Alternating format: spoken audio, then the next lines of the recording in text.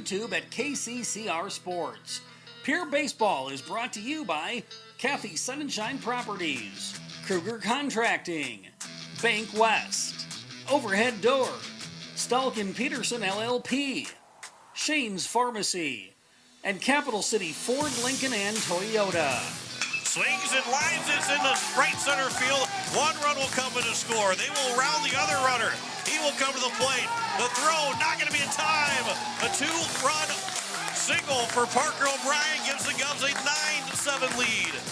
Your baseball is also brought to you by American Family Insurance Brittany Scheffelbein Agency, CHS River Plains, Dakota Plains Federal Credit Union, Ferding Electric, Pierre Closets, Dakota Sprinkler and Landscaping, and AGE. 2-0 pitch. That will be a line shot into left center field. That's going to get down for extra bases, and it's going to score Terwilliger. That's one way to bust out of a slump. Sunshine round second. He's on his way to third. The throw will come in. He will Your slide baseball in. is also brought to you by Edward Jones Financial, Gales Gas, Lamb Motors, Zander Auto Parts, Comtech, Envirotech, First Dakota National Bank, Kruger Climate Systems, May Adam, and Hunsley Auto Body. Here's the 0-2. Runner takes off. Terwilliger will sky this one out to center field. Out towards the wall. It is going to get out of here for a 2-run shot for Cooper Terwilliger on an 0-2 pitch. Pierre Baseball is also brought to you by Oahe Federal Credit Union, Koenig, AirTech Heating and Cooling, Pierre Roofing and Gutters, Wagner Auto, the South Dakota Office of the Attorney General Division of Consumer Protection, and Todd's Electric. 2-0. It'll be a swinging base hit up the middle. Rounding third is Deal. The throw will come to the plate, but Deal slips and falls. The ball will still get away to the backstop. Deal will come in to score, and the Governors will win the ball game. And now to the booth for the call of the game with KCCR award-winning sports director John Winkler. And a good afternoon as we welcome you here to Hyde Stadium for another doubleheader as the Eights take on the Renner Post 307 Royals in what should be a fun doubleheader as the Eights have now moved into one of those top 8 spots to be able to host one of those best-of-3 series. And the team that sits in front of them, the Renner Royals, and a chance for the Eights to continue to climb the standings here today against a team that will not give up a lot of runs, where the Eights have scored a lot of runs the last 4 games. They've scored 45 runs over the last 4 games. Last Wednesday, we were in that doubleheader and saying who can score the most. Well, now it's going to be who can play the best defense and who can have the most pitching in this doubleheader, because the hits aren't going to be as easy to come by as they were the last couple of games. The Eights are hitting nearly 500 as a team since last Wednesday of those 4 games. And it's going to be a lot tougher of a road to try and get those hits when they're facing one of the best that Renner has to offer. But the Eights are feeling confident going into this doubleheader and continuing their long homestand now, just their second doubleheader of 5 straight. They'll have another 3 before they go back on the road as the season is starting to wind down. But this Eights team is starting to try to turn things up and continue to play good baseball as they've won 7 of their last 9 South Dakota games to this point coming in. Renner is coming in. They are sitting at 9-5 in South Dakota play, but all their best pitchers are available. They played Friday, 2 Saturday, 1 Sunday, but they didn't use any of their 4 best. And Paxton Sohn will get the start for Renner, again, who is coming in playing much better against in-state opponents. And they've been able to use a lot of different lineup combinations. They've used different pitchers over the weekend tournaments. But this is a senior-heavy team that is inexperienced for the senior Legion level. They have 14 of their 17 guys on their roster are seniors, but only 5 of those guys are returning from last year that played on the Legion team last year. So the experience at the beginning of the season, they're now getting their experience now and becoming more of a veteran-led team after having just 5 guys return, especially of those 14. So 9 of those 14 are seniors, potentially playing their last season outside of maybe a super senior season. They are playing their last year for Post 307 in their first year at the Senior Legion level. On the flip side for Post 8, well, they're still a pretty young team. There's not a whole lot of seniors on this squad that are going to be gone after next year. There's a couple that they're going to miss for sure, but they're a team but still have a lot of different guys that have returned and have a lot of experience on this team going into this doubleheader, but also just in general this season. And they're still yet a young team. They're probably still one of the younger teams in all of the states going into this season, but they have some of the most experienced players from Senior Legion coming into this 2026 summer. But at the halfway point and over the halfway point, we're closing in on the month of July, and this will be a rather cooler night for baseball. The rain came through yesterday, and somewhere closer to 2 inches of rain hitting around here at Hyde Stadium, a little less than 2 inches.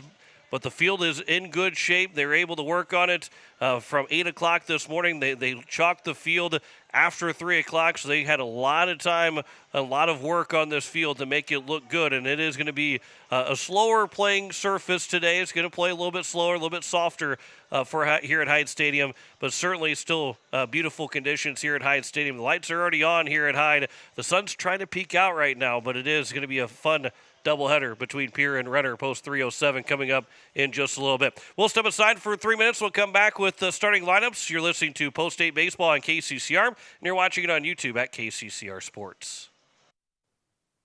Building a home. It's the biggest investment most of us make in a lifetime. Not to mention, it's a decision that, well, you pretty much live with day and night. The quality of the workmanship stares back at you like a reflection. It also affects the value of your investment.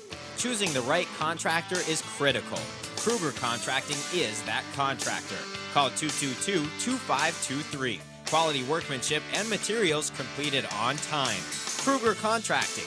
In a word, quality. Call 222-2523.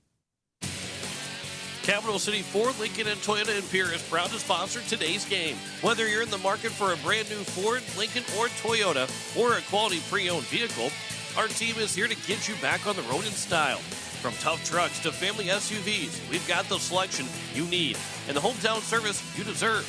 Browse online anytime at CapitalCityFordToyota.com. Capital City Ford, Lincoln, and Toyota, where community drives us forward. Hey you.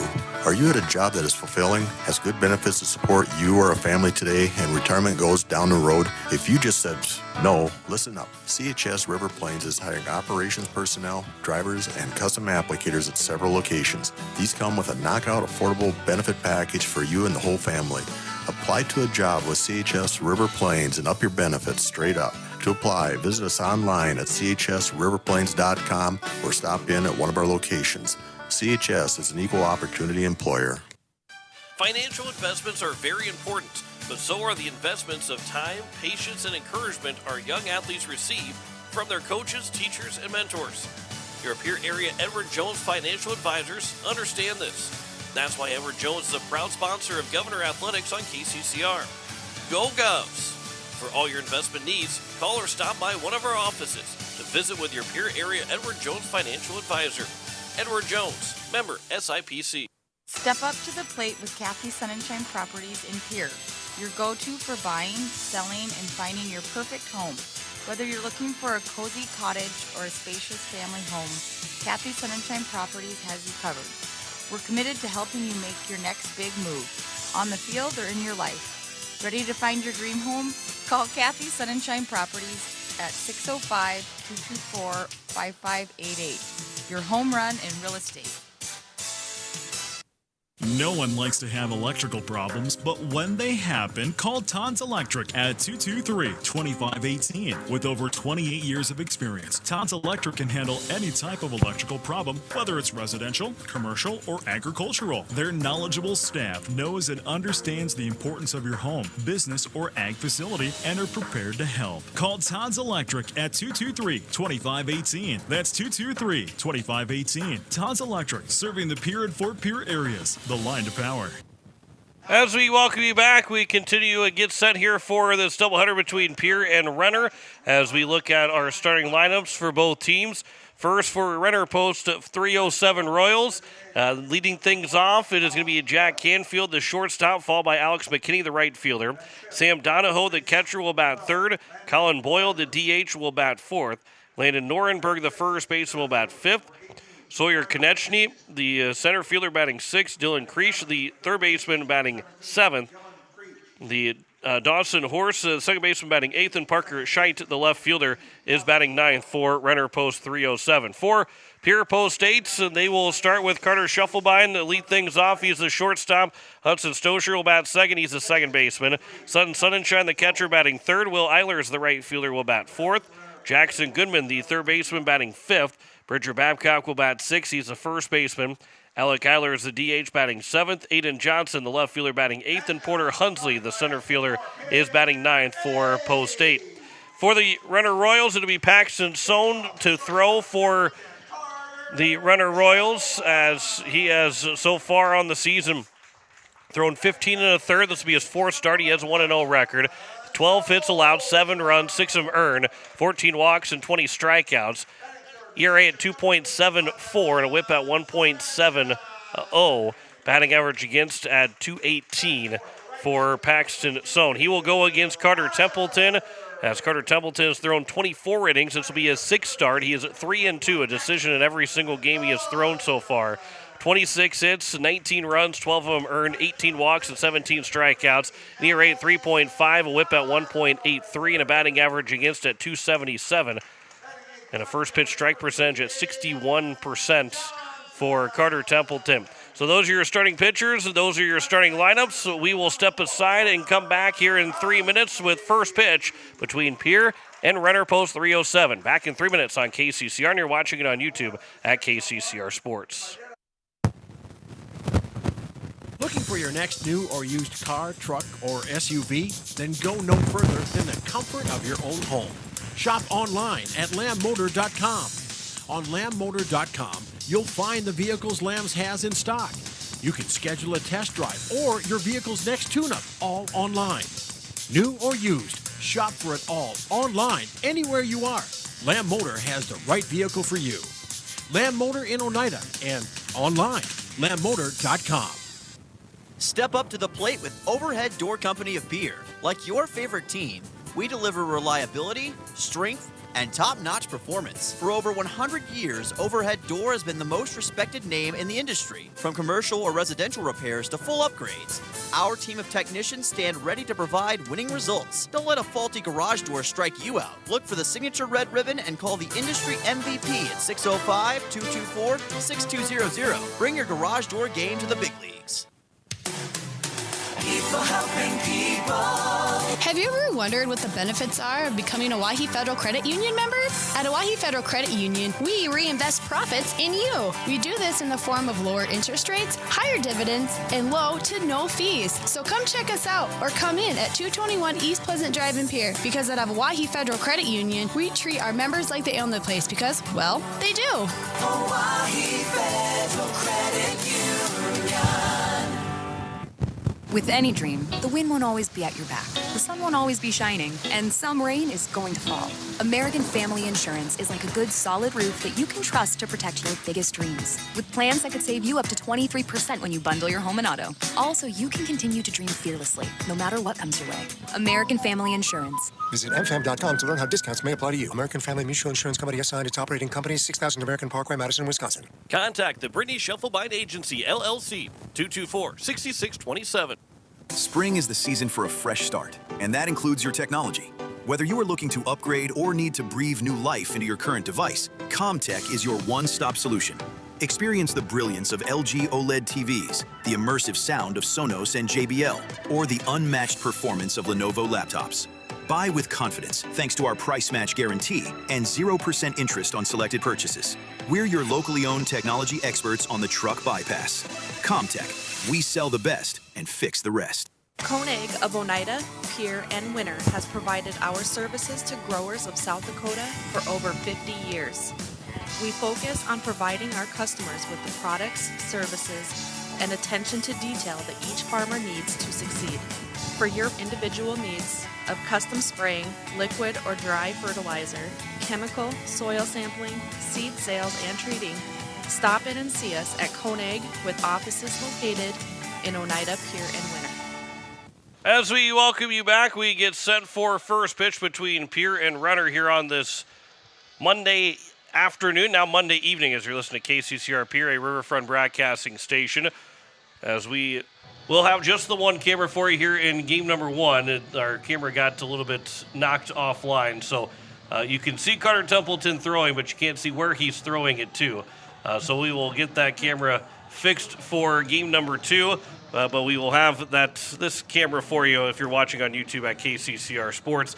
As it is going to be Jack Canfield to lead things off for Renner Post 307, followed by Alex McKinney, the right fielder, batting second. Sam Donahoe, the catcher, will bat third. Colin Boyle, the DH, batting in the cleanup spot. Landon Norenberg, the first baseman, will bat fifth. Sawyer Konechny, the center fielder, batting sixth. Dylan Creech, the third baseman, batting seventh. Dawson Horse, the second baseman, batting eighth. And Parker Scheidt, the left fielder, is batting ninth for Renner Post 307. As we get set for first pitch, Carter Templeton, the right-hander, is ready to go. Jack Canfield, the shortstop, in the box. And Templeton will deliver the first pitch, and it'll come in and hit him. And first pitch at 5:01 goes straight to the man on first base. So it will bring up Alex McKinney to the plate. So now you're a pitch away from getting 2 outs. So you can get 2 outs with 1 swing. Templeton work from the stretch. Here's the first pitch to him. There's your ground ball right back to the mound. The throw to center field from Templeton, and it will get its way into center. Porter Hunsley will pick it up, so it's now first and third and not the start that the Eights were hoping to have. It'll be an air charge to Templeton, and now it's runners at the corners quickly, just 2 pitches in, and it brings up Sam Donahoe, the catcher. Number 11, Sam Donahoe. Almost had that double play turn, but the throw ended up sailing into center field from Carter Templeton, so now he's got work in front of him. Hit a man and then the throwing error. And Donahoe, the catcher, the number 3 man, will step to the plate. Here's the first pitch. And a swing and a high pop fly to center field. Porter Hunsley will come in. Carter Scheffelbein going out. He'll make the catch. Runner will bluff the tag. Scheffelbein will run it in. And so now there is 1 down. And it brings up now Colin Boyle, the DH.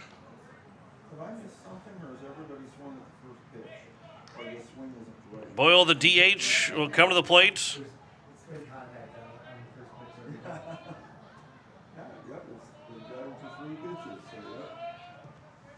So 3 pitches in. You've got first and second and 1 out here in the top of the first. First pitch will miss low for ball 1. There's our first count of any batter here to start the game. Boyle is hitting .295, 4 doubles, 5 runs driven in so far in 44 at-bats. He's got a chance to add on to that RBI total. Here's the 1-0 pitch. Renner takes off to second. The throw will go to second. The catch, the tag, they got him out at second. It was a strike called, and the runner's out at second trying to steal. There's now 2 down. The count's 1-1, and just like that, Templeton is 1 pitch away from getting out of this inning. I was sure he was going to cut it off.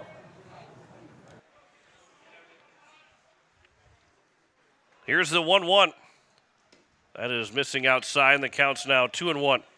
What a great throw there from Sutton Sonnenschein from behind the plate to get that second out. And for Sonnenschein, that's his 11th man caught stealing of the 12 by the Eights catchers. This one's rolled foul down the third base line. The count is now at 2-2.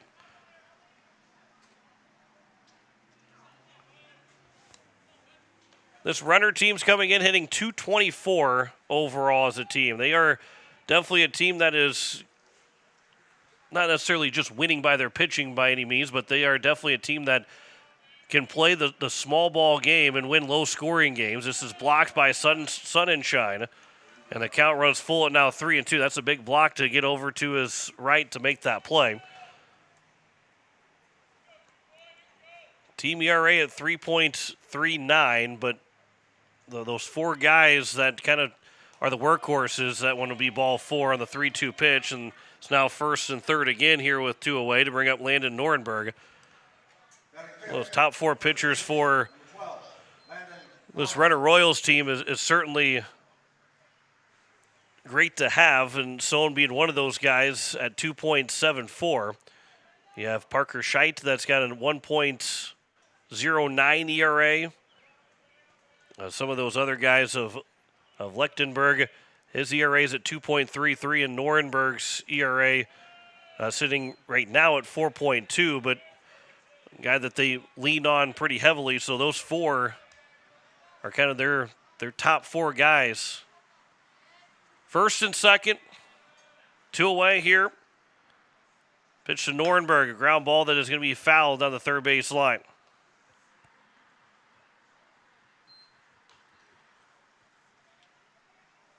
We'll see if they put that runner in motion again here to try and steal second, but they've already been shown that Sonnenschein can fire a dart to second, and they take the risk of running themselves out of the inning.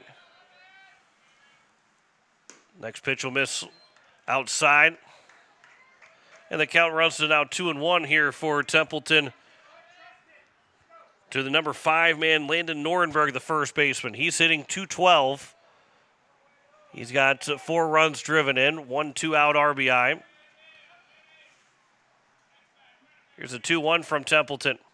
That'll miss low and away, and the count's run now to 3-1. In danger of walking the bases loaded here with 2 outs in this top of the first.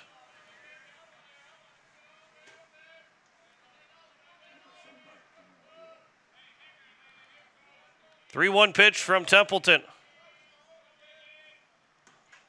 That'll miss inside for ball 4, and the bases are now loaded with 2 away. It brings up Sawyer Konechny, the center fielder. And Konechny is hitting .236. He's driven in 8, which is second on the team behind Alex McKinney, who's got 17 driven in. Hitting .263 with runners in scoring position, 4 2-out RBIs so far for Sawyer Konechny. There's 2 down here in the top of the first, and the bases are loaded. After a hit by pitch to start the ball game, a ground ball that ended up being thrown into center field to make it first and third. Got the runner trying to steal second after a pop out. And now it is the bases juiced. That first pitch is outside for ball 1.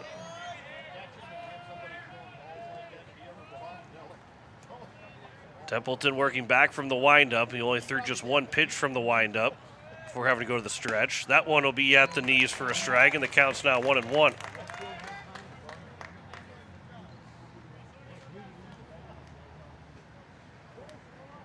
One pitch here coming from Templeton. That one just misses upstairs, and the count's now 2-1. Didn't miss by much. Sun starting to come out for seemingly the first time since Saturday. Here's a 2-1 pitch. Ground ball down the third base line. That is going to be a fair ball. They will step on the bag over at third. And it will be the third out. And that will take care of the top of the first inning. Coach Struck is arguing that ball went foul. But the Renner Royals will be sent aside without any runs scoring. No runs, no hits, 1 error, and 3 men left on base.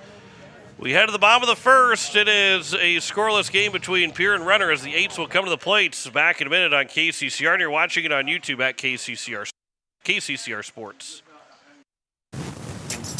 Is it the competition that keeps bringing you back? The long-standing rivalries? Or is it seeing friends again and cheering on your favorite team? At First Dakota, we're here for it all. We appreciate the fans, the players, the coaches and officials, the concessions crew. The shared community experience is part of what makes life here great, and we're here for it. See you at the game. First Dakota National Bank, member FDIC. For over 60 years, Ferding Electric has been powering homes and businesses across central South Dakota. When you need reliable electrical service, trust the experts with decades of experience. Whether it's a simple residential repair, a complex commercial installation, or even electrical work on your farm, Ferding Electric has you covered. And if you're tired of searching everywhere for that hard-to-find bulb, Ferding Electric carries a wide selection of bulbs, including those hard-to-find fluorescent and specialty options. Visit us at 2903 East Elizabeth Street or call today, 605-224-8684. It is the bottom of the first, and it is no score between Pierre and Renner, and the Eights are able to escape a lot of danger in that top of the first inning. And the fact that the bases were loaded with 2 outs, and that ground ball that looked very close to being foul was called a fair ball, and the Eights were able, and Jackson Goodman was able to step on the bag to get out of the inning and take care of that top of the first. And so now the Eights and their lineup will look like this. Carter Shufflebein, the shortstop, leading things off. Hudson Stosher, the second baseman, batting second. Sutton Sunshine will bat third. He's the catcher. Will Eilers, the right fielder, batting fourth. Jackson Goodman, the third baseman, batting fifth. Bridger Babcock, the first baseman, batting sixth. Alec Eilers, the DH, batting seventh. Aiden Johnson, the left fielder, batting eighth. And Porter Hunsley rounds out the order as he is playing center field for the Eights here in game number 1. So Carter Shufflebein steps to the plate. And he goes against Paxton Sohn, who the right-hander will deliver the first pitch, and Shufflebein will ground that one over the third baseman, and that one took a hop away from the third baseman. Shufflebein's on his way to second, and he's going to pull up there standing up. And an early base runner, and early trouble here for the Eights here in this bottom of the first, or I guess maybe early trouble for Renner, but the Eights are in business right away. It's a double for Carter Shufflebein. And Shufflebein, who is hitting .538 coming into this doubleheader, now has his 6th double and 12th extra base hits. And Hudson Stosher, with 15 runs driven in, second on the team, one behind Sutton Sunshine, can make this a 1-0 ball game quickly. That first pitch will bounce in for ball 1 to Hudson Stosher. .333 batting average for Stosher. He's got 3 doubles and 3 triples. Let me take that back. He does have the team lead in RBIs of 16. Sunshine's one behind him. This will be flown out to center field. Backing up for a step for a moment was a center fielder, Konechny. He'll come in to make the catch. And there's one down here at the bottom of the first, and it will bring up Sutton Sunshine, the catcher of the plate, who now can tie the team high with an RBI. He's hitting .411, 4 doubles for him. 23 hits, second on the team behind Shufflebein's 28. These top 3 guys have combined for 70-plus hits.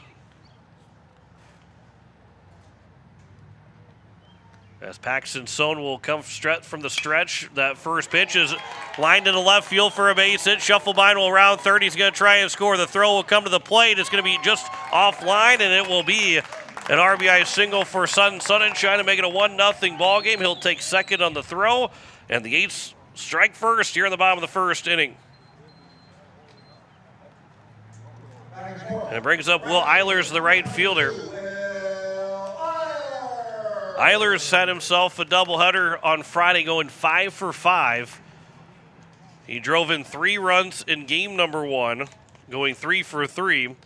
Did not have an RBI in game number 2, but he also scored 5 times. Never retired in that game. Went 3 for 3 before Carter Templeton hit for him and drew a walk. That one will miss outside for ball 1. Then he went 2 for 2 with a walk. So he's on base all 6 times he came to the plate and scored 5 times and drove in 3 between the 2 games. Here's the 1-0 pitch. That one's fouled back. And the count's 1-1 here to Will Eilers.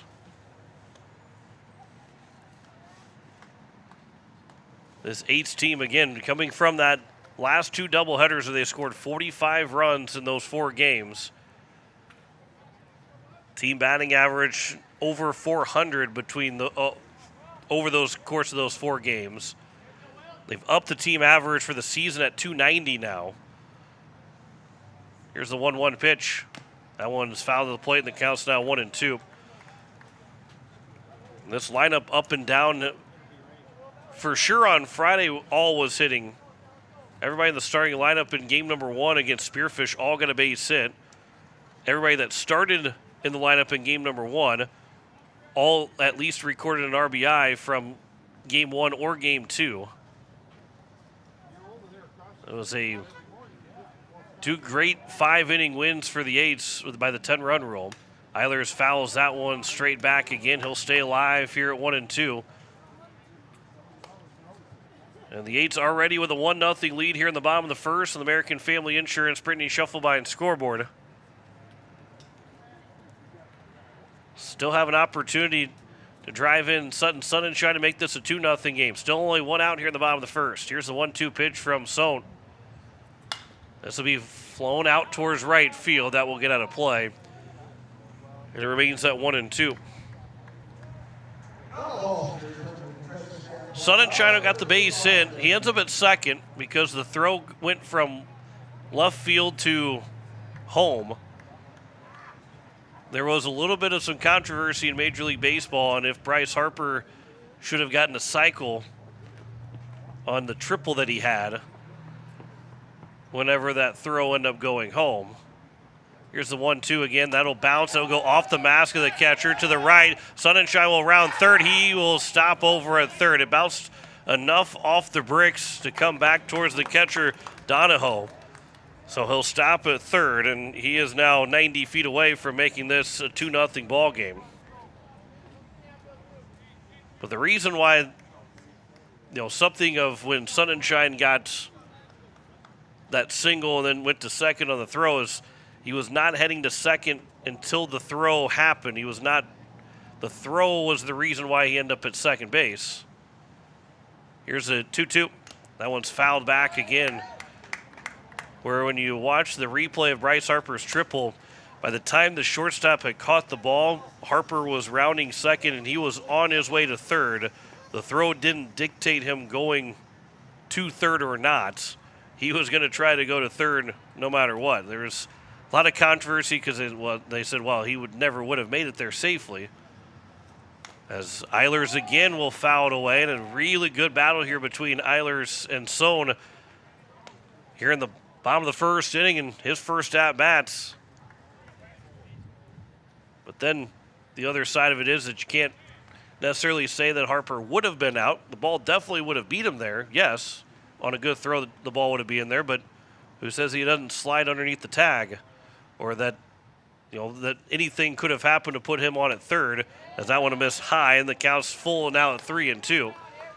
So that was the reason why Harper got a triple when, in all likelihood, he would have been out, but you can't assume that he was going to be out, even with a good throw to the third base. And if he does slide underneath the tag, it goes as a triple. 3-2 pitch, and finally Sohn is able to retire Will Eilers, but not before a long, lengthy battle. A strikeout of Will Eilers, and there's now 2 down. And Bridger Babcock hands the home plate umpire a new box of baseballs after all the foul balls that Eilers hit. I think he gave him 4 baseballs that Eilers kept fouling away. Make that Jackson Goodman, not Bridger Babcock. He's on deck. Jackson Goodman steps to the plate. Here's the first pitch. That'll be upstairs for ball 1. Jackson Goodman over the last 10 games, he is, especially the last couple of games, but he is hitting some of the best he is hitting the best on this team. As that one's over, missing outside, the count's 2-0. Right now for Goodman, he is hitting .324, but over the last week and a half, he is hitting over .600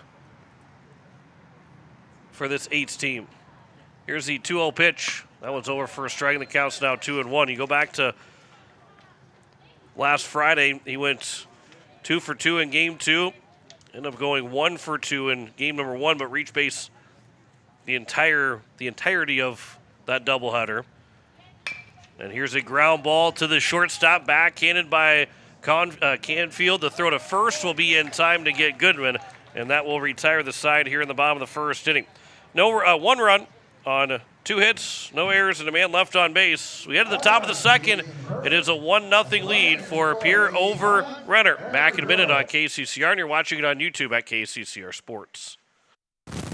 When you're looking for quality trash pickup services, look no further than Envirotech. 6 days a week, their trucks are on the road picking up trash, even holidays. They're also the place to contact for recycling services. Their friendly, professional staff is ready to assist with weekly pickups or even special pickups. Check out the website at envirotechwaste.com. Envirotech is locally operated. Call 224-4804. Envirotech Waste Services in Pierre, proud to support high school athletics. At Shane's Pharmacy, your health and your time matter to us. Our team takes pride in providing personal, professional care, from filling your prescriptions quickly to answering your questions every step of the way. Need a little extra convenience? We offer free delivery right to your home or office. Because at Shane's Pharmacy, you're our family, friends, and neighbors, and we're honored to care for you. Shane's Pharmacy. Feel better for less and stay well with us. Call 605-223-9200 or stop by in Fort Pierre. Shane's Pharmacy. Proud to support our local high school athletes. As we welcome you back, it is the top of the second, and the Eights have a 1-0 lead on the American Family Insurance Brittany Shuffleby scoreboard. It will be 7-8-9, Dylan Creech, Dawson Horst, and Parker Scheidt, the first 3 that come to the plate, as the Eights will try and look for another 0 here from Carter Templeton, who had to deal with quite a bit in that first inning. It was a long, drawn-out inning that I wouldn't think that was going to be as right away. I mean, it was only 3 pitches. You had first and third, and only 1 out. He still only threw 18 pitches in that first inning to Templeton, but it certainly was one that seemed a lot longer. And even Paxton Sohn throws 18 pitches in his first inning. It just felt like Templeton had to work really hard in that first. But it'll be Dylan Creech to lead things off. He'll swing at the first pitch, but foul it back. And Templeton will get ahead of the count 0-1. Carter Templeton, first pitch strike percentage at 61%. Eights team pretty much right at 60% overall. That one will miss inside, maybe a little high, and the count's now 1-1. Here to Dylan Creech, the third baseman, the leadoff man here at the top of the second. That will be off the hands, a check swing that barely got the hands starting to come through the zone, but it bounced off the handle and it'll be fouled away, and the count's 1-2. 189 batting average for Creech. He's got a double, 7 runs driven in. Here's the 1-2 pitch, taken for strike 3 on the outside corner, and the first strikeout of the ball game for Carter Templeton to get us going here at the top of the second. And it brings up Dawson Horst to the plate. Horst, the second baseman. As he comes in, he is hitting 172. He's got just 5 hits overall, 4 runs driven in. And then Parker Scheidt, the left fielder, as that one will be high and inside. He's hitting just 155, where you look at Post State's and 7-8-9 for Post State, their averages are much higher than these guys in the 100s right now. As that one's fouled back and the count's 1-1. But certainly still a dangerous lineup for Renner post 307, and their pitching staff is going to keep them in every single game from start to finish, and why they're 9-5 in South Dakota games. That one's fouled away. That one went off of Sun and Shine. That couldn't have felt too good. And the count's now 1-2. And so Templeton will be looking for his second straight strikeout. 1-2 pitch. Taken for strike 3, and back-to-back strikeouts for Carter Templeton. 2 down here in the top of the second, and it brings up Parker Scheidt, the left fielder. So again, he is hitting 155, but he does have 3 doubles and 1 triple.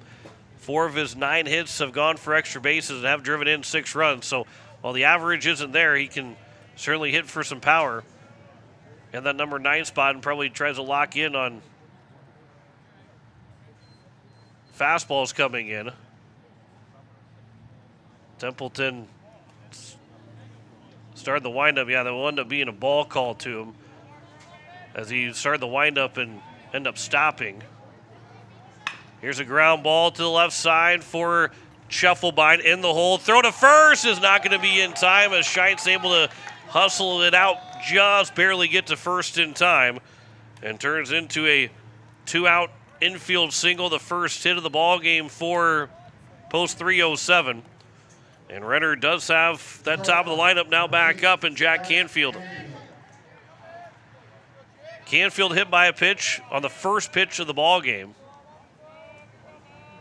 So now he's looking to try and swing the bat for the first time. Here's the first pitch to him. That one's at the knees for strike one.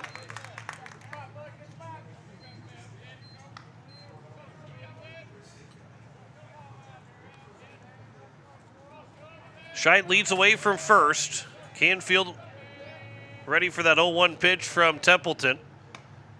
That one just misses outside, and the count's now 1-1. Scheidt's got 4 stolen bases, a team that can run. 60 stolen bases overall. McKinney and Schoenfelder make that zone have the team high 13 stolen bases each. Here's the 1-1 pitch. That one's a check swing, but a called strike, and the count's now 1-2. I'm not sure Canfield agreed with that call, but it is still a 1-2 count.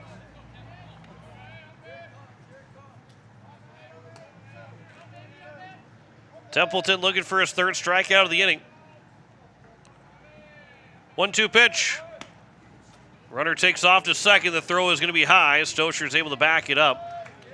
And it'll be a stolen base for Scheitz. And the count runs to 2-2. And that tying run now in scoring position here with 2 outs at the top of the second.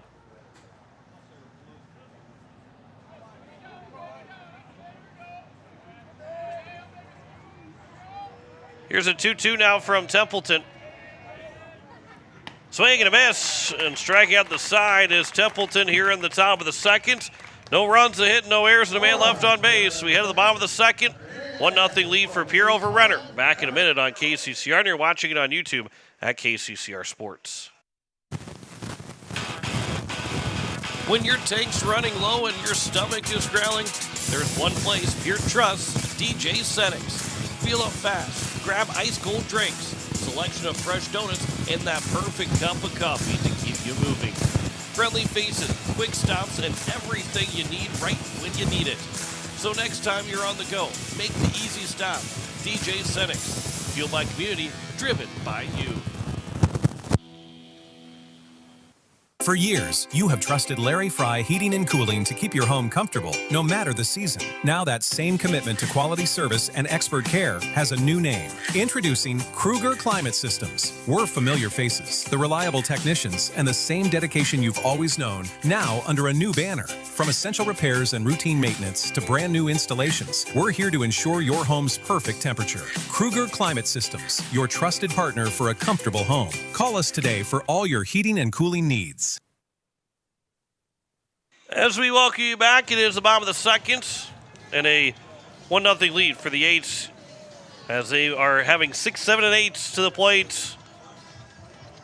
Going against Paxton Sohn, who threw 18 in that first inning. Bridger Babcock, Alec Eilers, and Aiden Johnson will lead things off here for the Eights in this bottom of the second. And we go back to last Friday. Bridger Babcock went 1 for 3 with 2 RBIs in that first game win over Spearfish. And an RBI bases loaded walk, an RBI single as he got to the plate 4 times in those 4 innings. And Bridger Babcock leads us off here in this second, the lefty in the batting order for the Eights. Chance that we might see him throw in this second game, or maybe even later in game number 1, depending on how things line out. First pitch is missing, blown away for ball 1. Babcock is just a couple ticks under 300, 294 on the season. Does have a double, 7 runs driven in. Here's the 1-0 pitch. There's a swing and a miss. The count's now 1-1, and his one double, a big one against Yankton to take the 1-0 lead to a 2-0 advantage. Here's the 1-1 pitch from Sohn to Babcock. It'll be outside. The count's now 2-1. And I think it's a double that certainly doesn't necessarily get overlooked, but can get overlooked. It was a 2-0 win for the Eights, but it certainly changed how the top of the seventh looked for Yankton. As that one is high and outside, and the count's 3-1. Because in that top of the seventh against Yankton, when they had a couple guys on base, well, one guy on base, you're trying to move him over into scoring position.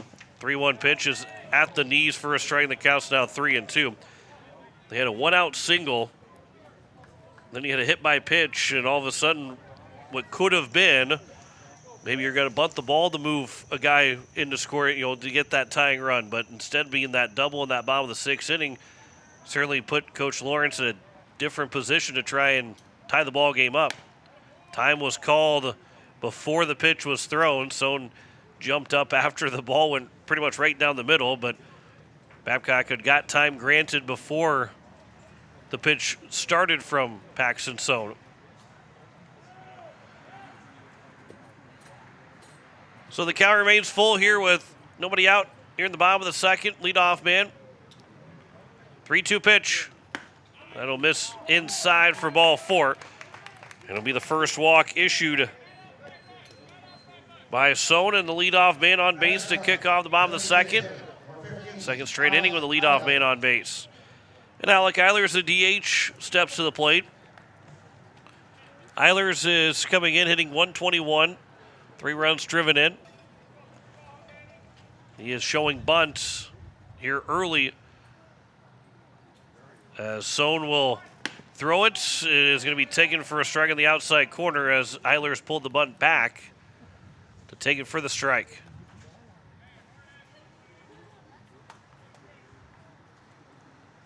Coach Iverson trying to play some small ball to get Babcock into scoring position. 0-1 pitch. That will be bunted foul right at home plate, so the count's now 0-2. And Eilers will have to battle here with 2 strikes against him.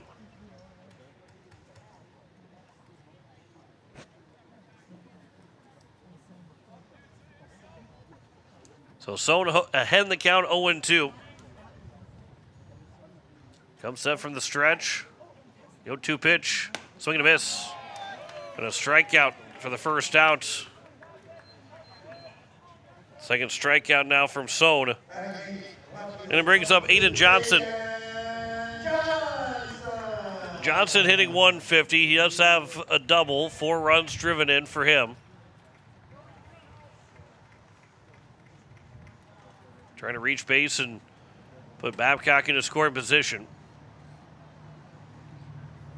Here's the first pitch. Swing and a miss. That one in the dirt, but skipping in front of the catcher Donahoe to his right. So Babcock stays put at first.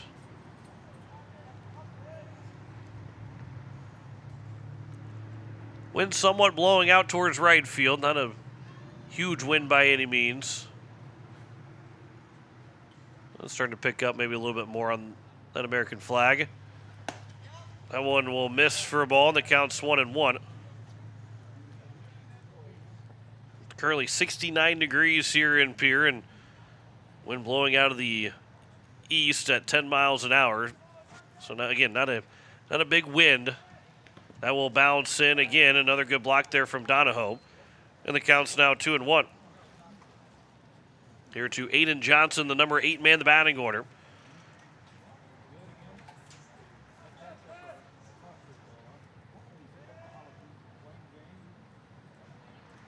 So the right-hander will come set from the stretch. Here's the 2-1 pitch. Swing and a miss. And the count's now 2-2.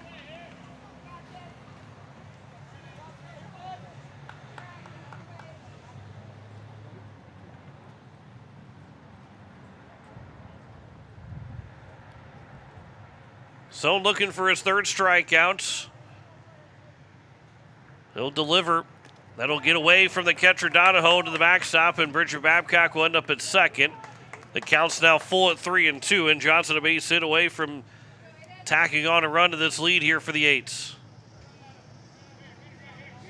Sun has come out here at Hyde Stadium. Boy, wasn't so dreary, but it felt dreary getting to the ballpark around a little after 3 o'clock and all the way until pretty much game time. Now the sun has peaked out and made this what will be a very nice night here at Hyde Stadium. Swing and a miss by Johnson on the 3-2 pitch. Back-to-back strikeouts. There's now 2 down. And after the leadoff walk, it's now up to Porter Hunsley to try and drive in that run to make this a 2-0 game.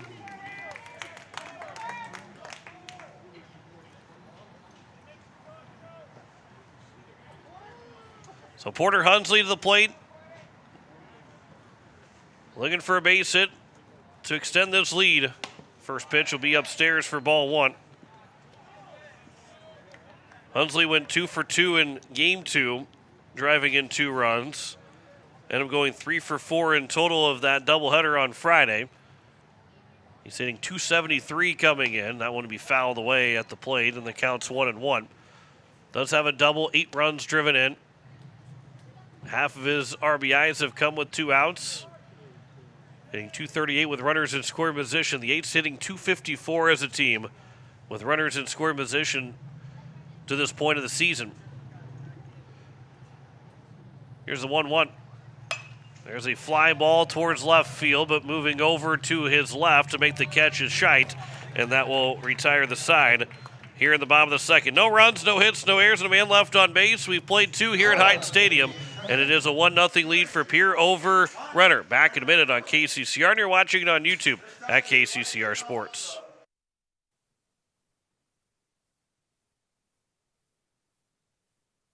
For years, you have trusted Larry Fry Heating and Cooling to keep your home comfortable, no matter the season. Now that same commitment to quality service and expert care has a new name. Introducing Kruger Climate Systems. We're familiar faces, the reliable technicians, and the same dedication you've always known, now under a new banner. From essential repairs and routine maintenance to brand new installations, we're here to ensure your home's perfect temperature. Kruger Climate Systems, your trusted partner for a comfortable home. Call us today for all your heating and cooling needs.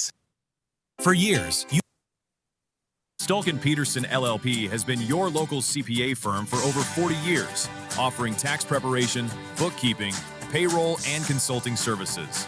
If your business, farm, or ranch needs professional, accurate, and reliable services, we are your firm. Our clients are our #1 priority. If you need a higher level of accounting service, give us a call at 605-224-5828. That's Stulken Peterson LLP. 222 East Missouri Avenue in Pierre. As we welcome you back, it is the top of the third, and the Eights lead it 1-0 on the American Family Insurance Brittany Scheffelbein scoreboard. And it is going to be 2, 3, and 4. Alex McKinney, Sam Donahoe, and Colin Boyle. Here's the first pitch. Come inside, and umpire put his hands up, but it did not hit McKinney. So just a 1-0 count.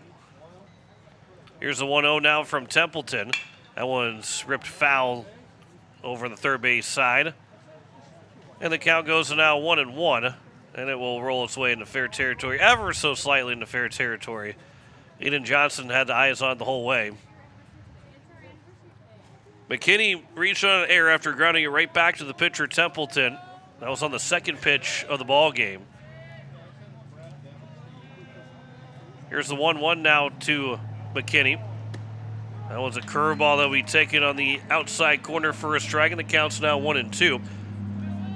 Templeton had seen the first 4 guys. He threw 4 pitches to the first 4 guys. That one will come inside, the count's 2-2. And the 4th man finally took a pitch to get a full count. Or to get a count of any kind. Here's now the 2-2. That'll miss low and away, and the count is full at 3-2 now here to Alex McKinney. Here's a 3-2 to McKinney. There's a ground ball that'll be up the middle. Shufflebine behind the bag will field. It's thrown to first is a strong one and in time to retire Alex McKinney. That's a great play by Shufflebine behind the second base bag. One down here in the top of the third, and it will bring up Sam Donahoe, the catcher, who popped out of the shortstop. Shufflebine on the only pitch that he saw in that top of the first inning. And here soon we'll get that center field camera back. It is operating, just was tilted a little bit. There's a swing and a foul tip for strike one. As you can see, that Templeton stands there, and you can see where he is throwing the ball, but you just can't see where he is at or where he's throwing it to. Here's the 0-1 pitch. That'll be high for a ball, and that counts 1-1. It'll get to the backstop.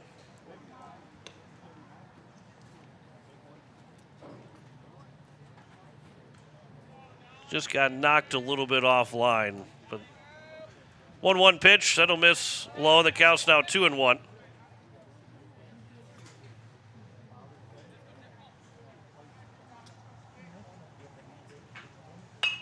That one will be flown out towards left center field. Backing up is Shufflebine again. Almost the exact same spot where he caught the first one to retire Donahoe. He'll catch it again. There's now two down here in the top of the third, and brings up Colin Boyle, the DH. So Colin Boyle, the DH, who walked in his first trip with two outs here in the top of the third.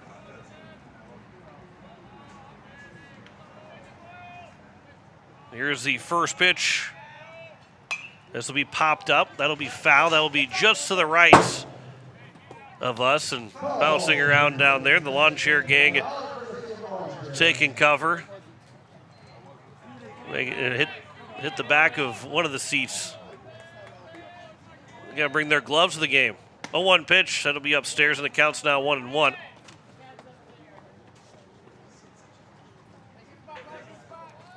So it is a 1-1 count here to Colin Boyle. Templeton. That'll miss low and away, and the count's now 2-1.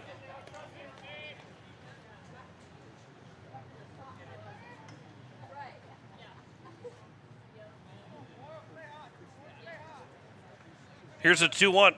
That one's a check swing as a strike. Probably a full swing anyway from Boyle, and the count's now 2-2.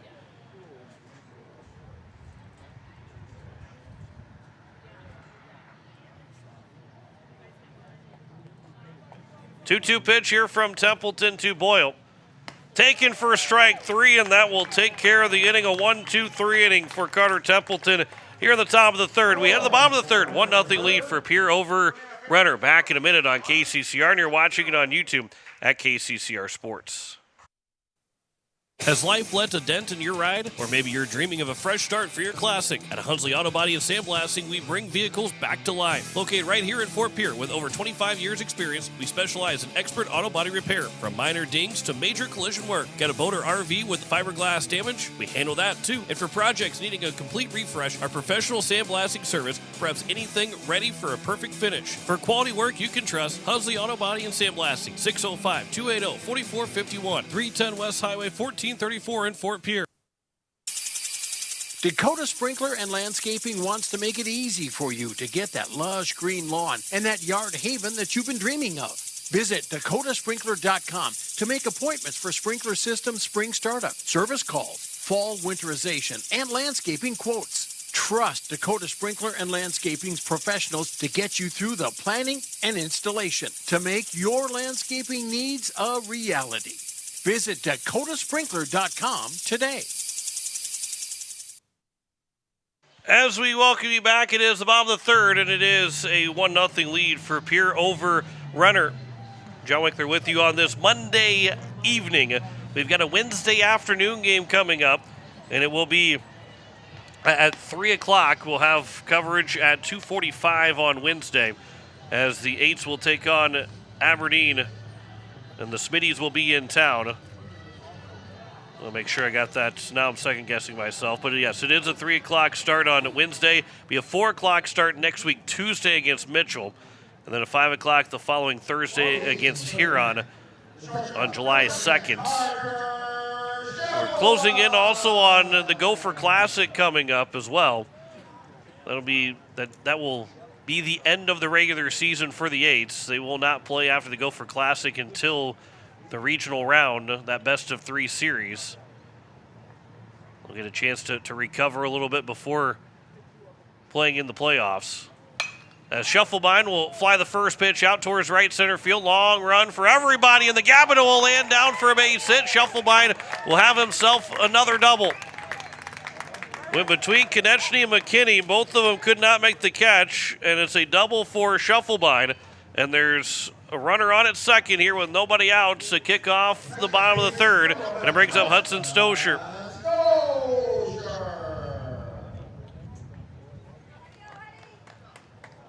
So Stoscher to the plate. He is 0 for 1, flying out to center.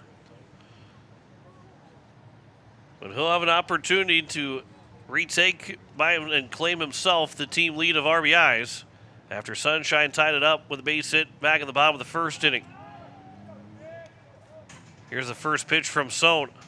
That one will bounce in. Good block there from Donahoe. And the count's 1-0.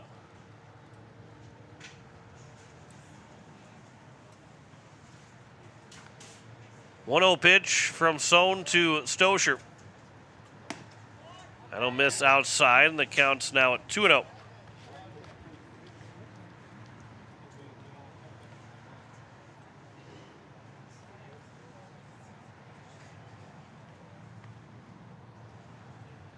Here comes a 2-0 pitch now from Sohn to Stoscher. There's a line shot that will land just foul down the right field line, and the count goes now 2-1. Good swing there from Stoscher, who he has 3 triples, and 2 of those 3 have gone down the right field line. To be able to find himself a couple triples against Bismarck. He had a big triple in that Dakota Classic as well.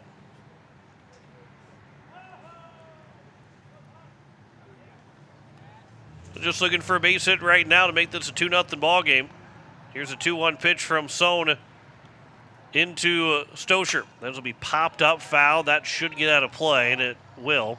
And it will land top of the grandstand. The count is now at 2 balls and 2 strikes here to Hudson Stoscher. It's with top of the order to lead things off here in this bottom of the third. Shufflebein gets his second double. He's got 2 of the 3 hits right now for the Eights. Stoscher looking to drive him in. 2-2 pitch from Sohn. Check it, Shufflebein. Now he'll deliver. That one will miss, slow and away, and the count's full at 3-2. Canfield, the shortstop, was breaking over towards second like it's going to be a pickoff move. So had that been a strike and Stoscher hit it right where the shortstop should have been, it would have been a base hit. 3-2 pitch now from Sohn. Ground ball that'll be up the middle, move Shufflebein over to third. The throw from the shortstop Canfield will get Stoscher out for the first out. But a runner on at third now here with 1 away in the bottom of the third inning. It brings up Sun and Shine. And that is perfect from Spencer O'Brien to get us set back. Appreciate his help to get that center field camera right back in line for us for the rest of our doubleheader. So Sun and Shine now to the plate with 1 out and a runner on at third. That pitch will miss for ball 1.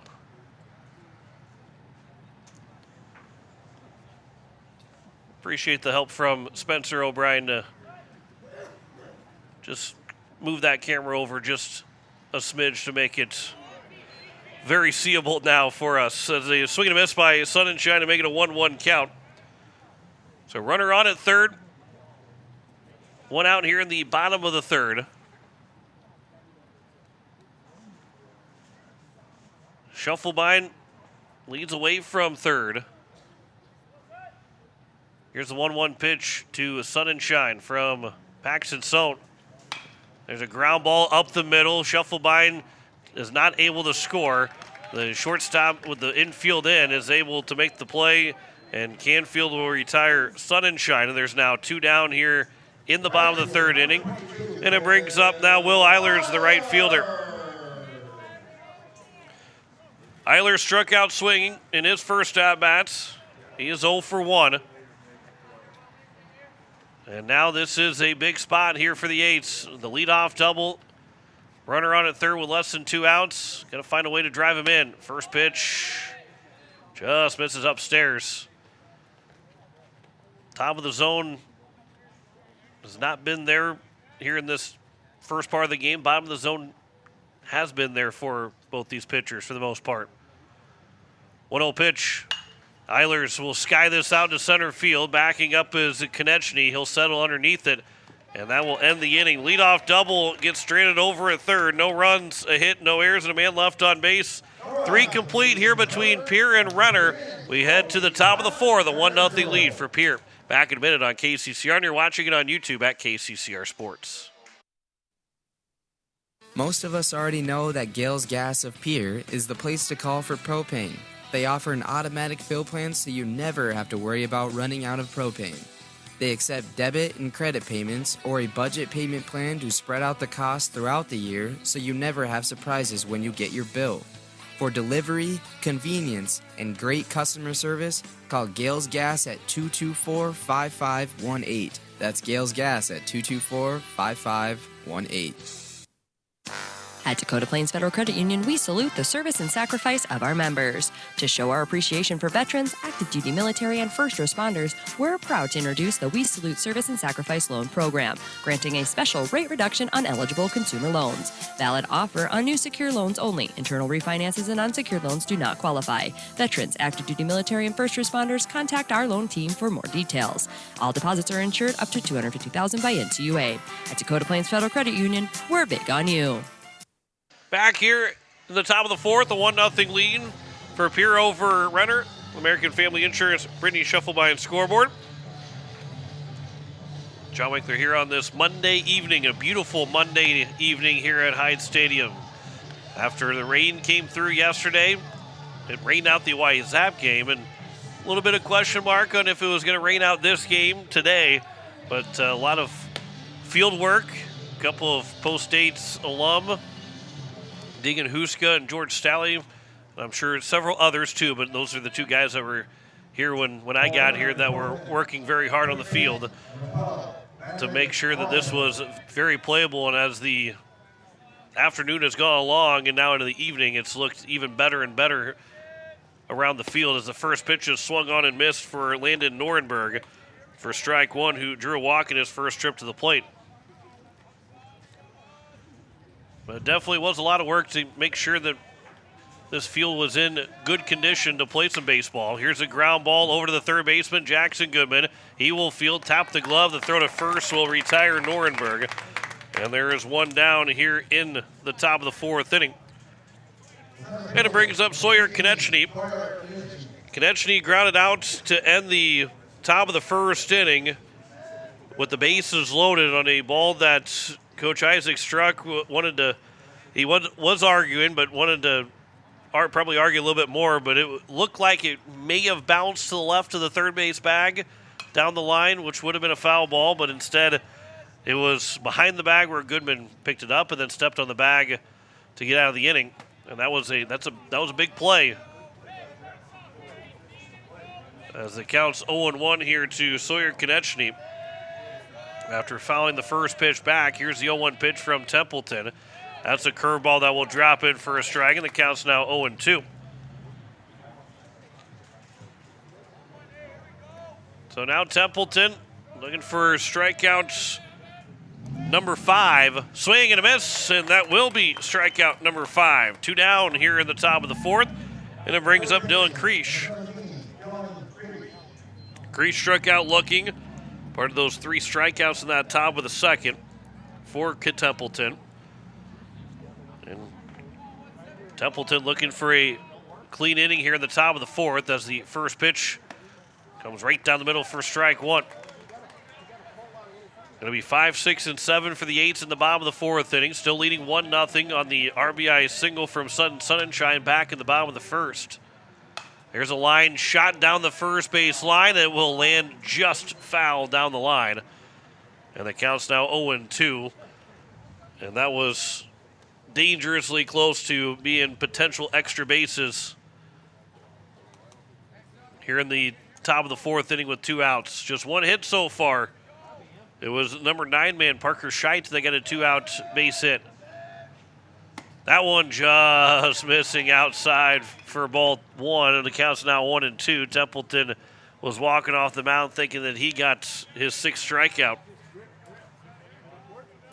He'll at least have to throw 1 more. Here's the 1-2 pitch.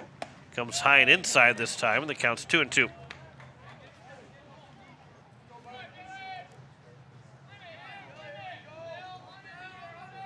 Outfield straight away for Dylan Creech. 2-2 pitch. Taken for strike 3 on the outside edge, and that will be strikeout number 6 for Carter Templeton. We have played 3.5. It is a 1-0 lead for Pierre over Renner. Back in a minute on KCCR, and you're watching it on YouTube at KCCR Sports. Wagner Auto in Pierre has been hitting home runs for over 100 years, delivering quality vehicles and top-notch service to our community. Whether you need a rugged truck, a dependable SUV, or a fuel-efficient car, we've got the perfect lineup to keep you on the road. Proud sponsor of this season's baseball action, we're here to help you drive home a great deal. Stop by today or visit WagnerAuto.com. Wagner Auto, South Dakota's oldest auto dealer. When the South Dakota wind howls and the rain pours, is your home ready? Introducing Pierre Roofing and Gutters, the newest name serving Pierre, Fort Pierre, and surrounding communities. Owned by Karsten Erickson, the same expert you've trusted for years at Karsten Erickson Roofing and Construction, we're expanding to keep our community covered. From full replacement to seamless gutter installs, Karsten and his team deliver. Don't wait for the next storm. Call Pierre Roofing and Gutters today for a free estimate. 605-280-8080. Pierre Roofing and Gutters. Built strong, built local. It is the bottom of the fourth and a 1-0 lead for the Eights here on the American Family Insurance Brittany Shufflebine scoreboard. And it is going to be 5, 6, and 7. Jackson Goodman, Bridger Babcock, and Alec Eilers. If anybody reaches base, it'll go to Aiden Johnson as Paxton Sohn works into his 4th inning. And right now for both of these guys, it is been very efficient to this point. Templeton has thrown 57 through 4 innings. And Sohn has thrown 48 heading into the bottom of the 4th. Only 3 hits allowed for Sohn, just 1 hit allowed for Templeton. 1 walk, 3 strikeouts for Sohn, 2 walks, 6 strikeouts for Templeton. And Jackson Goodman, who ground out of the shortstop in his first at-bat, he'll swing and miss to the first pitch for strike 1. In this Eights team coming in hitting .290, the average, we'll see if the average can still jump up before the end of this doubleheader. Certainly a much more difficult than maybe the last 4 games, and that's more talking about how good the pitching staff for Renner, and they lean heavily on their pitching staff compared to Post 320, who says obviously they want to still have good pitchers on their team, and they still do have good pitchers, but they probably say, well, we can beat you 12-10 any given night. We can score double digits every single game. We're not worried about playing to a 2-1 game where Renner would. I mean, this game favors the Renner Royals right now, being 1-0 compared to if we were playing Post 320 last Wednesday. That one is outside. The count's 1-2 here to Jackson Goodman. But we've seen the Eights play low-scoring games and get wins. We've seen them play high-scoring games and get wins. So this Eights team can do either or. That one will come inside. The count's 2-2. That split of Rapid City Post 320 on Wednesday, and then obviously they scored 45 runs in the last 4 games. But then you on top of that, 2-0 win against Yankton. Couple Fridays ago, the Dakota Classic, that was a big low-scoring win. That one is just a bit upstairs, and the count runs full at now 3-2. Here to Jackson Goodman, the leadoff man, here in the bottom of the 4th. Sohn delivers a 3-2. Goodman fouls that one away, and he will stay alive. And Bridger Babcock has now got himself a box of baseballs waiting to give the home plate umpire when he comes to the plate. Here's a 3-2 again from Sohn to Goodman. As Sohn works from the stretch with nobody on base, swing and a miss for strike 3. And a strikeout of Jackson Goodman for the first out. And it will bring up Bridger Babcock, who is looking for his first official at-bat. He drew a walk in his first trip to the plate. That led off the bottom of the second. He was left stranded at second base. This was the first leadoff man to be retired in this ball game for the Yates. Shufflebine led off the first and third with doubles, and Babcock led off the second with a walk. Here's the first pitch from Sohn to Babcock. That's over for strike 1.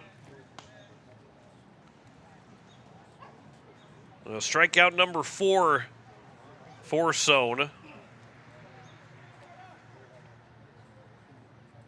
Here's the 0-1 to Bridger Babcock.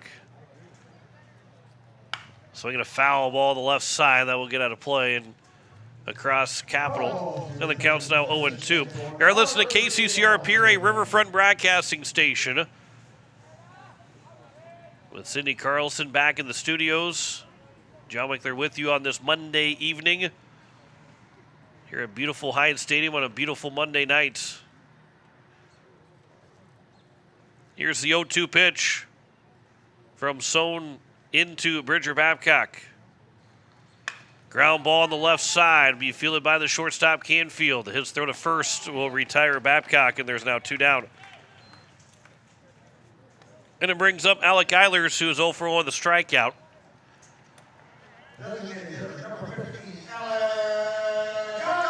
Still have another Monday doubleheader before we get to the end of the season, and potentially, I guess, still potentially could play into Monday at the Gopher Classic. If they end up making the semifinals, that would be a Monday game. First pitch will miss low for ball 1. They will play 2 games Friday, 2 games Saturday. And then Sunday would be if they win the pool, just kind of like it was in the Dakota Classic. You get to advance, you have to win the pool. It's just that there are no games scheduled, pool play games scheduled on Sunday for the Dakota Classic, or for the Gopher Classic, which is still a couple weeks away as it counts 2-0 here to Alec Eilers. Only Sunday would be used for the round of 16 and then the quarterfinals, with the semifinals and championship to be played on Monday at the Maple Grove pool. Here's the 2-0 pitch to Eilers. That'll be high for ball 3, and the count is now full. Make that full. That's not full. It's 3-0.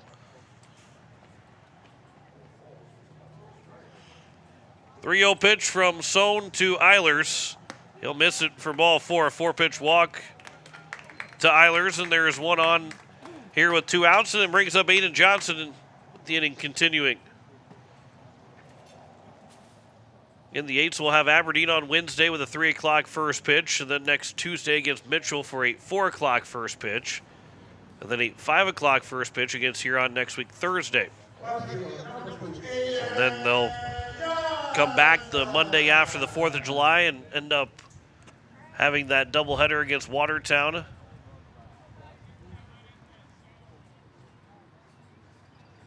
That Huron doubleheader will be the last regular season home games for Post 8. Just hope that the 8s can do enough here to finish out the season and find their way to be playing here at home to try and advance to the state tournament. That one's over for strike 1 to Aiden Johnson. Hosted by Post 22 this season. Next year we'll be here at Hyatt Stadium for the 2027 state tournament. Here's the 0-1 pitch. That'll miss low. The count's now 1-1. Johnson struck out swinging his first at-bat as he comes in 0 for 1.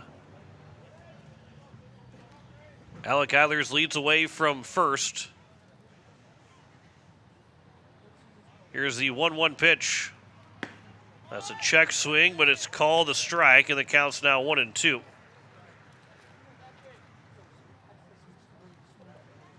And so Sohn now a strike away from getting out of this inning after the 2-out walk. Now he'll step off and reset.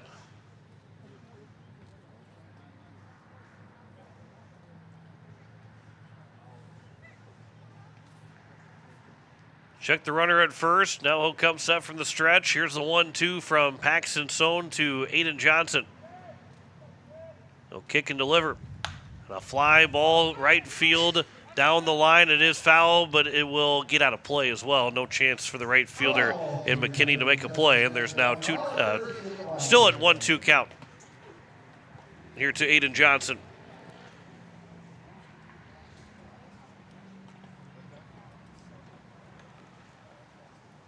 One-two with 2 outs. Here in the bottom of the fourth, a 1-0 lead for Pierre over Renner. An RBI single for Sun and Shine back in the bottom of the first inning. The only run that is scored so far. Now time called by Aiden Johnson. And reset again here for everybody at the plate and around the mound as well. Here's the 1-2 pitch again now from Sohn to Johnson. That one just misses outside. Evens the count at 2 balls and 2 strikes. Here to the 8th left fielder. 2-2 pitch. Swing and a fly ball in the left field. Coming in as the left fielder and Scheidt. He will make the catch. And that will take care of the bottom of the fourth inning. No runs, no hits, no errors, no man left on base. Halfway home in game one, it is a 1-0 lead for Pierre over Renner. Back in a minute on KCCR, and you're watching it on YouTube at KCCR Sports. As community bankers, BankWest employees are deeply committed to supporting local causes, growing the local economy, and creating local opportunities. At a time when you can bank anywhere, we hope you choose BankWest. We'll be your financial partner for the long haul, helping you and your community achieve financial success. BankWest. Convenient, connected, committed. Member FDIC.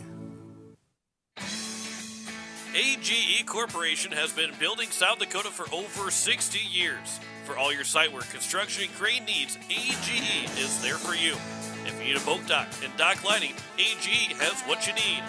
Visit their website, agecorp.com, or give them a call at 223-2732. AGE Corporation, providing high-quality services without sacrificing safety. Visit agecorp.com or call 223-2732.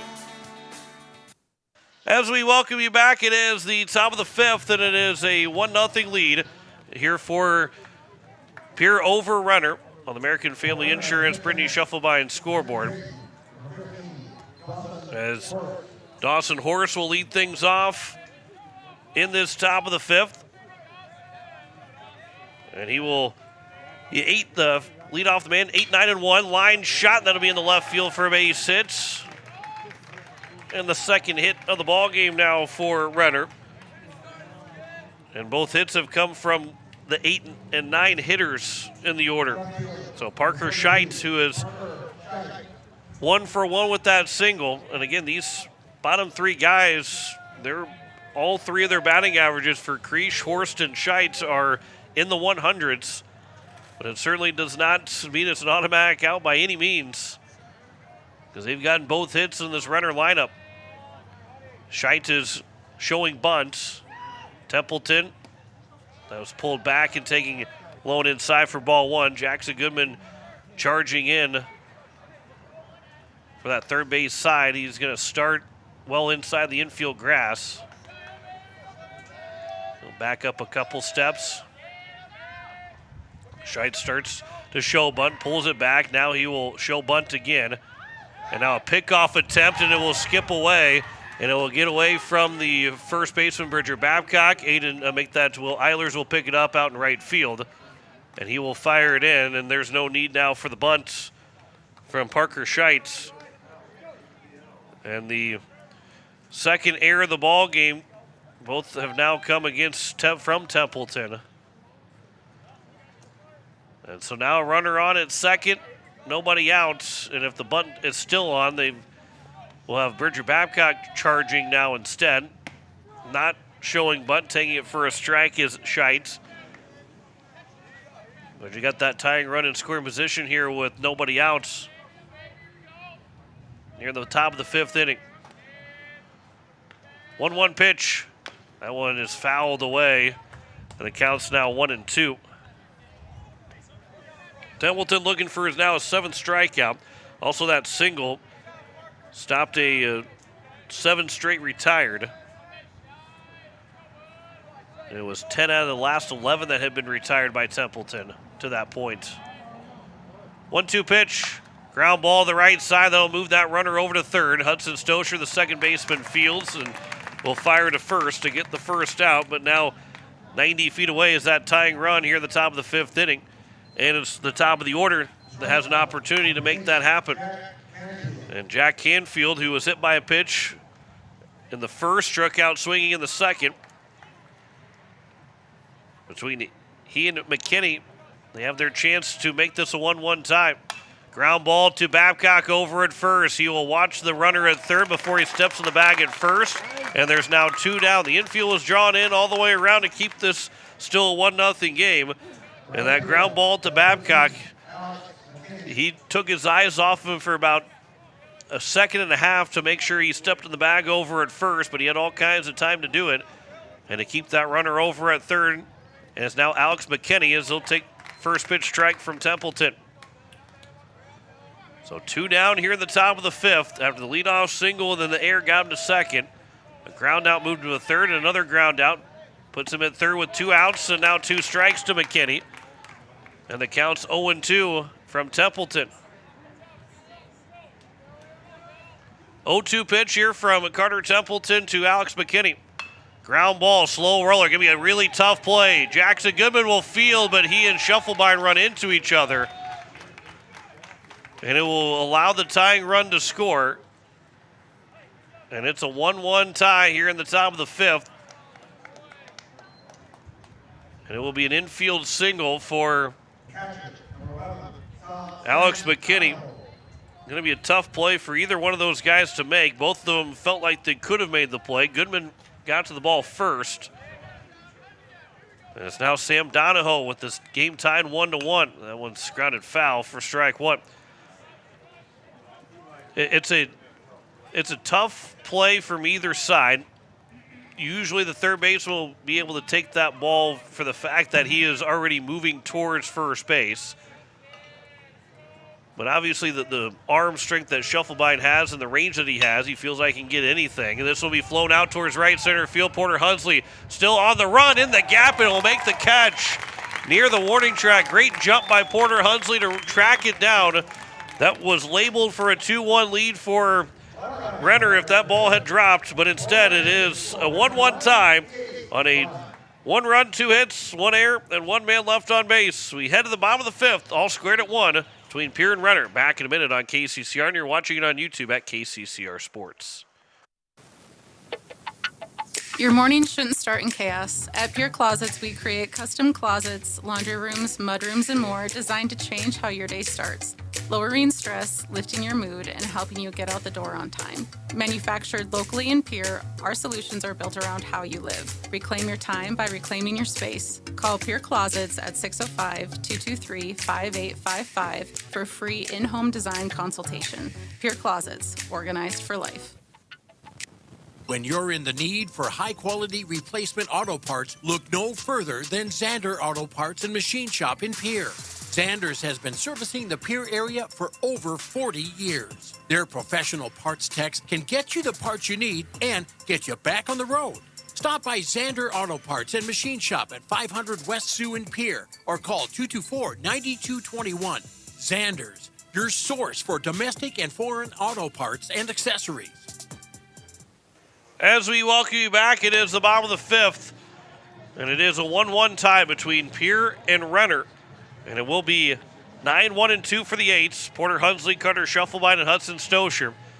An RBI infield single from Alex McKinney tied the game up here with 2 outs at the top of the 5th, so this game is all squared as we head to the bottom of the fifth inning.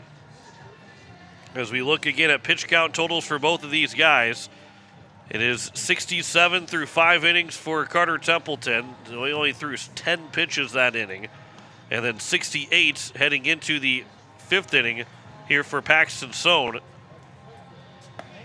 So it is Sohn that will have to be somewhat efficient here in the fifth and mostly in the sixth as well to make sure that if he wants to try and go the distance. And 3 of the last 4 games are this weekend, 3 of the 4 games this weekend for Renner. They had guys go complete games, which does help keep as many guys available as they can for this game here today. So they are playing their 5th and 6th game in 4 days. They had played Wednesday, and then they played a weekend tournament of a game Friday, 2 Saturday, and 1 Sunday. And now playing back-to-back or playing a doubleheader here at Hyde Stadium. It's been a lot of baseball for Renner from this weekend on. Here's the first pitch to Porter Hunsley. That is upstairs for ball 1. Hunsley flew out to left to finish out the bottom of the second. He'll lead off here in the bottom of the fifth. Here's the 1-0. That'll bounce in, and the count's 2-1. Make that 2-0.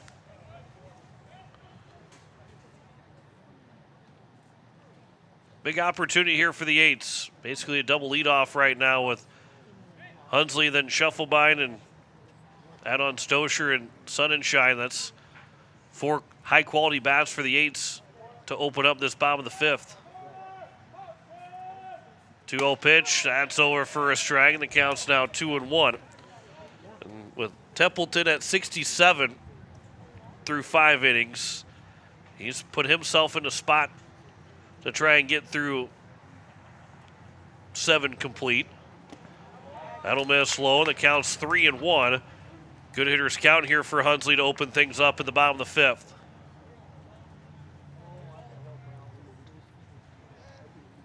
They find a way to get that leadoff man on base and bring up the top of the order.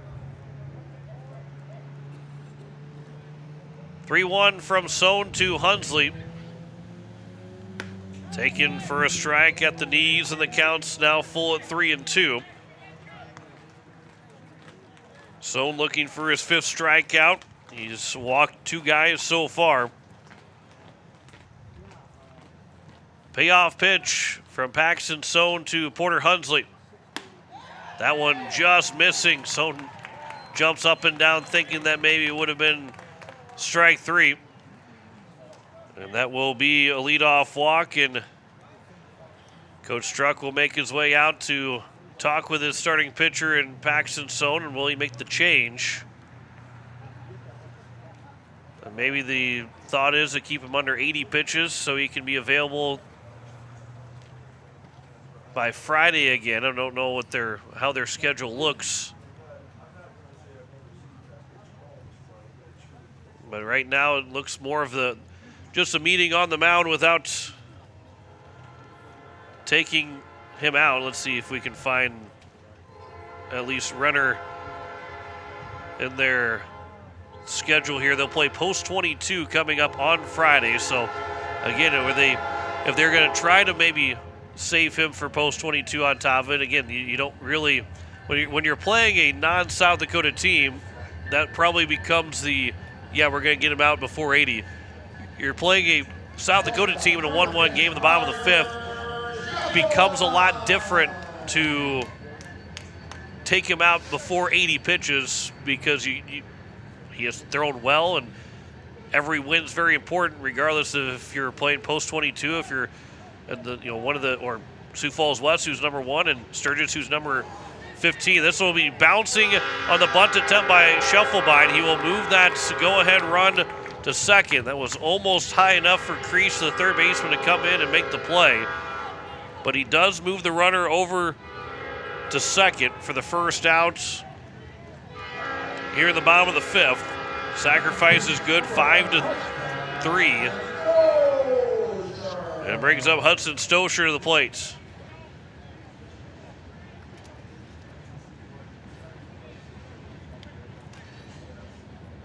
Here's the first pitch to Stosher. Ground ball on the left side. Diving for it off the glove. The shortstop Canfield into left field. The runner will come in to score. The throw not going to second. Hudson Stosher has given the Eights a 2-1 lead with an RBI single. He'll take second on the throw. And the Eights are right back in front. A leadoff walk turns into an RBI single for Hudson Stosher, who retakes the lead by himself. Team lead in RBIs now at 17. But Sonnenshine's got an opportunity to tie it right back up with a base hit. He's already 1 for 2 in this ball game with an RBI. That came back in the bottom of the first inning.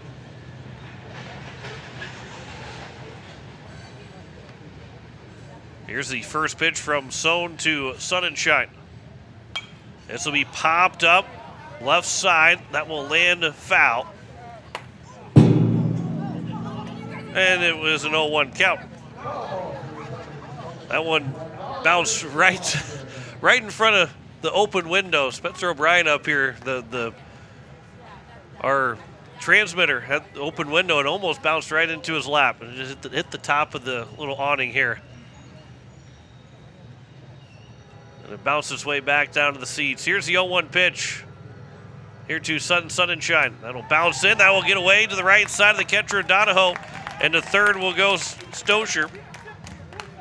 And the count goes to now 1-1. And Paxton Sohn will get a new baseball. So 1-1 count, runner on at third. The Eights are trying to extend this lead to now 3-1.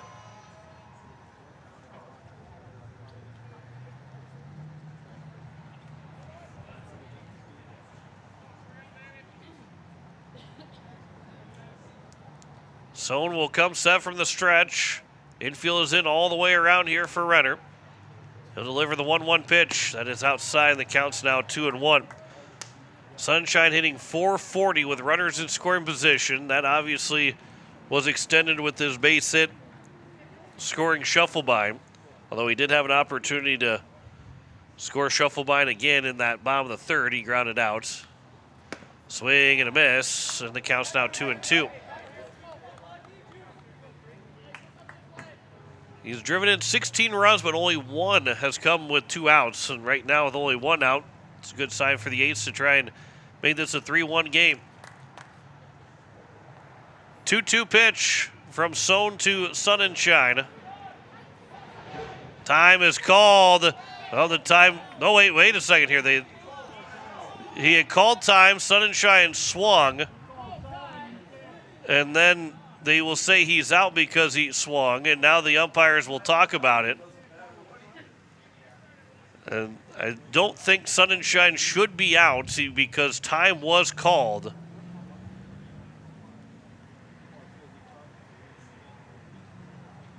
Unless he put his hands up and did not say time, but so yeah, time is called. And Coach Struck not happy with the fact that it was a late time being called again, and he was frustrated from the top of the first inning with the ground ball that was called foul with the bases loaded, or called fair with the bases loaded. He thought was foul, and now another argument from Coach Struck, and he's don't blame him for not being happy with those 2 calls going against him right now.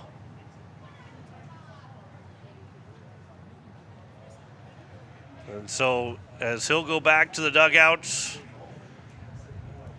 Sonnenschein will dig back in. 2-2 count with 1 out. Infield is in all the way around. Sonnenschein's got another opportunity here. Here's a 2-2. Sonnenschein will foul that one away. I think, too, also for, really, you think about with the fact that pitch count is very important in high school Legion baseball, that what could have been strike 3, now whether he gets strike 3 or not, turns into more pitches thrown by Sohn. As this will be grounded down the third base line, and that is a fair ball, and it will make it a 3-1 ball game.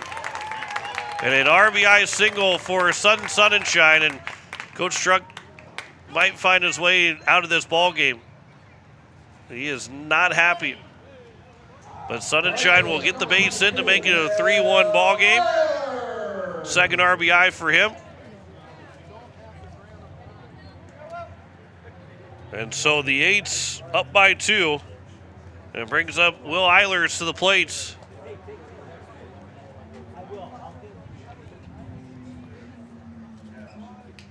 Eilers so far, he's 0 for 2. Struck out swing and also flew out into center. Eilers will call time.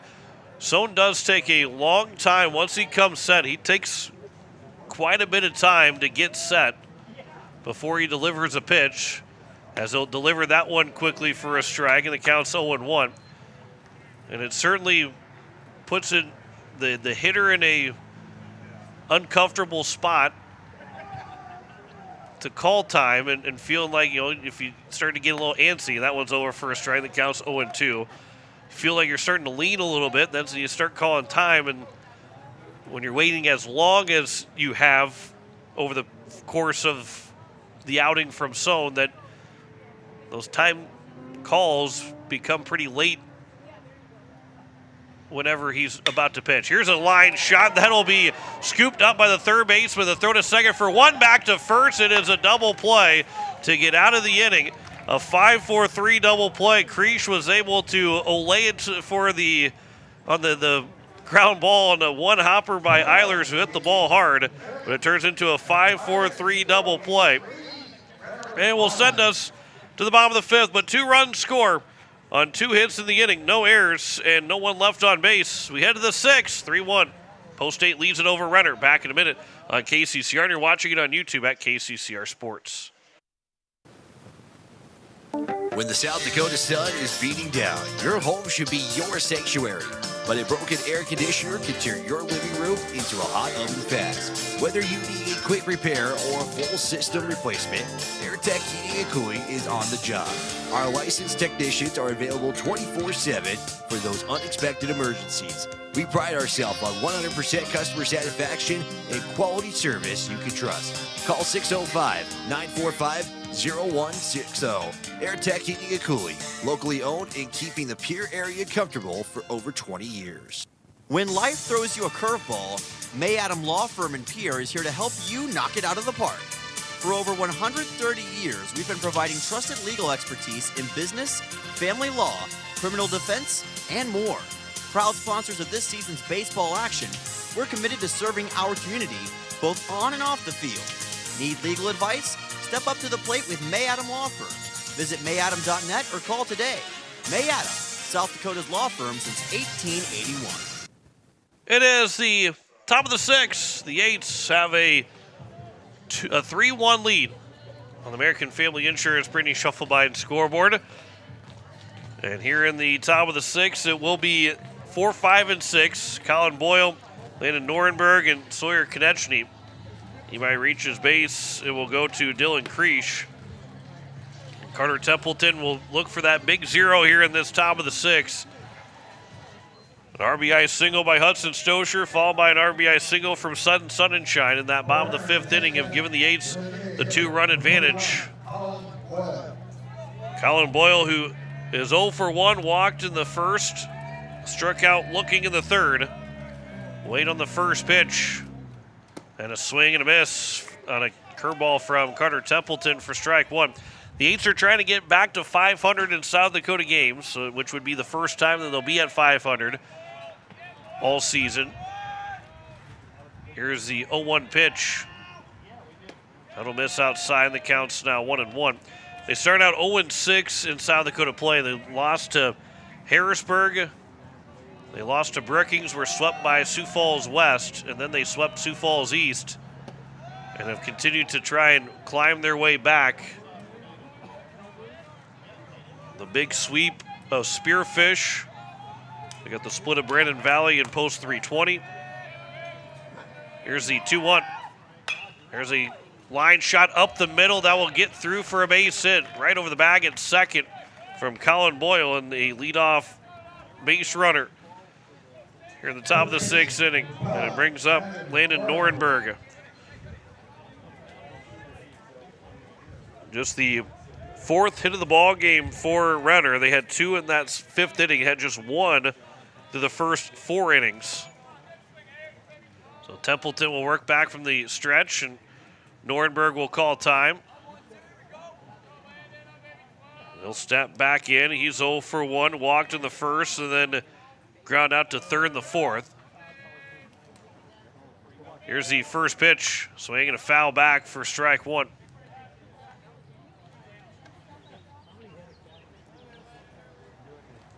Templeton had thrown just 67 pitches through 5 innings. Again, trying to be efficient enough to get through 6 and give a shot for a complete game. Templeton will step off. No throw over to first, but diving back in was the runner at first and Colin Boyle. Here the 0-1 count. Lead off to the number 2 man in the inning here. Number 5 man in the batting order. That will miss for ball 1. 1 run on 4 hits, no errors for Renner. 3 runs, 5 hits, 2 errors for Pierre. Here in the top of the 6th, game 1 of our doubleheader between Pierre and Renner. Here's a 1-1 from Templeton. A long pause, he'll deliver. That's down the middle for a strike, and the count's now 1-2.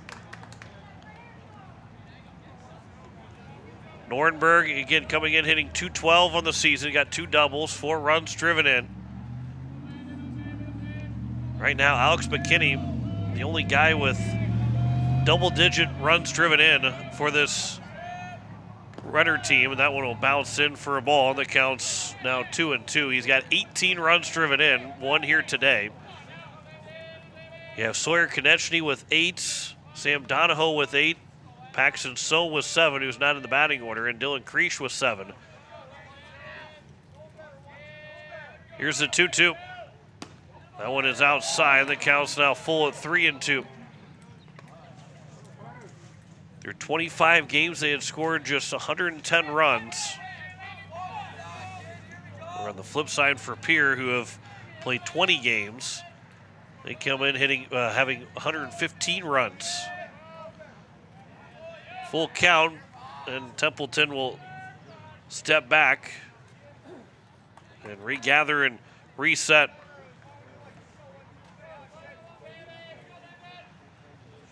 Check the runner over at first. He'll come set. The 3-2 to Norenberg. That is taken outside for ball 4. The home plate umpire is about ready to put the hand out for a strike. He does not. And it is runners at first and second now with nobody out. The tying runs are on base. Coach Elliott Life will make his way out to talk with Carter Templeton.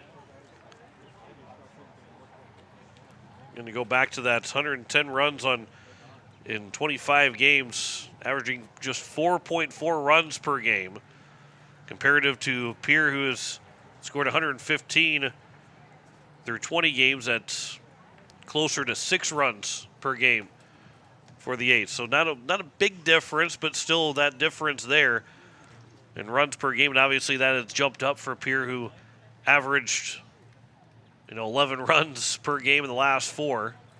Certainly not looking at having 11 runs scoring in this ball game. It's a 3-1 game here at the top of the 6th, but very important right now here. Sawyer Konechny, who's 0 for 2. He'll come to the plate, and the Eights need a ground ball, need a strikeout, or a pop-up on the infield. Trying to handle this top of the 6th inning. Here's the first pitch, but Konechny is showing bunt, and it'll be bunted foul by Konechny. Jackson Goodman staying home over at third. Bridger Babcock the one charging, so Carter Templeton will have to move to the right side of the mound to field his position. Hudson Stosher moving over to first, and Shufflebein staying at second in his shortstop position. 0-1 pitch. This will be bunted perfectly down the third base line, but it hit the Agri lineman and bounces foul. Right there where the dirt and grass come together, and it perfectly snagged it and skipped its way foul to make it 0-2. That was a bases loaded bunt single for Konechny. I don't know how that Sunshine probably had the only chance to make that play. But instead it rolls foul. The count's now 0-2. And a gift. And see if the Eights can take advantage of it. 0-2 pitch. That'll miss, slowing away. And the count's now 1-2. That's a good spot to miss to try and get Konechny to reach. Maybe swing and miss chasing it. Or at least roll over on it. Here's the 1-2 now from Templeton. That one just missing outside. It was a check swing again by Konechny. And Templeton was looking for a ring-up pitch for his 7th strikeout. But he hasn't got it quite yet. Here's now the 2-2 from Templeton. That's upstairs, and it runs it full at now 3-2. So 0-2 now to 3-2. Nobody out here at the top of the 6th. Templeton does not want to walk the bases loaded. They do have some activity out in the right field bullpen for the Eights. And that will be ball 4 missing, and the bases are now loaded here with nobody out. And Dylan Creashu is 0 for 2 with 2 strikeouts. But it does look like that's going to be the end of the line for Carter Templeton. And we will have our first pitching change of the afternoon or of the evening of this doubleheader. And the bases are loaded here with nobody out at the top of the 6th. We'll tell you the change when we come back. Back in a minute. You're listening to Full State Baseball on KCCR, and you're watching it on YouTube at KCCR Sports. Building a home. It's the biggest investment most of us make in a lifetime. Not to mention it's a decision that, well, you pretty much live with day and night. The quality of the workmanship stares back at you like a reflection. It also affects the value of your investment. Choosing the right contractor is critical. Kruger Contracting is that contractor. Call 222-2523. Quality workmanship and materials completed on time. Kruger Contracting. In a word, quality. Call 222-2523. Capital City Ford, Lincoln, and Toyota in Pierre is proud to sponsor today's game. Whether you're in the market for a brand new Ford, Lincoln, or Toyota, or a quality pre-owned vehicle, our team is here to get you back on the road in style. From tough trucks to family SUVs, we've got the selection you need and the hometown service you deserve. Browse online anytime at CapitalCityFordToyota.com. Capital City Ford, Lincoln, and Toyota, where community drives us forward. So as we welcome you back, it is going to be Porter Hunsley that will be on the mound to try and work around this bases-loaded jam with nobody out. Riker Edson has moved into the game. He will take over at second, moving Hudson Stosher to short and Carter Shufflebein to center, and then Hunsley coming from center to the mound to throw here with the bases loaded and nobody out. Carter Templeton goes 5 innings, giving up 4 hits, 4 walks, 6 strikeouts. Only 1 run right now is unearned. However, he's in charge of all 3 of those guys that are on base. So very important that Hunsley helps him out and helps the team out by keeping this a 2-run lead here in the top of the 6th inning. As Hunsley is getting his warm-up pitches in. We look at his stats as he comes into today. 8 innings pitched. He has gotten, this will be his 2nd relief appearance. He does have 2 starts. He is 0-1 record-wise so far. 13 hits, 9 runs, 5 of them earned. 6 walks, 6 strikeouts. That ERA at 4.36. Make that 4.38. Batting average against, or make that whip at 2.38. And batting average against at 3.33. And Dylan Creashu is 0 for 2. Will come to the plate here with nobody out in the top of the 6th. First pitch swinging, popped up foul. Right side, Bridger Babcock will give it a run, but it will go out of play. And there's 0-1 count.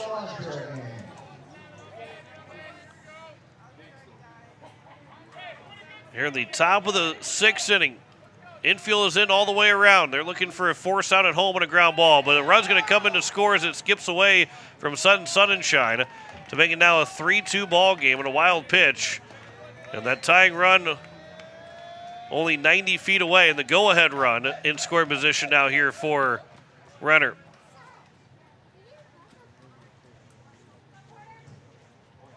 Infield will stay in all the way around. Now it's going to keep that runner at third instead of making the force out. 1-1 pitch. There's a swing and a miss, and the count's now 3-2.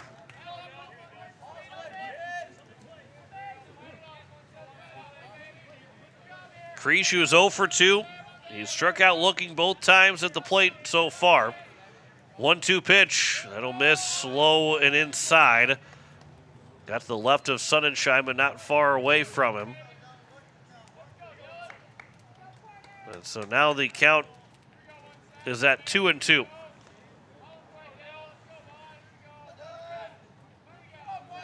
Two-two pitch. That'll miss low. Sunshine's able to scoop that up, and now the count runs full again at 3-2. On deck is Dawson Horst, who is 1 for 2 in the ball game.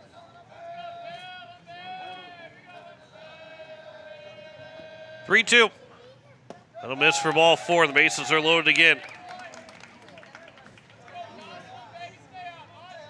So now Dawson Horst to the plate. Does get that force out back at home, so a ground ball that can get the force out the plate. You know, if it's grounded back to Hunsley or maybe even to Goodman, you can start a double play. I guess to Babcock too as well. You can start a double play as the first pitch will be low and inside for strike 1. And a big first pitch strike here for Hunsley.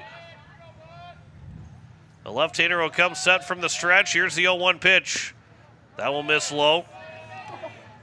And the count's now 1-1. Nowhere to put Dawson Horst right now. Got to attack him.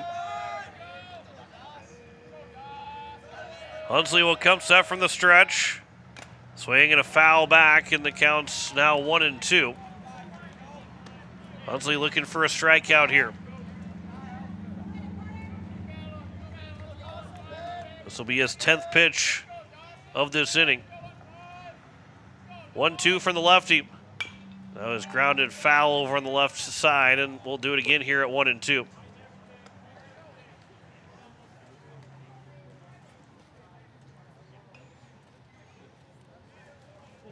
Infield stays in all the way around. Looking for the force out at home on a ground ball. 1-2 pitch from Hunsley. Fouled back another time. So we will do it again here at 1-2.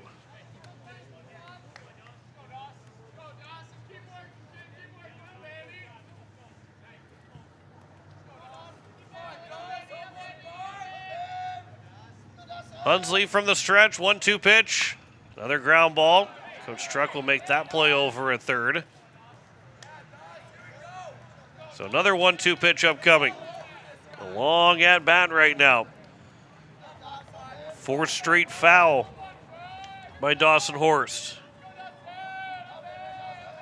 7th pitch of the at bat. That one is fouled away again. So again, another 1-2 pitch. 5 straight fouls from a 1-1 count. 5 straight fouls, now 1-2. 1-2 pitch again. Comes high. The count's now 2-2. In the 9th pitch of the at-bat. Here to Dawson Horst from Porter Hunsley. Misses low, and it's now a full count. Nowhere to put him. Tying run at third with the bases loaded, nobody out here at the top of the 6th. 10th pitch of the at-bat. 3-2. Another foul ball. Dawson Horst has now fouled off 6 different pitches.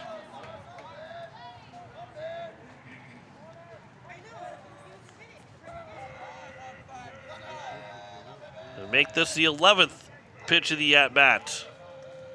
3-2. Fly ball to right field, but that is foul. No good out of play. What a battle between these two guys.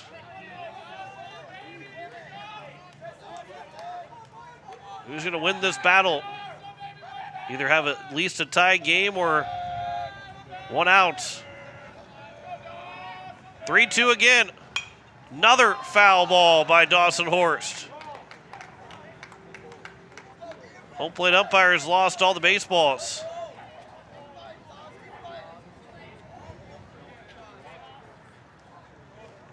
And so another 3-2 pitch upcoming. That was his 8th foul ball of this at-bat. 13 pitches at least in this at-bat.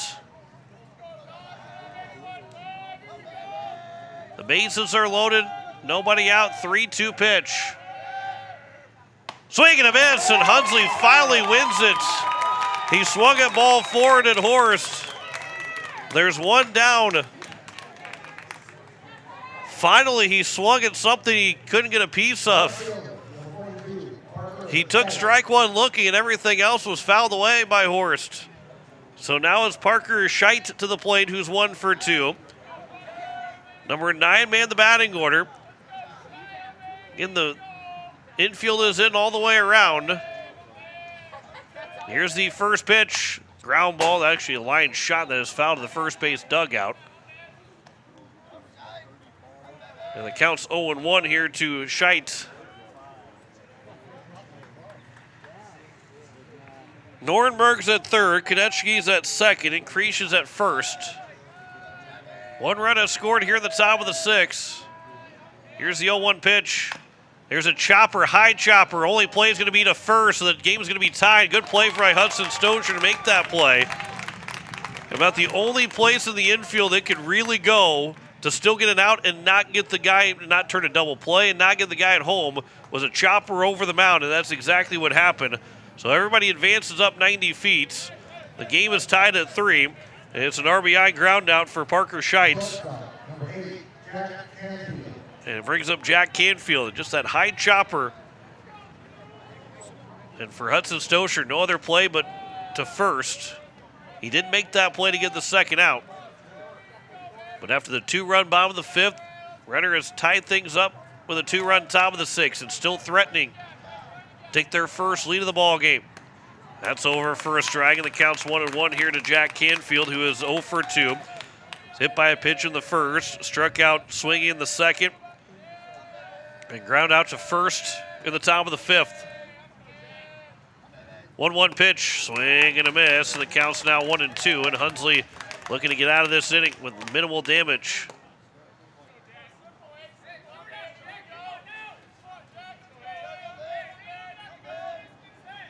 Hunsley from the stretch. 2-2 comes inside, or make that 1-2 comes inside to make it 2-2. Now the deuces are wild here with 2 outs in this top of the 6th inning. 2 outs, 2 on. A 2-2 pitch here from Hunsley to Canfield. Ground ball that is fouled down the first base line. And another 2-2 upcoming.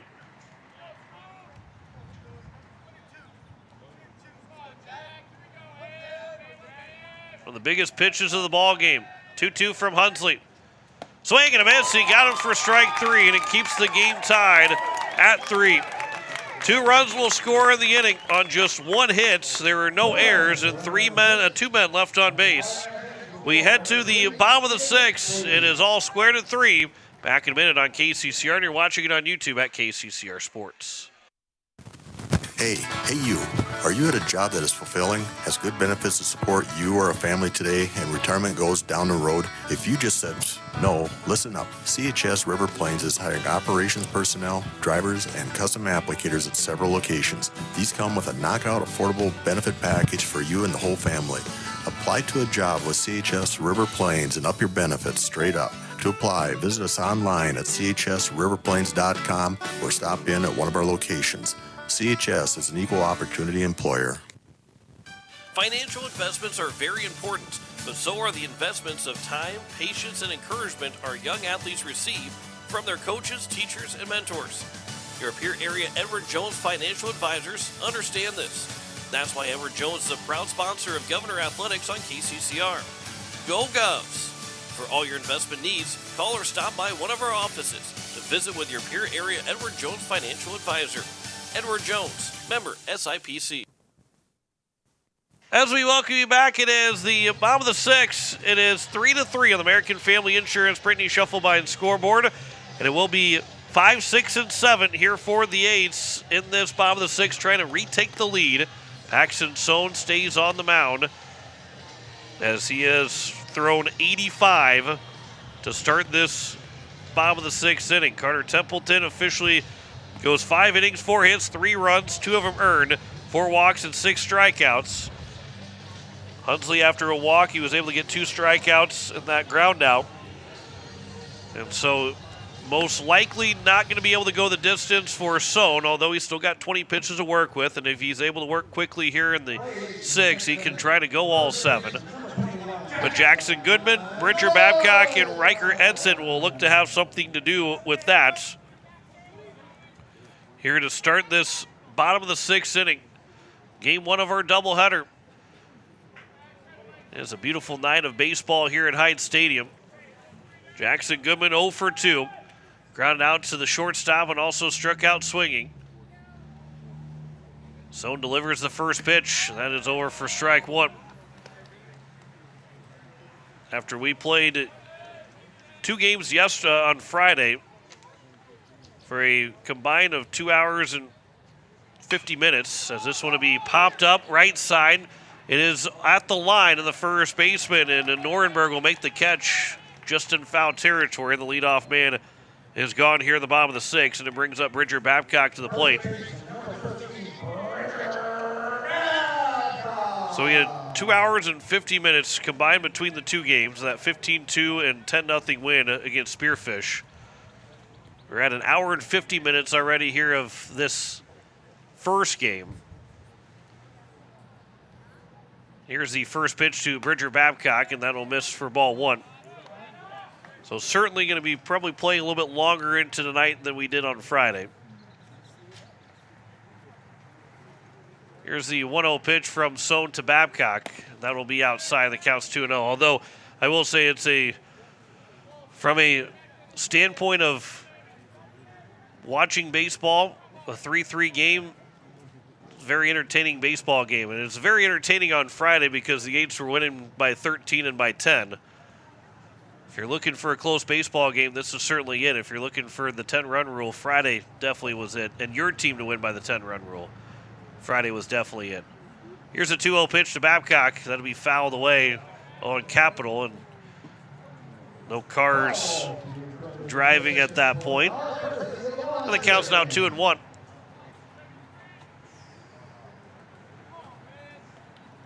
And Riker Edson will hit for Alec Eilers as he came into the game. The DH is gone. Here's a ground ball up the middle. That'll be a base hit for Bridger Babcock, right where it came from. And Babcock is now 1 for 2. He's got the Eights' 6 hits. And Riker Edson to the plate with only 1 out. His first at bat. Edson hitting 196 right now. He does have a double, 6 runs driven in. With 1 out and 1 on, we'll see if the bunt will be on and put him in scoring position. I'm not sure with 1 out that they would bunt with Edson. Here's the first pitch from Sohn. Edson swinging away, ground ball on the left side, right by the bag. It's a fair ball. It'll go all the way out to the corner. Bridger Babcock will round third. He will come in to score. Edson rounds second. He's on his way to third. He's got himself a RBI triple, and the Eights will take a 4-3 lead. The first pitch that he sees here in this ball game, right down the third base line. It was past the sliding shite in left field. It will drive in Babcock, and it's now a 4-3 advantage here for the Eights in this bottom of the 6th inning.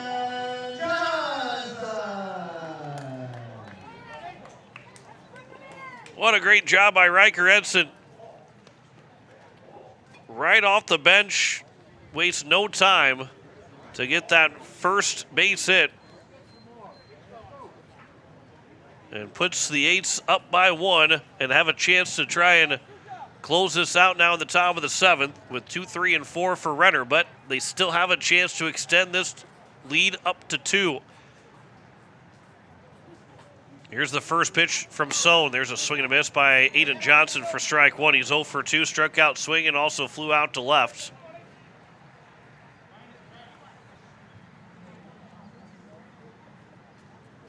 Here's the 0-1 pitch. No, time is called. Some bugs getting around the face of Aiden Johnson.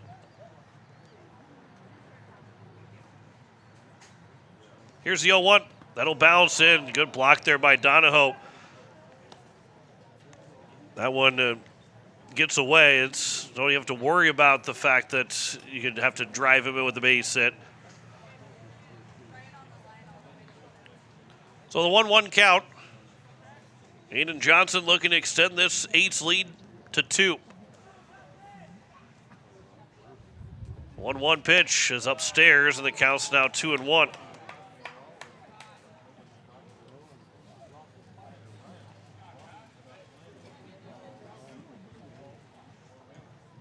Two-1 from Paxton Sohn here to Johnson. That one's over for a strike, and it makes it now 2-2. Johnson doesn't agree with the call. That was pitch number 96, by the way, from Paxton Sohn. He'll be pitch number 97 upcoming, with the count being 2-2. Swing and a miss, and Johnson will go down on strikes, and there's now 2 down. And it brings up Porter Hunsley trying to make him help himself out, give him a little bit extra wiggle room, or give him some wiggle room in that top of the 7th inning. But he deals with 2, 3, and 4. 5th strikeout of the ball game for Paxton Sohn. Now Hunsley, who drew a walk in his last trip up, he came around to score on the RBI single from Hudson Stosher. Here's the first pitch. Hunsley will pop it up on the right side. First baseman will give it a look, and it will land out of play. Nordenberg ran out of room. And the count's 0-1. Here to Porter Hunsley.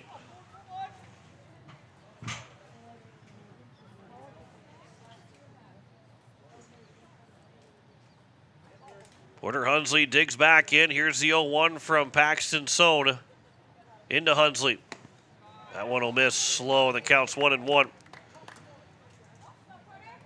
Upcoming is pitch number 100 here for Paxton Sohn. He could be his last batter.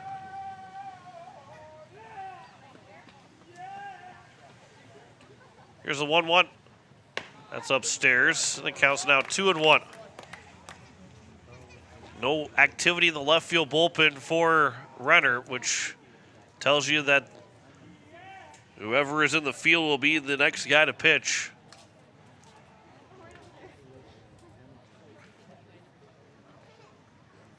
Here's a 2-1 from Sohn to Hunsley. A long pause, he'll deliver, and that will bounce in. The count's now 3-1. That was pitch number 101.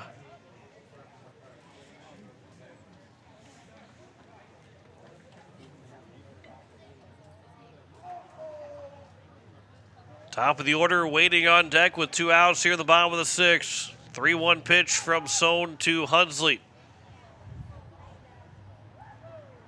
Again, long pause. He'll deliver the 3-1 ground ball on the left side, back in by the shortstop in Canfield. He'll throw to first, will be in time, and that will take care of the bottom of the 6th inning. But a RBI triple for Riker Edson, giving the Eights a 1-run lead.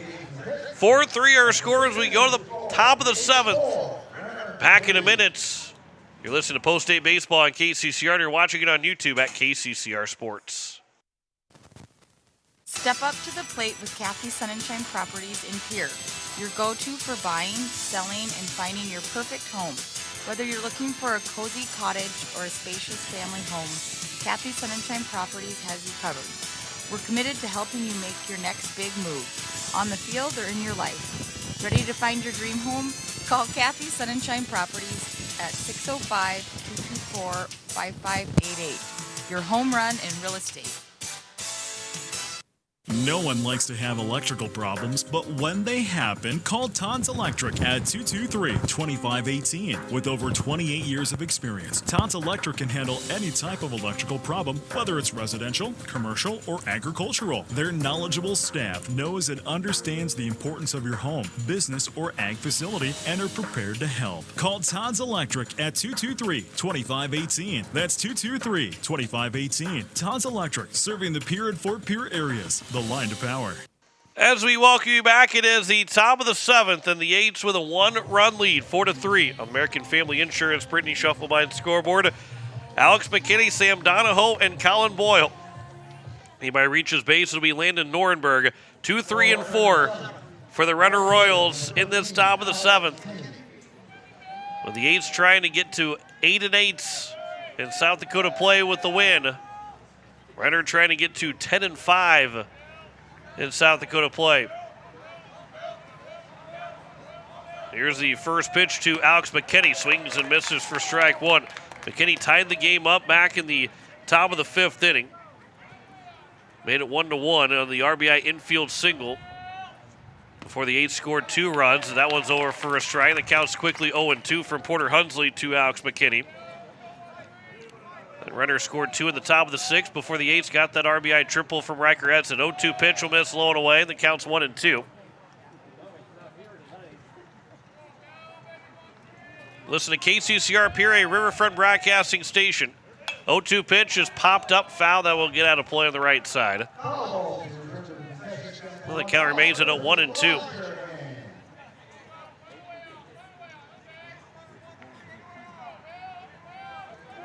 Hunsley again, the 1-2 pitch. That will bounce in, and the count's 2-2.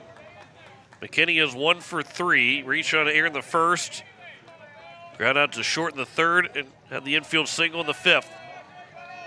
2-2. That's high, and it's now a full count at 3-2. And if McKinney reaches first, how much of small ball do you play if you're Renner with the number 3 and 4 hitters up next? 3-2 pitch. That one's a line shot. That'll be off of Edson. He'll pick it up. Quick throw to first is not going to be in time. And it will be a leadoff error that will put that tying run on. Tough play for Edson over at second. The spin that it had, but unable to make the play. And the 3rd error by the Eights here in this first game. So Sam Donahoe to the plate. Are you going to bunt to move them into scoring position with the number 3 guy? That first pitch, not bunting, taking it high for ball 1. Donahoe has popped out to the shortstop Carter Shufflebein in shallow left field twice. Then he flew out to the right fielder. So there's now 2-0 count. 2-0 pitch over for a strike. The count's now 2-1.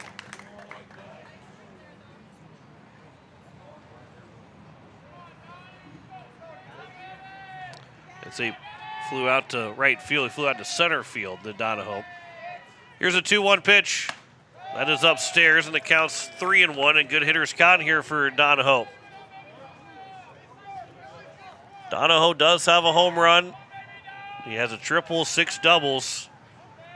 3-1 pitch is ball 4, and it's now 1st and 2nd with nobody out, and the tying run is now moved into scoring position along with the go-ahead run. Now on first, and we'll have a courtesy runner for the catcher. Let's see what that, as Coach Iverson will make conversation. Actually, he's going to make a change, and it'll bring in Carter Shufflebein to pitch to try and get the final 3 outs. So Shufflebein will be on to try and get the save with runners at 1st and 2nd, and nobody out here at the top of the 7th. We'll step aside for a minute. You're listening to Post-Day Baseball on KCCR, and you're watching it on YouTube at KCCR Sports. Looking for your next new or used car, truck, or SUV? Then go no further than the comfort of your own home. Shop online at lambmotor.com. On lambmotor.com, you'll find the vehicles Lambs has in stock. You can schedule a test drive or your vehicle's next tune-up all online. New or used, shop for it all online anywhere you are. Lamb Motor has the right vehicle for you. Lamb Motor in Oneida and online, lambmotor.com.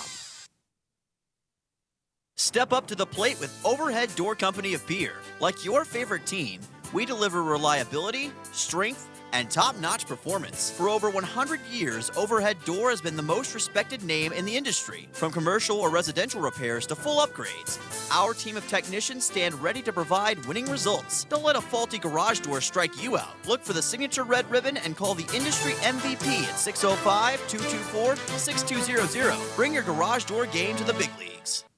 So it is now Cutter Scheffelbein on the mound here for the Eights in this top of the seventh, with runners at first and second. Nobody out, with a 4-3 lead here for the Eights. Porter Hunsley goes an inning, no hits, 2 walks, 2 strikeouts. He is responsible for the 2 guys on base. And Scheffelbein is going to go 4, 5, and 6 to try and win this ball game. There is activity now out in the left field bullpen with the fact that Sona's thrown 102 pitches. Unlikely that he would be able to go through that 7th inning without having to come out and it looks like it's Parker Scheidt that is warming up out there. Showing bunt, pulling it back and taking it outside for ball 1 is Colin Boyle. It is Scheidt that's warming up out in left field. Here's the 1-0 pitch. Showing bunt again, bunting it down the third base line, perfectly placed. Goodman will pick it up. His throw to first is not going to be in time. It'll be an infield bunt single. And the bases are now loaded, perfectly placed, hard up the third base line. Goodman was not charging with being first and second anyway, so he was not going to be charging. And now Landon Norenberg. It does set the force out at home. Infield will come in all the way around. Looking for a ground ball right back to Scheffelbein, really. Start a 1-2-3 double play. First pitch, Norenberg. That one's lined foul.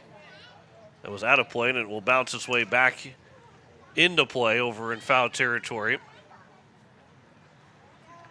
And up the right field line. Count is 0-1 here to Landon Norenberg, who is 0 for 1 with 2 walks.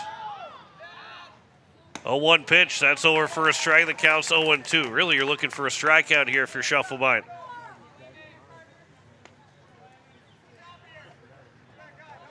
Bases are loaded here with nobody out in the top of the 7th and a 1-run ball game. Scheffelbein will come set from the stretch. Time is now called by Norenberg. It'll make Scheffelbein think about it another time.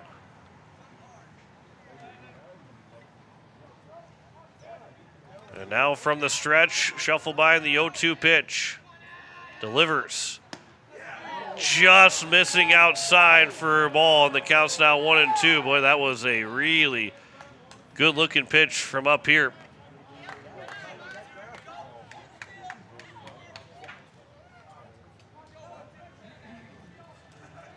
Here's the 1-2 now from Scheffelbein to Norenberg. Taken for strike 3 and a big first out. Norenberg goes down looking, and one of the only things you can't do in that situation is go down looking or strike out. So you can't strike out in that spot. You got to put the ball in play, but Norenberg takes strike 3. That's a big first out. And now Sawyer Konechny to the plate.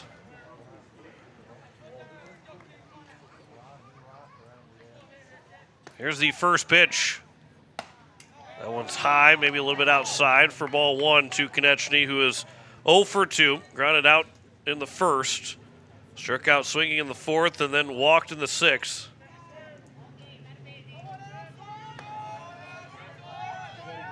Here's the 1-0 from Scheffelbein. That'll miss low and away, and the count's 2-0. Again, nowhere to put any of these base runners right now if you're Scheffelbein.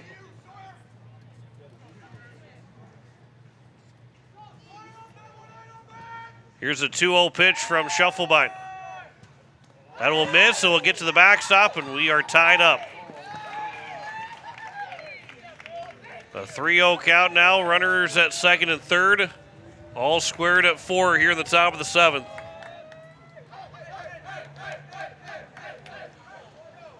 And so now the go-ahead run and the insurance run, both in scoring position here for the Renner Royals.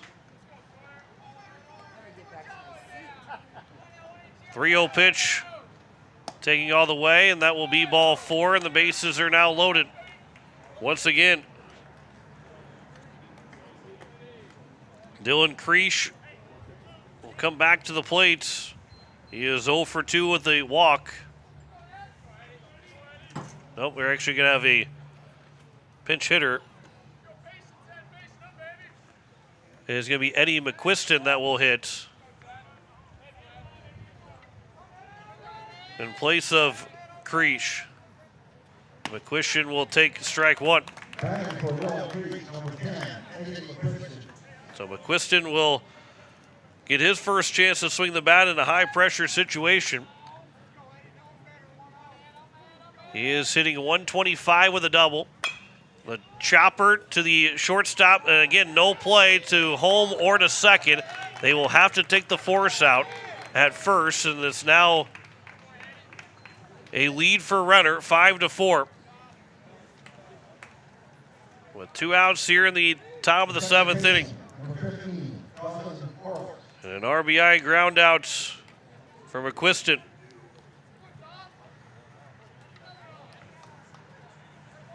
And now Dawson Horst, and he can add on insurance runs here for the Renner Royals. Here's the first pitch. That'll be outside for ball 1. 2 runs, none of them earned against Porter Hunsley in 39 pitches. As he's still responsible for that runner over at third as well. That one's over for a strike, and the count's 1-1. So the Eights will have the top of the order in the bottom of the 7th. They'll need at least 1. They want to keep it at needing at least 1. Dawson Horst 1 for 3 with 2 strikeouts. There's a ground ball back to Schuffelbein, and he will field. Overhand toss to Babcock to get out of the inning. But Renner does take the lead with 2 runs on just 1 hit, 1 error, and 2 men left on base. We will head to the bottom of the 7th. It is now a 5-4 lead for Renner over Pierre. Back in a minute on KCCR, and you're watching it on YouTube at KCCR Sports. People helping people. Have you ever wondered what the benefits are of becoming a Owyhee Federal Credit Union member? At Owyhee Federal Credit Union, we reinvest profits in you. We do this in the form of lower interest rates, higher dividends, and low to no fees. So come check us out or come in at 221 East Pleasant Drive in Pierre, because at Owyhee Federal Credit Union, we treat our members like they own the place because, well, they do. Owyhee Federal Credit Union. With any dream, the wind won't always be at your back, the sun won't always be shining, and some rain is going to fall.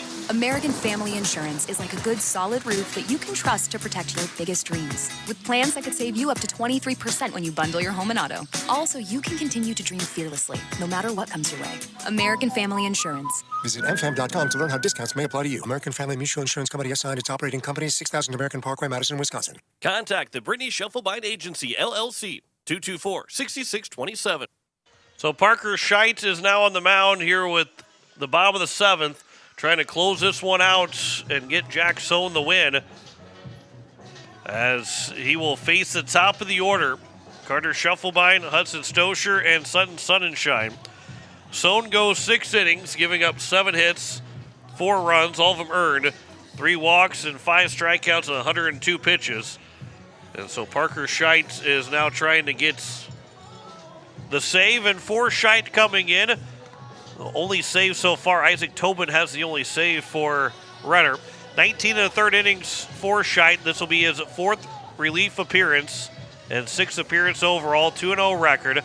13 hits, 5 runs, 3 earned, 8 walks, 18 strikeouts, the ERA at 1.09, and a whip at 1.09. Batting average against at 181. He has been tough to crack through his first 5 outings, but he will deal with the top of the order of Post State. You have Norenberg that has gone over to third. McQuiston, who hit for Creech, stays in the ball game at first. And we'll see, the left fielder has to be different too. Not sure if that's sewn out there in left or not. It is not sewn. It is Colin Boyle that's moved into left field. So here is Carter Schuffelbein to the plate. Here's the first pitch to him. That'll be high for ball 1. So that looks like that might be the full changes. Yeah, so lineup pretty much, well, lineup does stay the same. With McQuiston, who is hit for Creech, stays in the game, and the DH and Boyle moves into the field. As Schuffelbein will fly this out of play on the right side. And the count's 1-1. Again, Porter Hudsley goes an inning, giving up no hits, 2 unearned runs, 2 walks, 2 strikeouts. 39 pitches thrown from Porter Hudsley. Paxton Sohn does have a chance for the win, as Parker Scheit's trying to get the save. That one's over for a strike, and the count's now 1-2 here to Schuffelbein. The Eights led 1-0 after 1. It was tied at the top of the 5th at 1. They led 3-1. It was tied 3-3 at the top of the 6th. They led 4-3, and now Renner's got their first lead as Schuffelbein will swing and miss the pitch in the dirt on a curveball. How many times that Schuffelbein is fooled, as bad as that one was, but it is a strikeout of Schuffelbein. And there is one down here in the bottom of the 7th inning, and it brings up Hudson Stosher, who is 1 for 3 with an RBI single.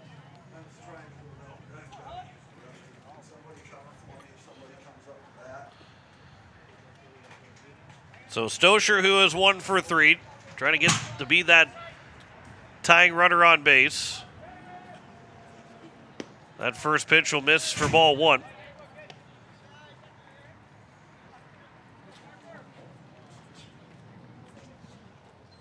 Scheidt looking for the save. Eights are trying to find that tying run. They're going to get that runner on at base.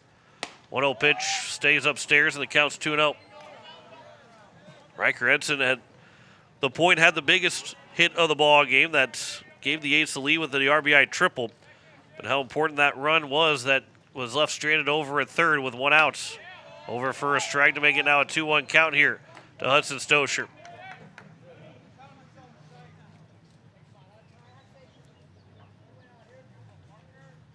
Two-one pitch from Scheidt to Stosher. From the stretch, he'll deliver. Stosher will pop this up on the right side. Long run for the first baseman. Everybody going out. It will drop foul.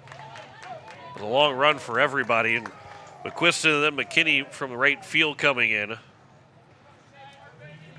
So it makes it a 2-2 count. The number 2 man in the batting order in Hudson Stosher. Looking for his second hit. The Eights with 7 hits. They're out hitting Renner 7-5.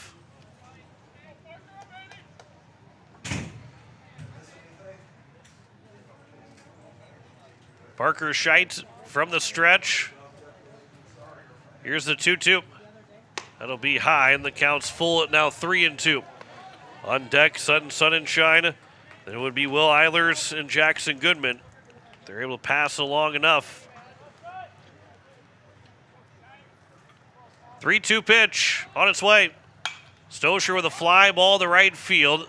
Alex McKinney will get underneath it. He'll make the catch, and there's now 2 down. And the Eights are down to their final out here in game 1.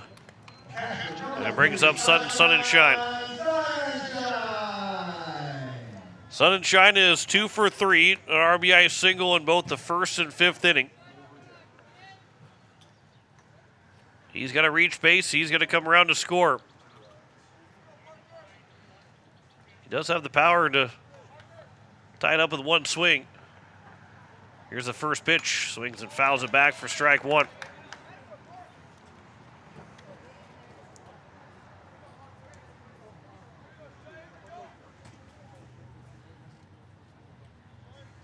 Five runs on 5 hits and no errors for Renner. 4 runs, 7 hits, 3 errors for Pierre.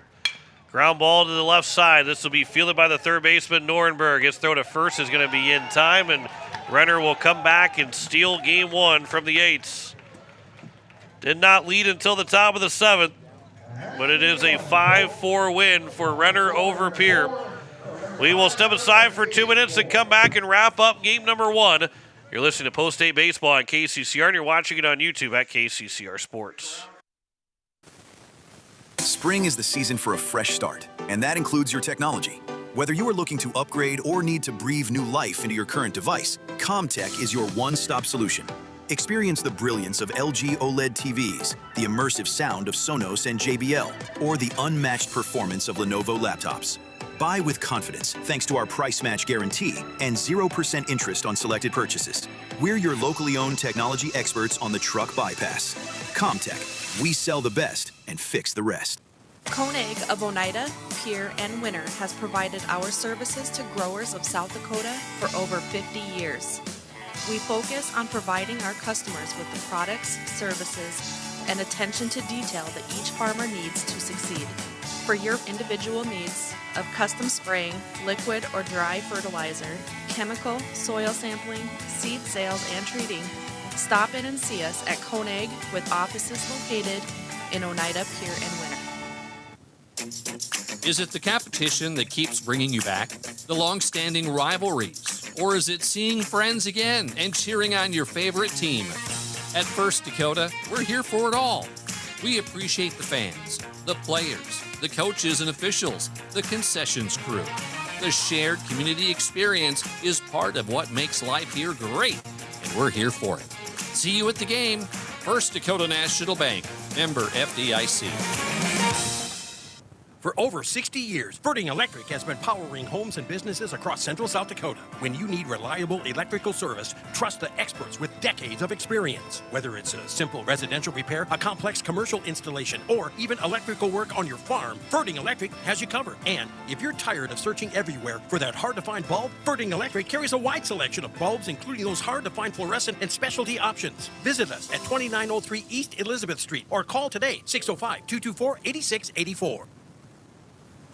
As we welcome you back, it is a final in game number 1. The Eights will fall 5-4 to the Renner Royals in a very good competitive ball game. But the Eights just too many mistakes and didn't have the didn't cash in when they had the opportunities early and late in that game. They had a couple guys on third base with less than 2 outs and unable to score multiple times as the Eights did lead 1-0 on the RBI single from Sutton Sunshine back in the bottom of the first inning. Carter Shufflebein led off with a double, moved to third, and then, or didn't even move to third, he just scored on the base hit from Sutton Sunshine. Sunshine made his way over to third, but unable to score in that first inning. Then in the top of the 5th, it was a tie game with the RBI infield single for Alex McKinney before the Eights got 2 runs in the 5th. Back-to-back singles by Hudson Stosher and Sutton Sunshine made it a 3-1 game for the Eights, scoring Porter Hunsley, and then Stosher scored as well. But again, the Eights ground into a double play to get out of that 5th inning. Then in the 6th, the Eights got an RBI triple from Riker Edson to make it a 4-3 lead after Renner scored 2 runs to tie the game up at 3 apiece.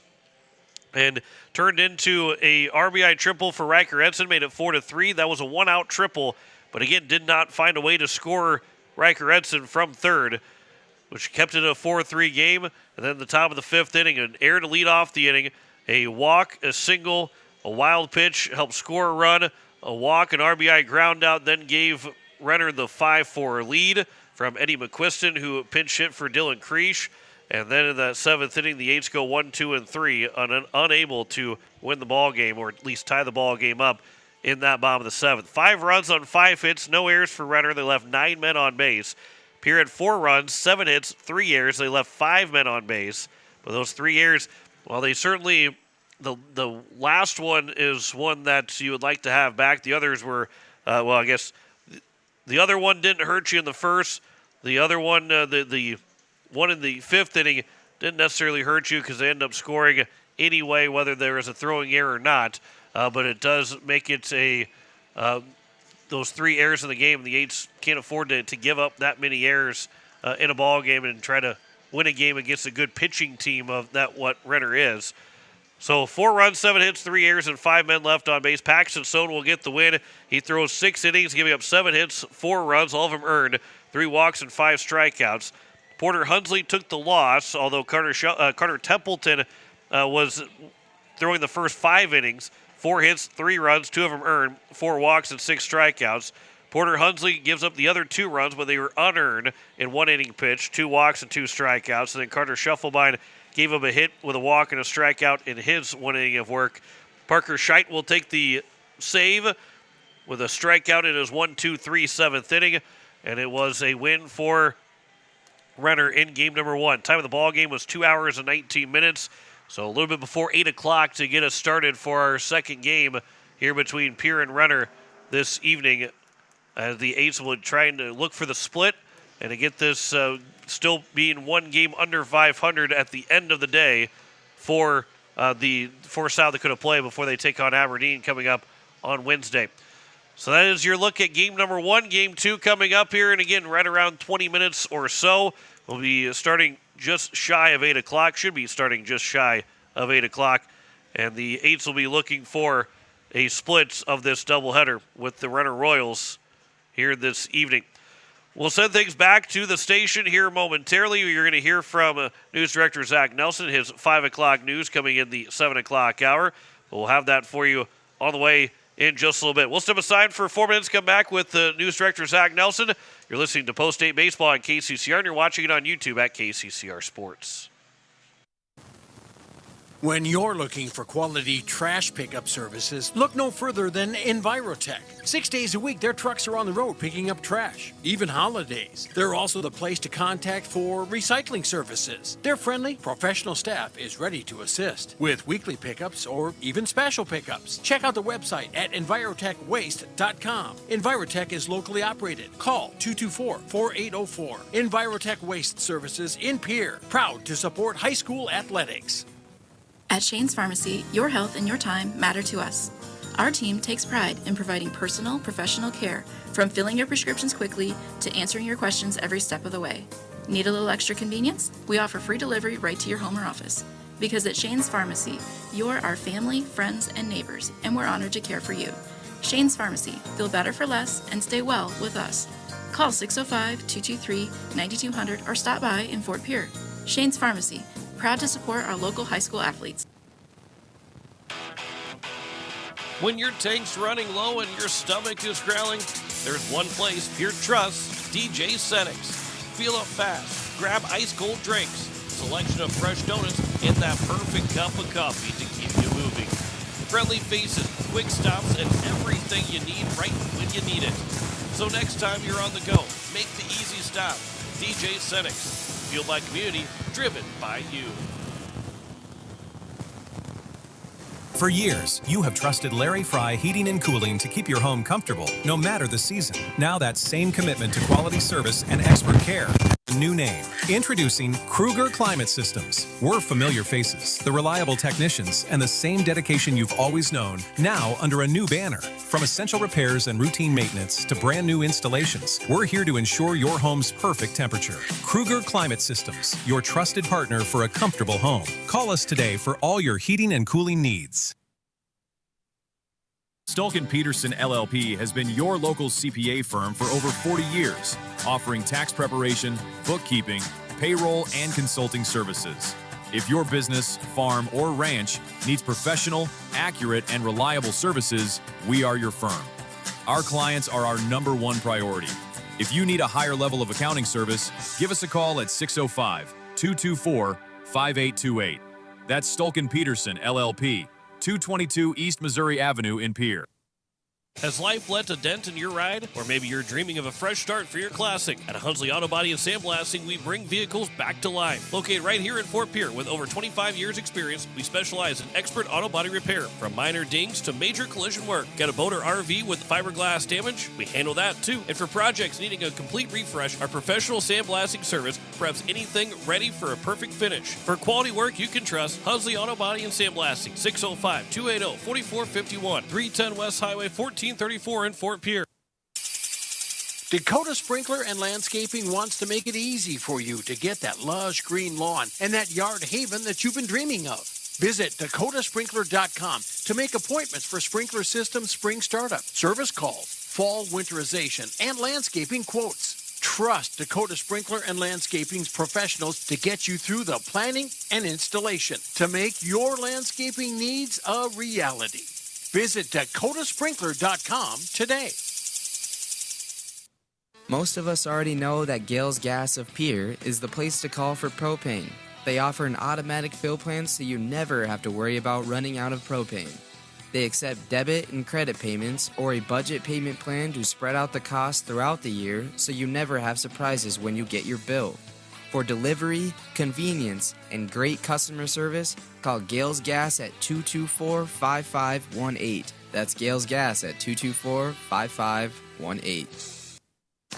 At Dakota Plains Federal Credit Union, we salute the service and sacrifice of our members. To show our appreciation for veterans, active duty military, and first responders, we're proud to introduce the We Salute Service and Sacrifice Loan Program, granting a special rate reduction on eligible consumer loans. Valid offer on new secure loans only. Internal refinances and unsecured loans do not qualify. Veterans, active duty military, and first responders, contact our loan team for more details. All deposits are insured up to $250,000 by NCUA.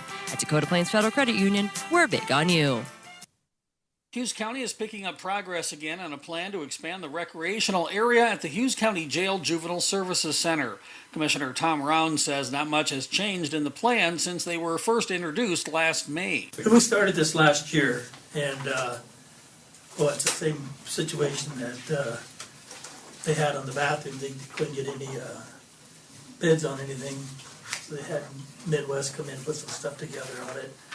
We need to make a few changes to it, but I think we need to give the right for Chad to have it finished and then actually take it back to a bid process for the dollar amount. Rounds reviewed proposed changes with Juvenile Services Administrator Lieutenant Chad Seidel before the Hughes County Commission. But I think what he's doing here right now is exactly what we want done. We talked about adding a couple outdoors, a little bigger on the inside and an outdoor. Yep. With what we have right there on that blueprint, you see gets through with all of the standards. But this one doesn't have the outdoor chain link. It does not have that part on there. And it didn't come over to this side where it went to the storage room. Yes, and stuff. Right. And if I get with Lance, I can have him come out and re-evaluate that. So I think we should give him permission to complete that. Jail Administrator Gerald Wasco says the recreational area will benefit the entire jail complex. This also, it primarily would be for Chad's usage, but it would also provide the jail as a whole and or SOs for a place to do TPR training or any kind of training, any kind of meetings over like 7 people. Because right now we don't have it. We're either coming up here or we're going to the fire departments or whatever in the local area to do annual training. The Hughes County Commission approved a motion to let Seidel seek bids for the work. Commissioner Connie Hone insisted whichever contractor wins the bid provide a guaranteed price on the work. The City of Pierre is accepting letters of interest from residents wanting to serve on the Pierre City Commission. Those wishing to send a letter of interest must be a U.S. citizen, a registered voter within the city, and have been a Pierre resident for at least 3 years. Whoever is selected will serve as a commissioner until the next municipal election in June of 2027. That person will then be able to file petitions to run again to retain the seat for a regular 3-year term. Letters will be submitted to Human Resource Director Lori Gronlin, who will provide them to the Mayor and City Commission.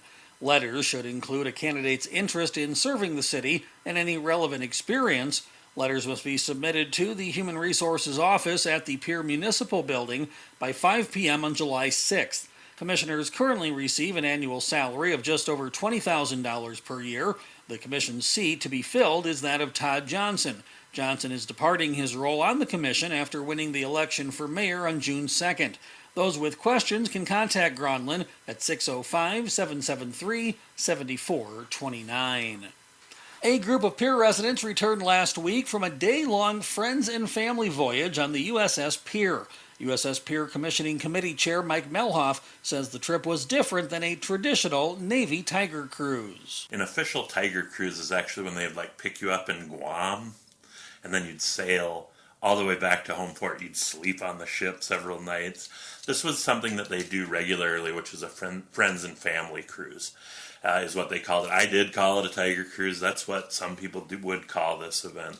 But the friends and family cruise, the crew, of course, we are their friends. We've known them now for about 4 or 5 years, and we have a relationship with these folks. Their day started at 5 a.m. and included a wide assortment of activities. They brought out fire hoses and let people practice using doing the fire control, try on the gear if you wanted to. They had all the fire gear laid out.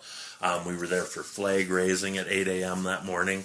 We joined the crew when they raised the colors, and so we saluted the colors.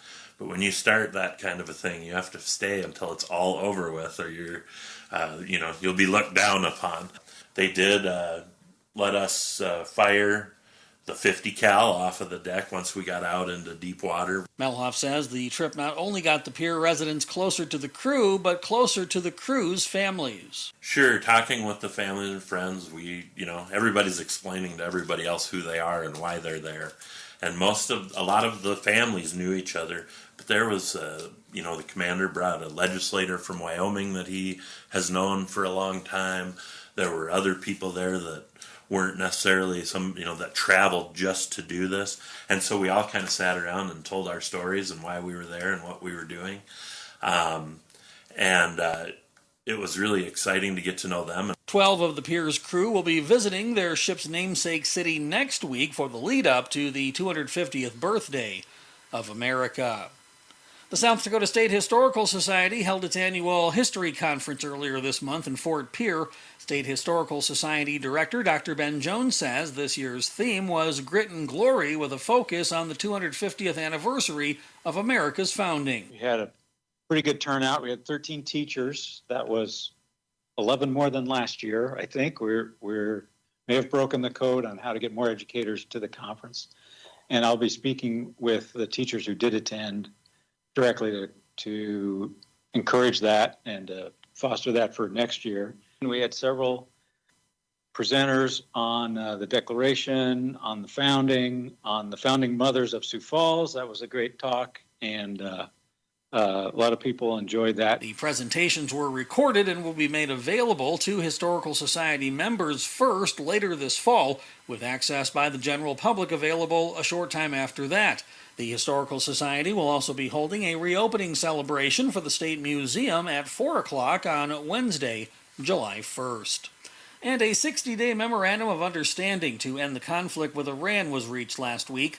South Dakota Senator Mike Round says the MOU has 14 points for the sides to come into compliance with in that 60-day window. A number of them are items that will be executable within the next 30 days.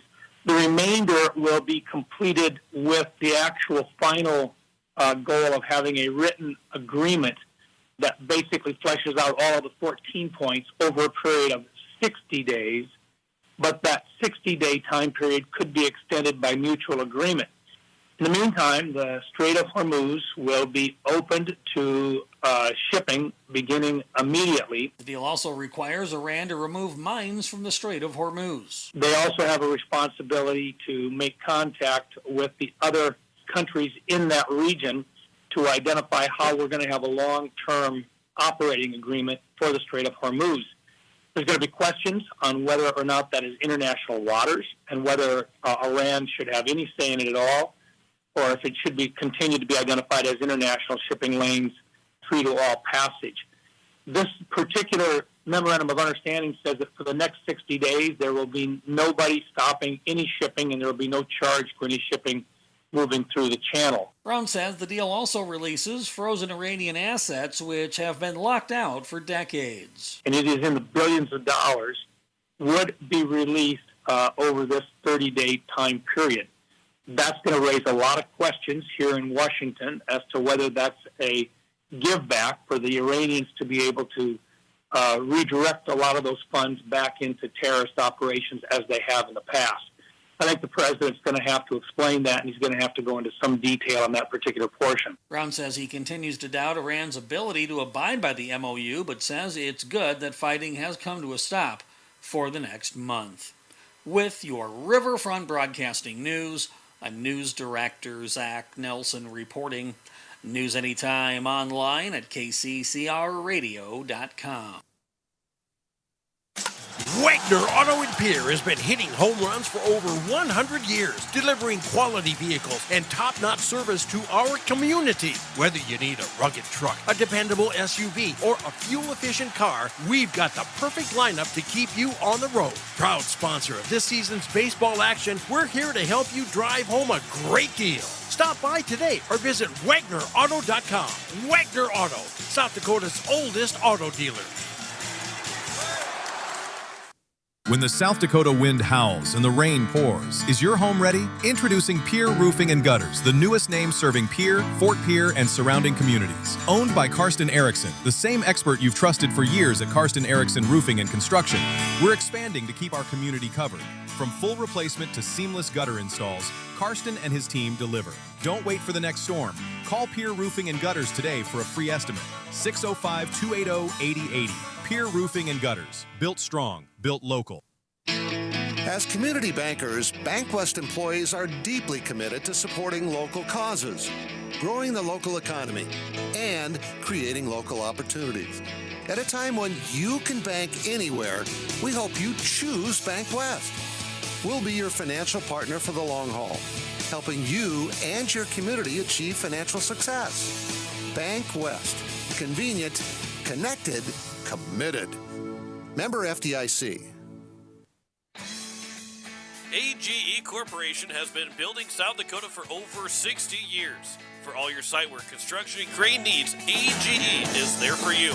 If you need a boat dock and dock lighting, AGE has what you need. Visit their website, agecorp.com, or give them a call at 223-2732. AGE Corporation, providing high-quality services without sacrificing safety. Visit agecorp.com or call 223-2732.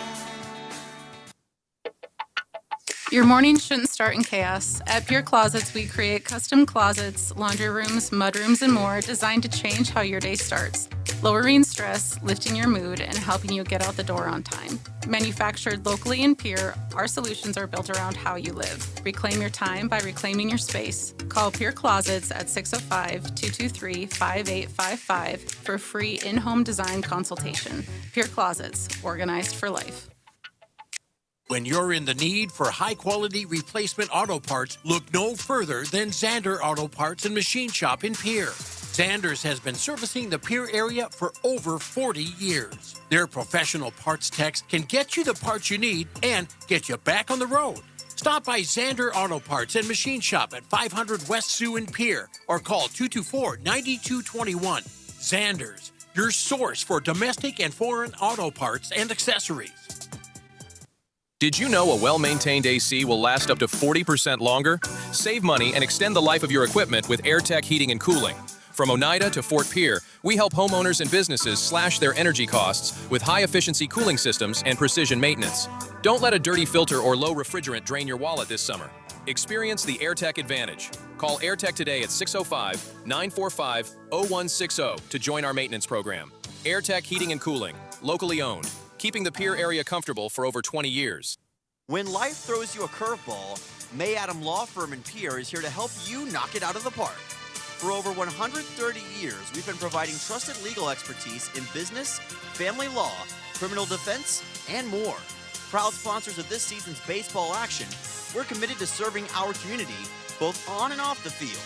Need legal advice? Step up to the plate with May Adam Law Firm. Visit mayadam.net or call today. May Adam, South Dakota's law firm since 1881.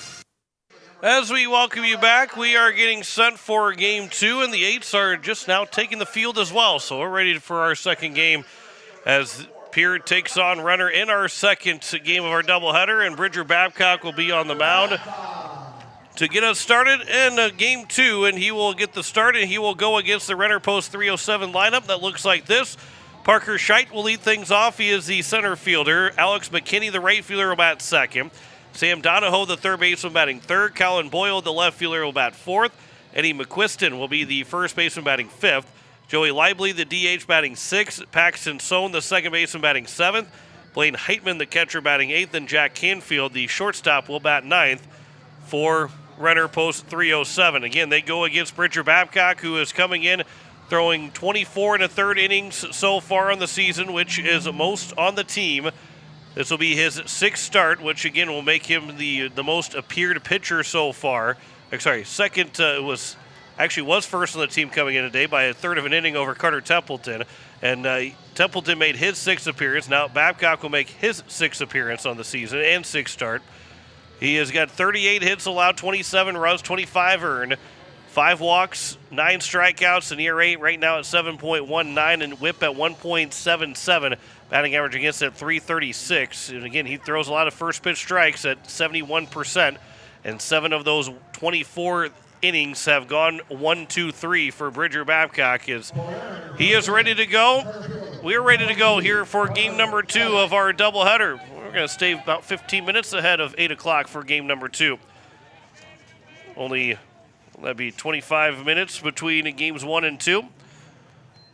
So Bridger Babcock, who will work from the stretch with nobody on base, will peer in for his first sign. The sun and shine behind the plate. And here is the first pitch of our second game, showing bunt, pulling it back, taking it for strike 1 is Parker Scheit. 7:45 for first pitch here in game 2. Gotten cloudy again, a little bit more dreary of a night outside. Still 70 degrees, though, here in Pierre. Really no chance of rain until we get to more later tomorrow morning, 4 a.m. I say later tomorrow morning because early tomorrow morning is midnight and 1 a.m. for us here at the ballpark. So rain not likely here tonight for game number 2, but it is clouding up as we close in and start this second game. 1-1 pitch. That one's over for a strike, and the count's 1-2 here to Parker Scheit, who in game number 1 was the number 9 hitter, had the tying RBI back in the top of the 6th inning. Did not hit in that 7th inning, but helped to get that ball game tied up in the top of the 6th, where they end up taking their lead. That one is taken on the outside edge for strike 3, and a backwards K from Bridger Babcock to get us started here in game number 2. As we go around the horn defensively for Pierre Post State, it is Jackson Goodman out in left, Porter Hunsley in center, Will Eilers in right, Hudson Schaefer at third, Carter Shufflebein at short, Hudson Stosher at second, Alec Eilers at first, Sutton Sunshine behind the plate. As Bridger Babcock delivers the first pitch to Alex McKinney, who will foul that one straight back for strike 1. McKinney in game number 1 went 1 for 4 with an RBI single in the top of the 5th. Did reach on the air to start the 7th. Reaching on the air as well in the 1st inning, but reached on the air in the 7th and then scored that tying run before Renner took the lead in that top of the 7th. 0-1 pitch will miss low. Evans accounted a ball and a strike.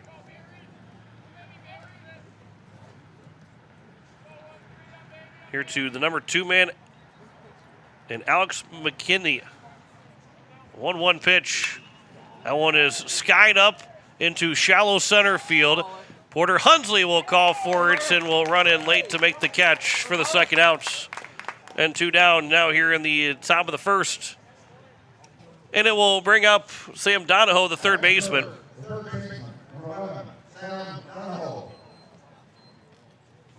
And for Donahoe in game number 1, he was the number 3 hitter. He went 0 for 3 to pop outs to shallow left to the shortstop Shufflebein, and then a fly out to right center field to the center fielder Porter Hunsley, and that one will miss low for ball 1. Not a lot of change to this lineup for the Eights from game 1 to game 2. A few different guys swing the bat this time. That one's over for a strike that counts 1-1. And really, Hudson Schaefer, the only guy that will swing the bat for the first time after Riker Edson hit for Alec Eilers in that first game. So This will be line foul down the third base side, and the count's now 1-2. Bridger Babcock, the only guy in the batting order that is removed, but obviously still playing as the starting pitcher. So that other 8 guys, the 9th guy to jump into the starting lineup is Riker Edson. Here's a 1-2 pitch to Donahoe. There's a high fly ball to center field. Porter Hunsley will back up on it. It's going to be a 1-2-3 inning for Bridger Babcock to get us started here in game number 2. We head to the bottom of the first. No score as the Eights will come to the plates between Pierre and Renner. Back in a minute on KCCR, and you're watching it on YouTube at KCCR Sports. Building a home. It's the biggest investment most of us make in a lifetime. Not to mention, it's a decision that, well, you pretty much live with day and night. The quality of the workmanship stares back at you like a reflection. It also affects the value of your investment. Choosing the right contractor is critical. Kruger Contracting is that contractor. Call 222-2523. Quality workmanship and materials completed on time. Kruger Contracting. In a word, quality. Call 222-2523. Capital City Ford, Lincoln, and Toyota and Pierre is proud to sponsor today's game. Whether you're in the market for a brand new Ford, Lincoln, or Toyota, or a quality pre-owned vehicle, our team is here to get you back on the road in style. From tough trucks to family SUVs, we've got the selection you need and the hometown service you deserve. Browse online anytime at CapitalCityFordToyota.com. Capital City Ford, Lincoln, and Toyota, where community drives us forward. So it is Landon Norenberg that is on the mound for this Renner team in game 2 of our doubleheader. As we look at his stats, 13 1/3 innings so far. This will be his 5th start. All appearances have been starts. He's 1-2 record. 6 hits allowed in those 13 1/3 innings. 15 runs, but only 8 of those have been earned. 21 walks and 18 strikeouts. So the ERA at 4.2, the whip at 2.03, and the batting average against at 122. So if Norenberg can hold guys off the base paths and limit the walks, he is a very difficult pitcher to go against. But certainly the ineffectiveness of finding the zone has been the downfall for Norenberg when he has not been on the top of his game. And so for this Eights team, maybe you're being a little bit more patient at the plate because he's not going to give up a whole lot of hits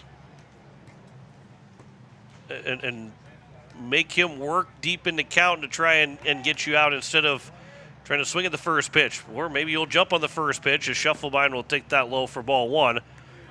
Here in the bottom of the first, lead us off, Carter Shufflebein, Hudson Stosher, Suddenshine. Then Will Eilers, Jackson Goodman, and Riker Edson.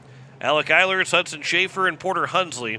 The 9 guys in the batting order for the Eights in game 2. As here is the 1-0 pitch from Norenberg to Shufflebein. That's over for a strike, and the count's 1-1. Shufflebein in game 1 went to 2 for 3. 2 doubles, 1 in the first, 1 in the third. Sacrifice bunt in the 5th, and then struck out swinging to lead off the bottom of the 7th. 1-1 pitch. This one's flying straight back and would have been coming right to us if there's no netting right there. And the count goes now 1-2. A little bit more comfortable that it did not come this way. It was a pretty hot shot right back to the netting. Here's the 1-2 pitch. That'll come inside, and the count's now 2-2.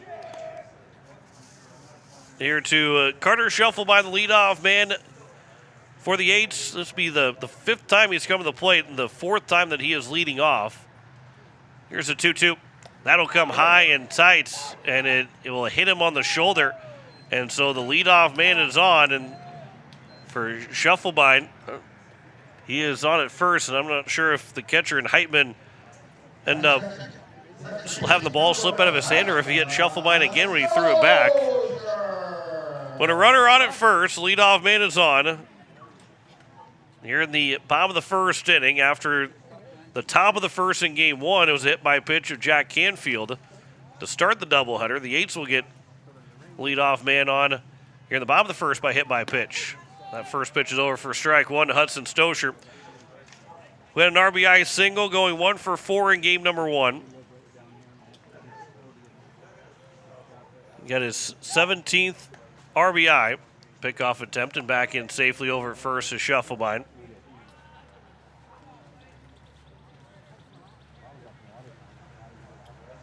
Sun and Shine has got him tied at 17 runs driven in. Here's a ground ball to the right side, fielded by the second baseman, but is bobbled. The throw to first is not going to be in time. And he is safe over at first, and it's first and second here with nobody out. And an air charge to the second baseman, Sohn. And it brings up Sun and Shine to the plate. First air today by Renner post 307.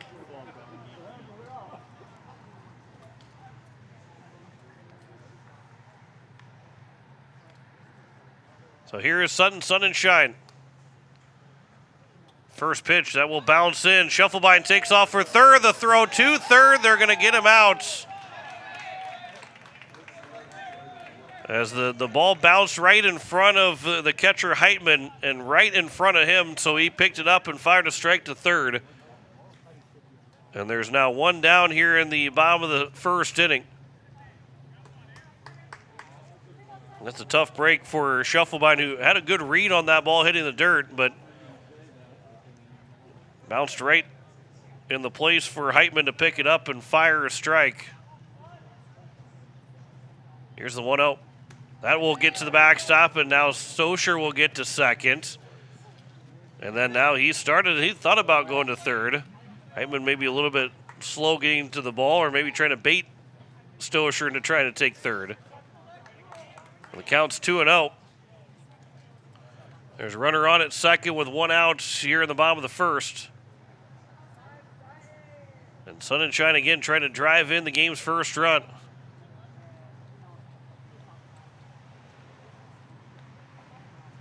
Here's a 2-0. Swing and a miss by Sun and Shine. The count's 2-1. And the Men's College World Series championship game, winner-take-all game. We would have had that had we not had the game tonight. It is 6-1 Oklahoma over North Carolina at the top of the fourth. That one will bounce and will get to the backstop. Stosher will round third, but it was finally located by Heitman. By the time that he located it, Stosher was rounding third, so no chance for him to try and score and take those two bases. But the count goes to 3-1 for Sun and Shine. 6-1, that lead for Oklahoma over North Carolina at the top of the fourth inning. Here's a 3-1 pitch. That one's fouled back, and the count's 3-2. A couple of final scores from the World Cup. Argentina beat Austria 2-0, and France beat Iraq 3-0.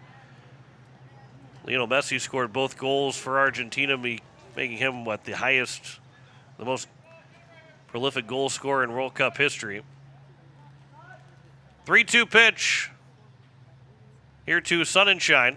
That'll miss for ball four, and it's now first and third with one out. And then Norway is beating Senegal 1-0 at halftime. Jordan and Algeria will play still tonight. United States are already advanced to the knockout round. They will play Thursday, though, at 9 o'clock against Turkey in their final game of their group play, and then they go to the knockout round. They'll play July 1st. That pitch will miss outside for ball one to Will Eilers, the right fielder, the cleanup man here in game two, just like he was in game one. In game one, went 0 for 3. Strikeout, flyout, and ground into a double play. Pickoff attempt, diving back in without a tag applied as Sun and Shine over at first.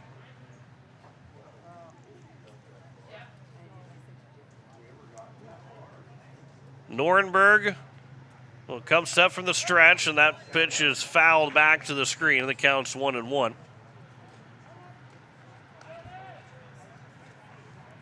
First and third with one out here in the bottom of the first. Runners are at the corners. Aces are trying to take a 1-0 lead. Runner takes off for second. The pitch is called a strike. The throw is cut off by the second baseman and Sohn, so Sunshine will steal it. And so now with the count 1-2, it is second and third for Will Eilers to try and drive in the game's first run.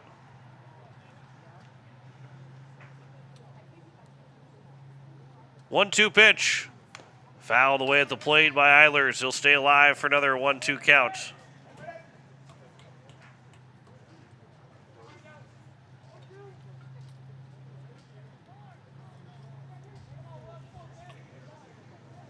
Norenberg from the stretch. 1-2 pitch. Fouled back again. Eilers right on it.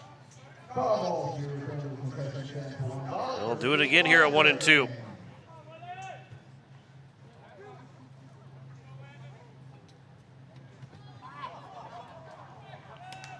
Norenberg again, the 1-2 pitch.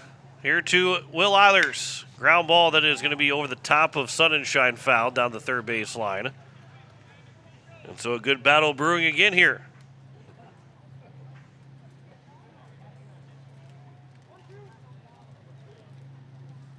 Eilers.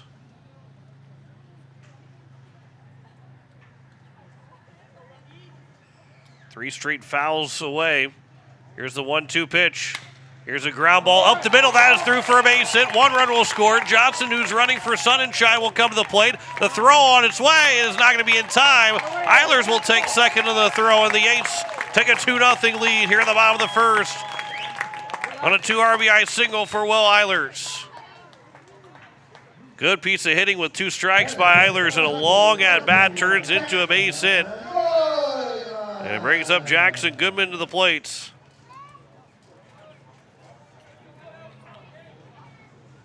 Eilers, after going 0 for 3 and going 5 for 5 on Friday with 3 runs driven in. 0 for 3 in game 1. Now he is 1 for 1 here in game 2 with 2 runs already driven in. First pitch is high for ball 1 to Jackson Goodman.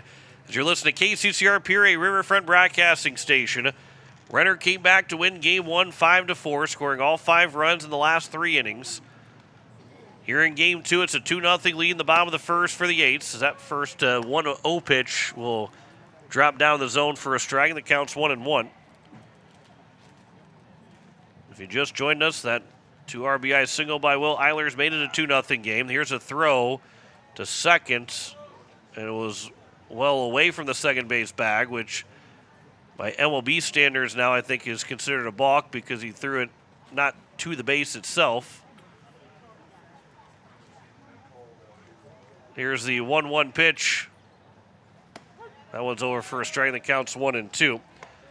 In Major League Baseball, you have to hold the runner on at first, or any base, I guess, if you're throwing to that base. But they've called a balk because the first baseman was too far away from the base on a pickoff attempt. That one is upstairs, and the count's 2-2.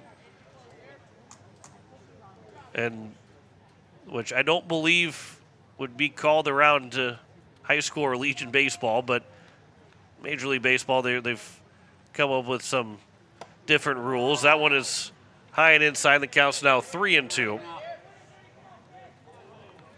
Obviously, some of it's trying to speed up the game. That one's a little interesting that they, because obviously you can't throw to an unoccupied base, but on the standard of Major League Baseball, the base obviously was occupied. There's a swing and a miss by Jackson Goodman, and there's now 2 down. And it brings up Riker Edson, the DH, who in his only at-bat hit one right down the left field line for a triple right down the third base line on a ground ball. They got all the way out to the corner. Picked up the triple and the RBI that gave the Yates a 4-3 lead in that bottom of the 6th inning. Unfortunately, the Yates were unable to hold on to that lead. So now Edson with a chance to make this a 3-0 game. First pitch swinging, that will roll up the left leg of the third baseman, and then we're going to have some obstruction called as the throw will come to the plate. Who cares if he's safe or not? Will Eilers will get in there safely. He was going to score regardless, as the third baseman was in the way of Eilers trying to score. It's a 3-0 lead, and Edson will also take second on the throw. It'll be in a hit for Riker Edson, an RBI. And it's now a 3-0 advantage here for the Eights.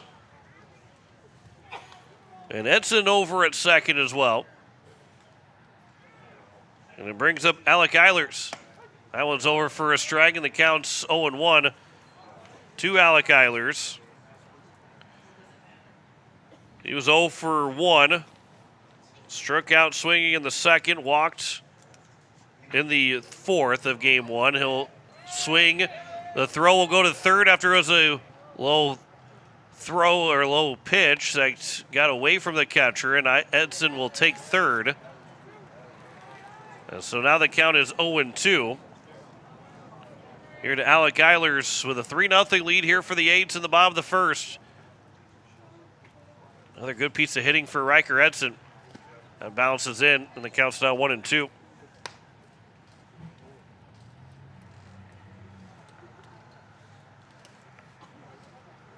One-two pitch upcoming here to Alec Eilers. Trying to make this a 4-0 lead here in the first. Swings and misses for strike three, and that will end the inning. But 3 runs will score on 2 hits, an error, and 1 man left on base. We will head to the top of the second. It is a 3-0 lead for the Eights over Renner. Back in a minute on KCCR, and you're watching it on YouTube at KCCR Sports. Hey you.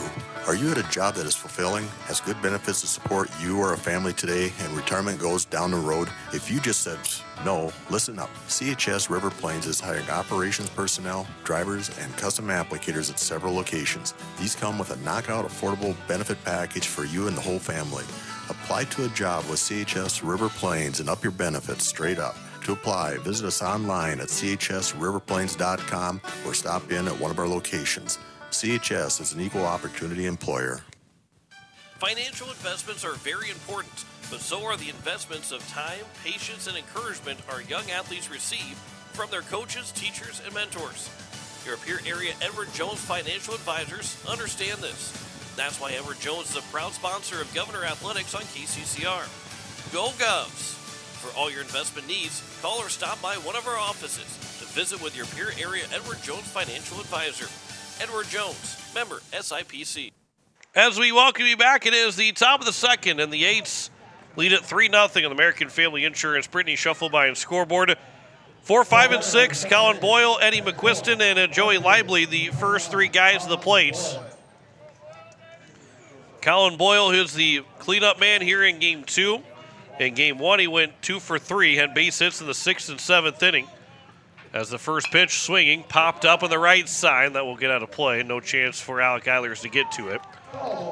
Coming up on Wednesday, we've got post-state baseball again. Coverage at 2:45 and a 3 o'clock first pitch Wednesday afternoon as the Aberdeen Smitties will be in town.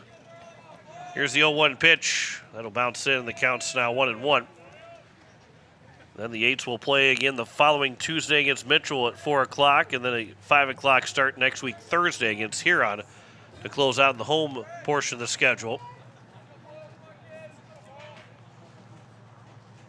Here's the 1-1 pitch. That'll miss low, and the count's 2-1.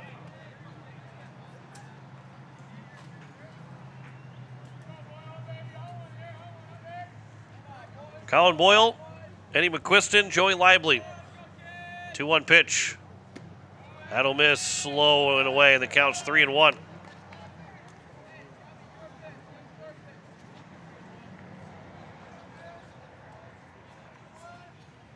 Bridger Babcock from the stretch. 3-1 pitch. There's a ground ball on the left side. It is bobbled by Hudson Schaefer, and that will be a leadoff error. That will put Boyle on to kick off the top of the second. That's the 4th error overall by the Eights here today. And Eddie McQuiston, the first baseman, who came in to pinch hit in the top of the 7th. With the game tied, got the RBI ground out that gave Renner the lead and helped them get the win. He'll dig in for his first at-bats here in Game 2. Pickoff attempt, and diving back in safely over at first is Colin Boyle.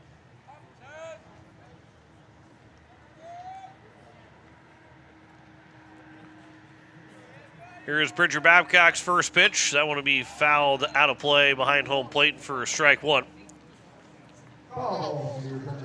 McQuiston, again, he was coming in hitting 125. He picked up his first RBI of the season on top of it all.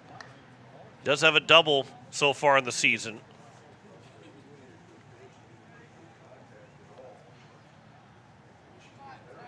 Here's the 0-1 pitch here from Babcock to McQuiston. A long pause, he'll deliver. Swing and a miss for a strike, and the count's 0-2. Looking for a strikeout or a ground ball up the middle. Here's the 0-2 pitch. This will be popped foul. That will get out of play. And the count remains at 0-2.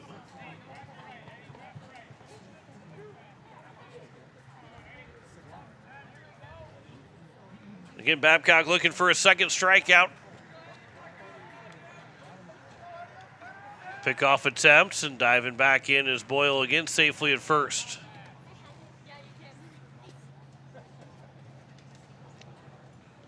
Usually mention it once a broadcast, but 324 down the lines here at Hyde Stadium, left and right field.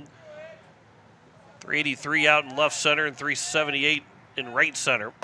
That pitch is upstairs. And the count goes now 1-2.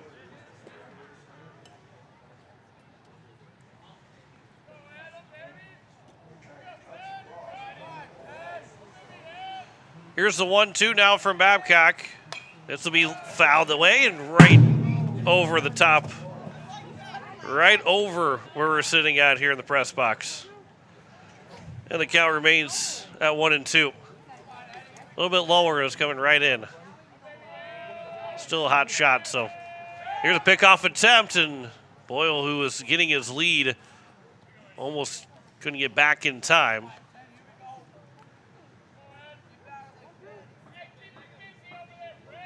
The count remains at 1-2, and Babcock will come set from the stretch. 1-2 pitch. This will be fouled back another time. And another good battle.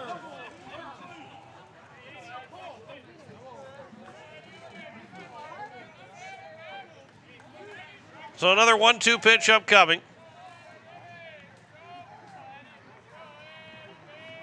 Babcock trying to put away Eddie McQuiston. 1-2 again. That is upstairs. Now the count goes at 2-2.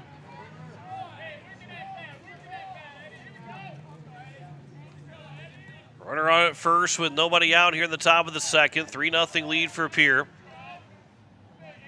2-2. That'll miss low and away, and the count runs full at now 3-2. 2 RBI single for Will Eilers, and then the RBI single for Riker Edson. Made a 3-0 game in that bottom of the first against Landon Norenberg. 3-2 pitch. Ground ball up the middle. It will get past a maybe diving stop by Carter Schuffelbein and got past Hudson Stosher at first. And then Schuffelbein with the diving stop behind the second will get up and fire a strike to first to get the first out of the inning. That's a great play by Schuffelbein behind the bag. A little bit too far up the middle to turn the double play, but to still get one's a big one. And it brings up Joey Lively to the plate. Lively will get his first chance to swing the bat as a DH here in game 2 as the first pitch is over for strike one. 107 batting average, 3 of 28 so far in the season, but does have 4 runs driven in. Still at a 65% quality at bat percentage. And 2 of those 4 RBIs have come with 2 outs for Lively.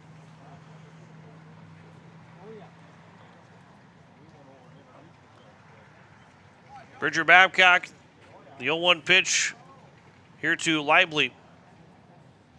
On its way, and a fly ball to right field. Over is Will Eilers to make the catch. Runner will tag from second towards third. Stosher will cut it off and no throw to third. And so there's now 2 outs and a runner on at third base. And it brings up Paxton Sohn to the plate.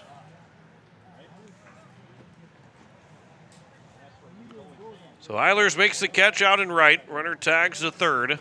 Colin Boyle is 90 feet away right now. And Paxton Stone, the second baseman, trying to cut this lead down here with 2 outs in the top of the second. First pitch to him. That'll be on the inside edge for a strike, and the count's 0-1. Stone did not swing the bat in game number 1 as he was the starting pitcher. He is hitting .203, 1 double, 7 runs driven in. The 0-1 pitch, that one's fouled away, and the count's 0-2. 3 of those 7 runs driven in have come with 2 outs. He's hitting .333 of the runners in scoring position. Again, Renner coming in today hitting .240 with runners in scoring position on their .224 batting average overall as a team. 0-2 pitch. That is outside, and the count's 1-2. Number 7 man in the batting order in Paxton Stone. Lane Heitman, the catcher. Again, he's going to get his first swings as he's on deck. 1-2 pitch. This will be fouled back. And we'll do it again at 1-2. But Bridger Babcock and the eights would like to see Lane Heitman lead off the top of the third and not come to the plate here in this second. Here's the 1-2 pitch. There's a fly ball to right field. That will get out of play on the right side. Another 1-2 pitch upcoming.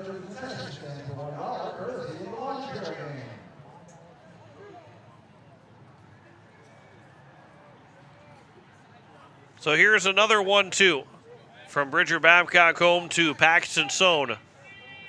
He'll deliver. And a ground ball that is going to be foul over to the third base coaching box. Or Coach Struck will make the play. Easier play for him this time than it was the first time he made that play. He still made the barehanded grab.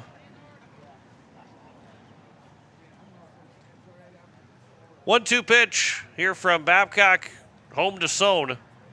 Swing and a miss, and Sonnenschein will put the tag on, and that will retire the side. Second strikeout for Bridger Babcock. No runs, no hits, an error, and 1 man left on base. We head to the bottom of the second. It is a 3-0 lead for Pierre over Renner. Back in a minute on KCCR, and you're watching it on YouTube at KCCR Sports. Step up to the plate with Kathy Sonnenschein Properties in Pierre, your go-to for buying, selling, and finding your perfect home. Whether you're looking for a cozy cottage or a spacious family home, Kathy Sonnenschein Properties has you covered. We're committed to helping you make your next big move, on the field or in your life. Ready to find your dream home? Call Kathy Sonnenschein Properties at 605-224-5588. Your home run in real estate. No one likes to have electrical problems, but when they happen, call Todd's Electric at 223-2518. With over 28 years of experience, Todd's Electric can handle any type of electrical problem, whether it's residential, commercial, or agricultural. Their knowledgeable staff knows and understands the importance of your home, business, or ag facility and are prepared to help. Call Todd's Electric at 223-2518. That's 223-2518. Todd's Electric, serving the Pierre and Fort Pierre areas. The line to power. As we welcome you back, it is the bottom of the second, and it is a 3-0 lead for Pierre over Renner on American Family Insurance Brittany Schuffelbein scoreboard. It will be 8-9-1. Hudson Schaefer, Porter Hunsley, and Carter Schuffelbein to lead us off here in this second. Hudson Schaefer swinging the bat for the first time. I mentioned that nobody was new in the lineup. Hudson Schaefer definitely was new in the lineup from game 1. He is, so far on the season, he is hitting just 100 right now, looking to push that batting average up. Does have a double and a run driven in so far for Schaefer. He threw a 5-inning no-hitter on Friday against Spearfish, as that first pitch will bounce 10 feet in front of the plate for ball 1.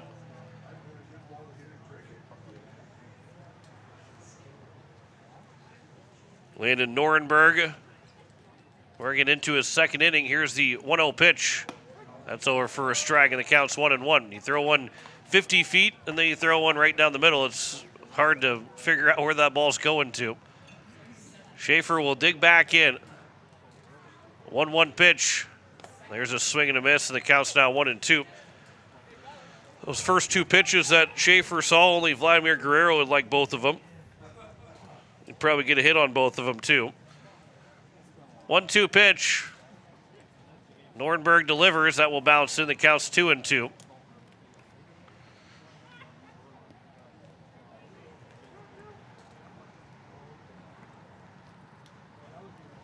Nornberg, the 2-2 pitch here to Hudson Schaefer. That one's fouled away at the plate, and we'll do it again here at 2-2. I did, when I back in high school, my best friend and the second baseman when he played first, Spencer Sander, he didn't not like to pitch, as that one would be popped up on the right side, be the first baseman that will call for it in foul territory, and Eddie McQuiston will retire Hudson Schaefer for the first out. And it brings up now Porter Hunsley, the center fielder.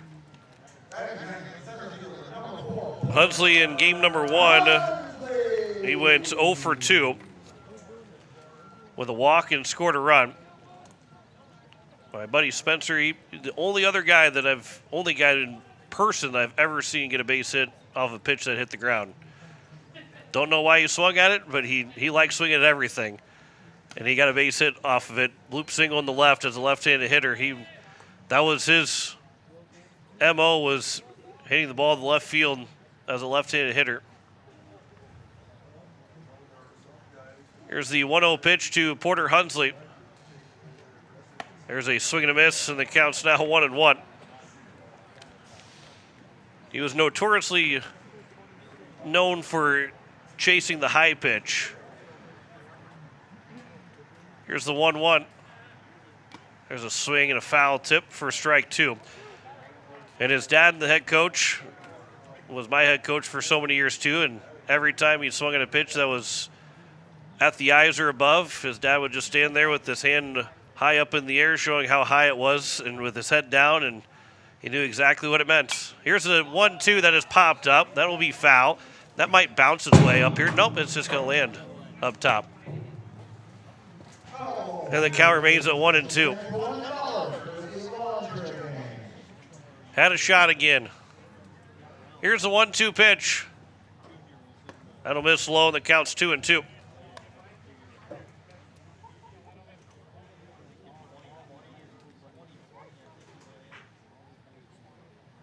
Nornberg, the 2-2 pitch to Porter Hunsley. That one's taken for strike 3.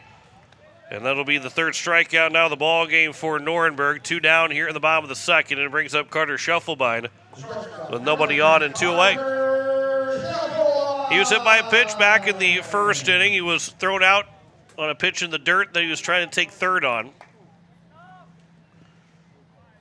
He's looking for his third hit today. He's got 2 doubles so far. But looking for his first hit here in game 2. Swings and fouls that one for strike 1.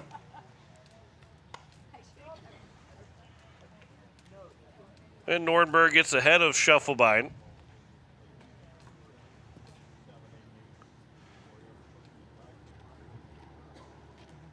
Here's the 0-1 from Nornberg.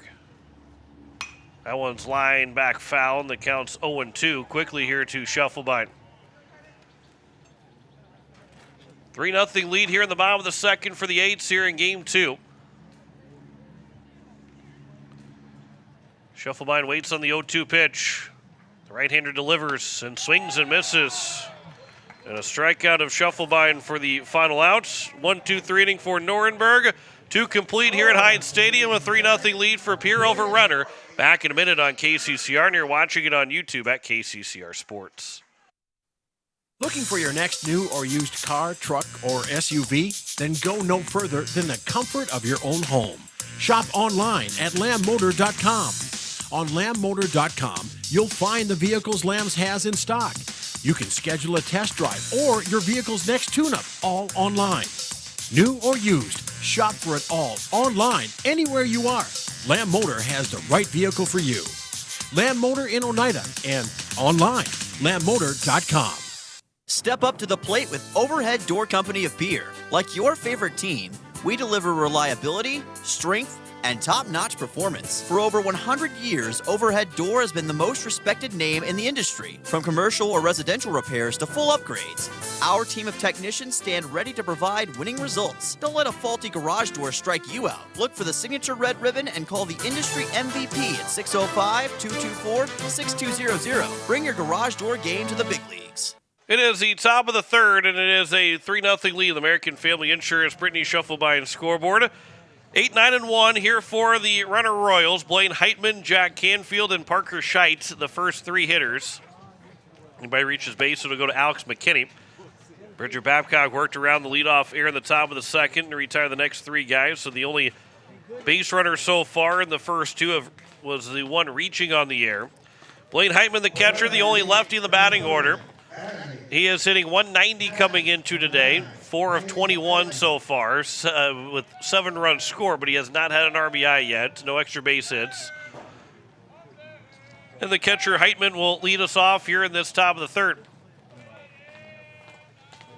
Here's the first pitch from Bridger Babcock, and that'll be fouled away, out of play for strike one.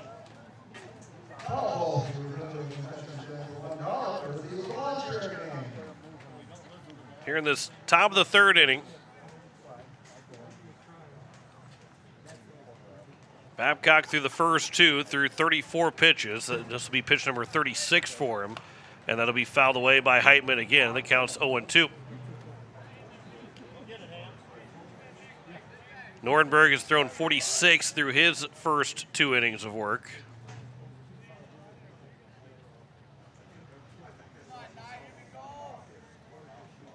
Here's the 0-2 from Babcock to Heitman. That'll miss low and away, and the count's now 1-2. Also tomorrow we've got on the way, we'll have coverage of the NBA draft, which I'm sure there'll be potentially some breaking trades. Maybe the trades will be made before they get into draft coverage. That 1-2 pitch will bounce in. The count's now 2-2. Going back to the College World Series, Oklahoma with a 7-1 lead now in the bottom of the fifth with 2 outs over North Carolina, who won yesterday to force this game 3. Here's the 2-2. Swing and a miss, and Babcock will get the strikeout of Blaine Heitman. Third strikeout of the ball game for Babcock, and there's one down, and it brings up Jack Canfield. Canfield, who was the leadoff man in game 1, went 0 for 3, hit by a pitch in the first pitch of the game. Then he struck out swinging in the second and 6th, and he also ground out of the first baseman in the 5th, who was Bridger Babcock in game 1. This will be fouled over the top of the press box for strike 1. Norway now has a 3-1 lead over Senegal in the World Cup. That one's over for a strike, and it counts 0-2. Twins down 2-1 to the Los Angeles Dodgers. I think the Chicago Cubs haven't played a game in seemingly a week. They got postponed again to the New York Mets. 0-2 pitch. This will be popped up on the right side. Long run, foul territory, and it will land foul. One hopped in front of Will Eilers. Just unable to make that play. And the count remains at 0-2. And the Cubs were postponed yesterday against the Blue Jays, and then they were postponed again today against the Mets. They will make up that game on Wednesday for a doubleheader.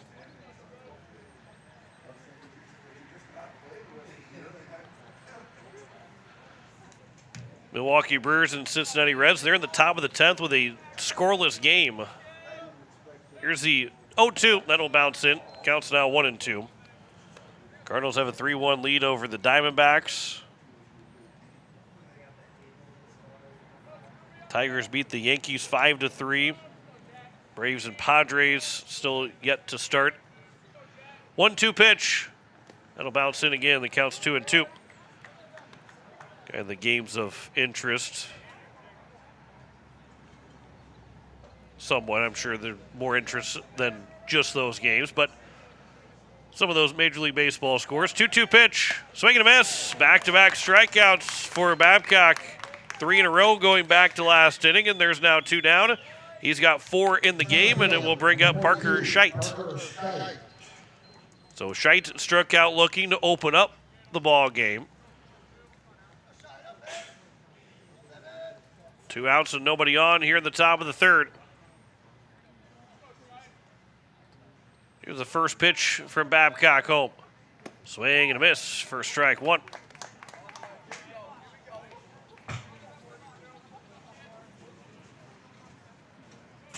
Right-handed hitting center fielder Scheit digs back in. Here's the 0-1 from Bridger Babcock home. That one a check swing. They will check, and he did not go. And the count's now 1-1.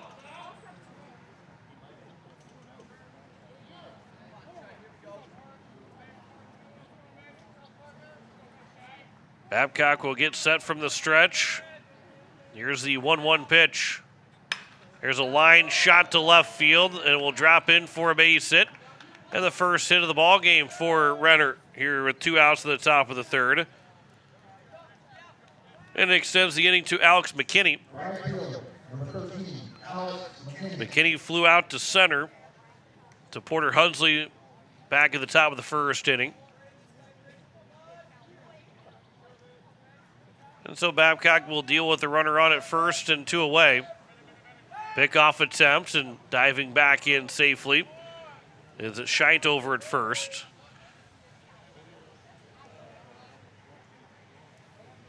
I don't know if the Renner Royals have gotten humongous leads on Bridger Babcock, but the pickoff attempts have been a lot closer than maybe what would imagine. Here's a fly ball to right center field. Will Eilers will call off Hunsley to make the catch and get out of the inning here in the top of the third. No runs, a hit, no errors, and a man left on base. We head to the bottom of the third. It is a 3-0 lead for Pierre over Renner. Back in a minute on KCCR, and you're watching it on YouTube at KCCR Sports. People helping people. Have you ever wondered what the benefits are of becoming a Owyhee Federal Credit Union member? At Owyhee Federal Credit Union, we reinvest profits in you. We do this in the form of lower interest rates, higher dividends, and low to no fees. So come check us out or come in at 221 East Pleasant Drive in Pierre, because at Owyhee Federal Credit Union, we treat our members like they own the place because, well, they do. Owyhee Federal Credit Union. With any dream, the wind won't always be at your back, the sun won't always be shining, and some rain is going to fall. American Family Insurance is like a good, solid roof that you can trust to protect your biggest dreams. With plans that could save you up to 23% when you bundle your home and auto. Also, you can continue to dream fearlessly, no matter what comes your way. American Family Insurance. Visit mfam.com to learn how discounts may apply to you. American Family Mutual Insurance Company assigned its operating company, 6000 American Parkway, Madison, Wisconsin. Contact the Brittany Shufflebine Agency, LLC, 224-6627. Back here, bottom of the third, it is a 3-0 lead for Pierre over the Renner Royals. And it will be in this bottom of the third, 2, 3, and 4. Hudson Stosher, Sun and Shine, and Will Eilers. Anybody reaches base, it'll go to Jackson Goodman. Stosher reached on an error back in the first inning. Came around to score the 2 RBI single from Will Eilers. Helped get the 8-set 2-0 lead. Now into a 3-0 lead. As Norenberg will deliver the first pitch to Stosher. That'll miss low for ball 1.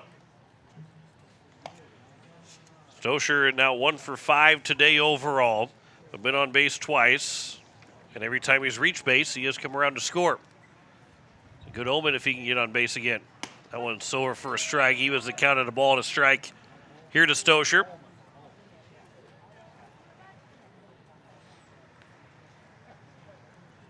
Here's the 1-1 from Norenberg. Ground ball that'll be up the middle, fielded by the shortstop Canfield. His throw to first, a little bit wide, but still on the bag at McQuiston. And the leadoff man is gone here in the bottom of the third inning. It will bring up Sun and Shine the plate, who drew a walk in his first trip to the plate and came around to score.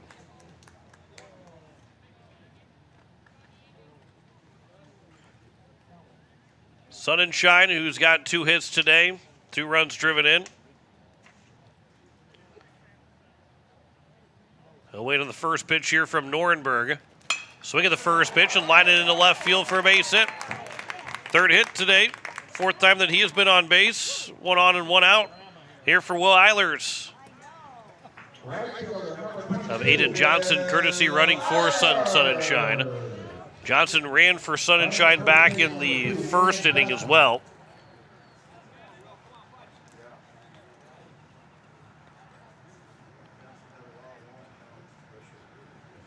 So now here is the first pitch from Norenberg to Will Eilers.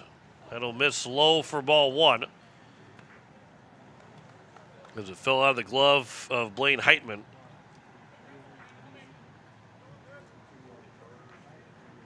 Norenberg, this will be pitch number 52 for him. Swing and a miss for a strike, and it counts 1-1. Babcock, through 3 innings, has thrown 49 total pitches. So even with the double play, Norenberg will still throw more than Babcock has, at least by 4, if not more. Pickoff attempt. Johnson maybe 2 steps off the bag, so then you have to step and dive back to first. Here's the 1-1 pitch to Eilers.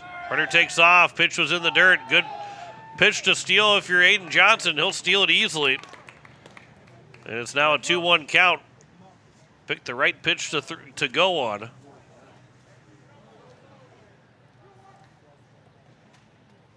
So 2-1 count.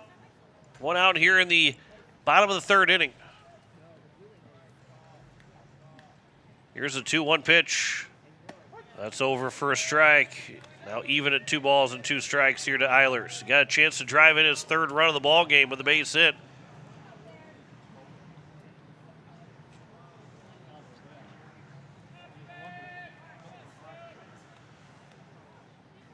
Here comes the 2-2. That will bounce in to the right of the catcher Heitman. Johnson reads it perfectly. He's now at 3rd. With a 3-2 count. There's a runner on at 3rd here with 1 away. See if the A's can make this a 4-0 lead here in the bottom of the 3rd inning. Infield will come in all the way around. Payoff pitch here from Norenberg to Eilers. Fouls it away. He'll stay alive.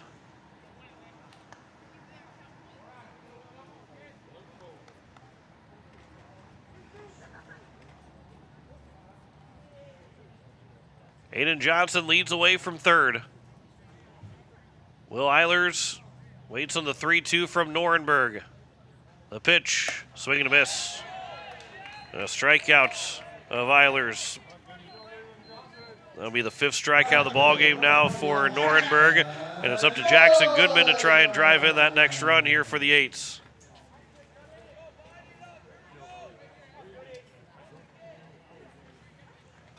So Jackson Goodman looking for his first hit today. 0 for 4 in total, 0 for 1 here in game 2.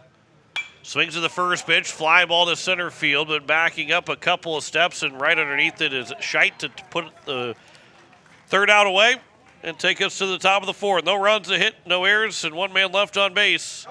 3-0 lead for Pierre over Renner after 3. Back in a minute on KCCR, and you're watching it on YouTube at KCCR Sports. Spring is the season for a fresh start, and that includes your technology.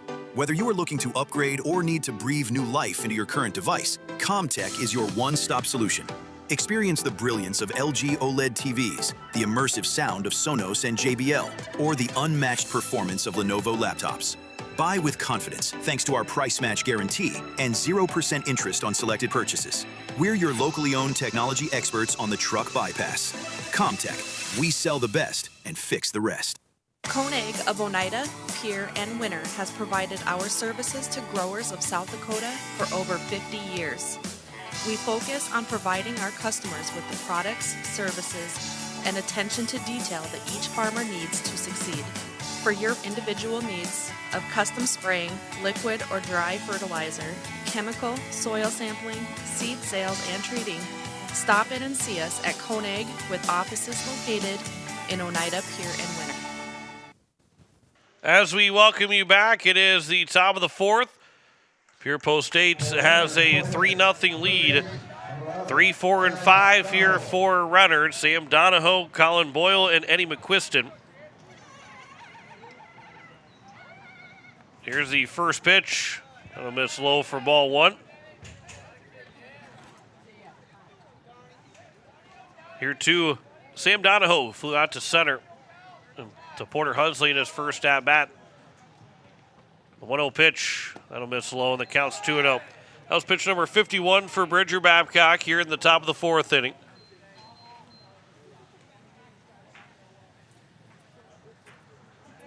Here's a 2-0. That'll miss low, and the count runs now to 3-0. Here to the Renner leadoff man, Sam Donahoe. It is 3-4-5 here for the Royals. 3-0 pitch is over for a strike, makes it now a 3-1 count.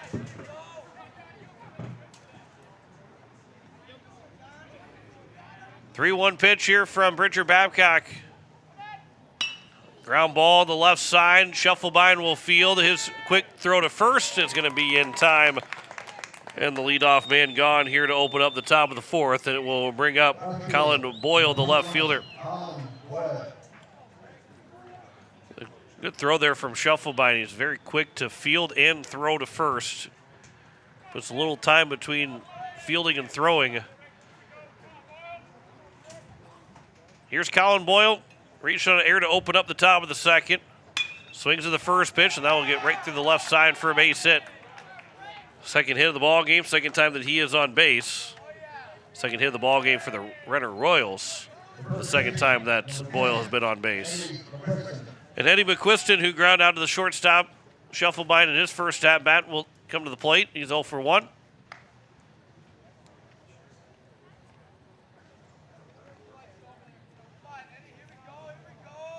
Runner on at first with one out here at the top of the fourth. Here's the first pitch. Ground ball that is going to be foul. And the count's 0-1.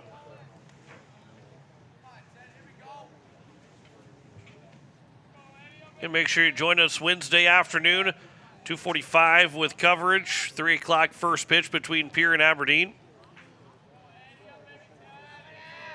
Looking like it should be a nice day for some baseball. Here's a pickoff attempt. And diving back in safely over first is Boyle.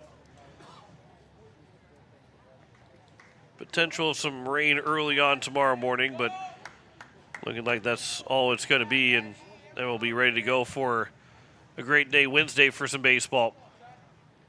There's a line shot that will get into right field and down for a base hit. Is now first and second. A throw will get away from Shufflebein, but it goes over to third, and it's now first and second. And it will bring up Joey Lively to the plate. Back-to-back singles here for Renner.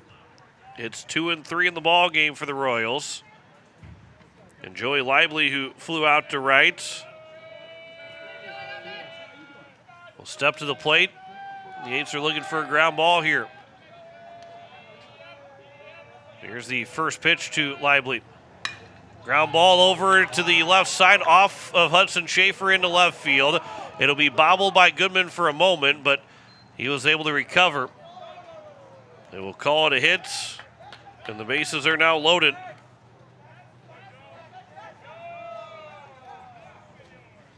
Bases loaded here with one out, and Coach Elliott Life will make his way out and have a conversation with his pitcher and the rest of the infield.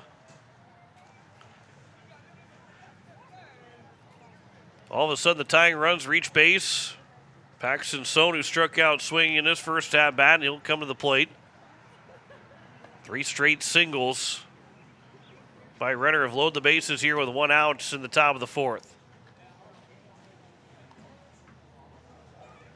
And Coach Life kind of slowing everything down here real quick and talking some strategy, but maybe also waiting for home plate umpire Brandon Sarda to come out and break it up. But he'll walk back to the dugout before then.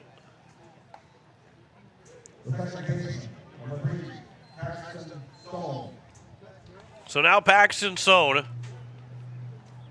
Bases are loaded and one out here in the top of the fourth. Sohn is 0 for 1. He struck out swinging back in the top of the second. Here's the first pitch. That's over for a strike.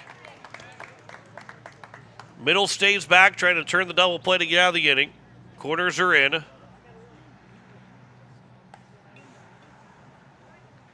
Here's the 0-1 from Babcock to Sohn.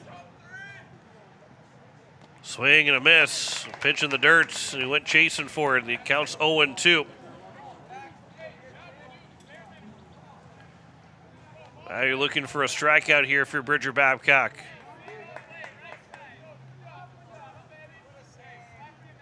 Still love a ground ball, maybe right back to you. Here's the 0-2 pitch. Swing and a miss, and a big strikeout. 2 down now here in the top of the 4th, and it brings up Blaine Heitman, to the catcher, to the plate. Strikeout number 5 for Bridger Babcock.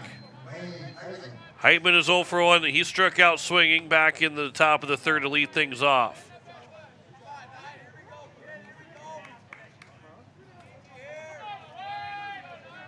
The bases loaded and 2 outs now here in the top of the 4th.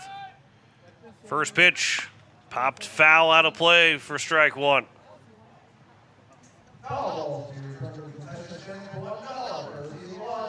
Do have activity out in the right field bullpen.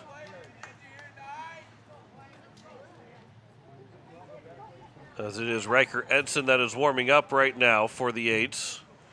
The DH in the ball game. Here's the 0-1 pitch from Babcock. That one just misses outside, and the count's 1-1.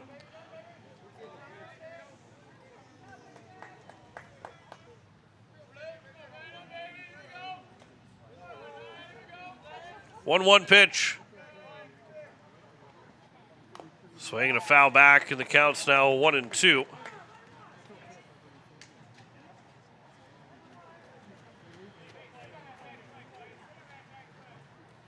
Babcock a strike away from getting out of this jam. Looking for strikeout number 6.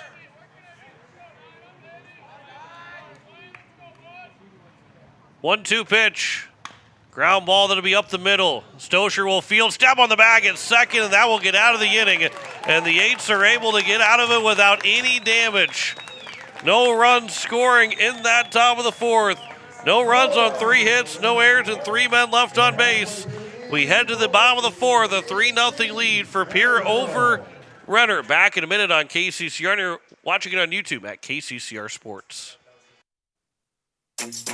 Is it the competition that keeps bringing you back? The long-standing rivalries? Or is it seeing friends again and cheering on your favorite team? At First Dakota, we're here for it all. We appreciate the fans, the players, the coaches and officials, the concessions crew.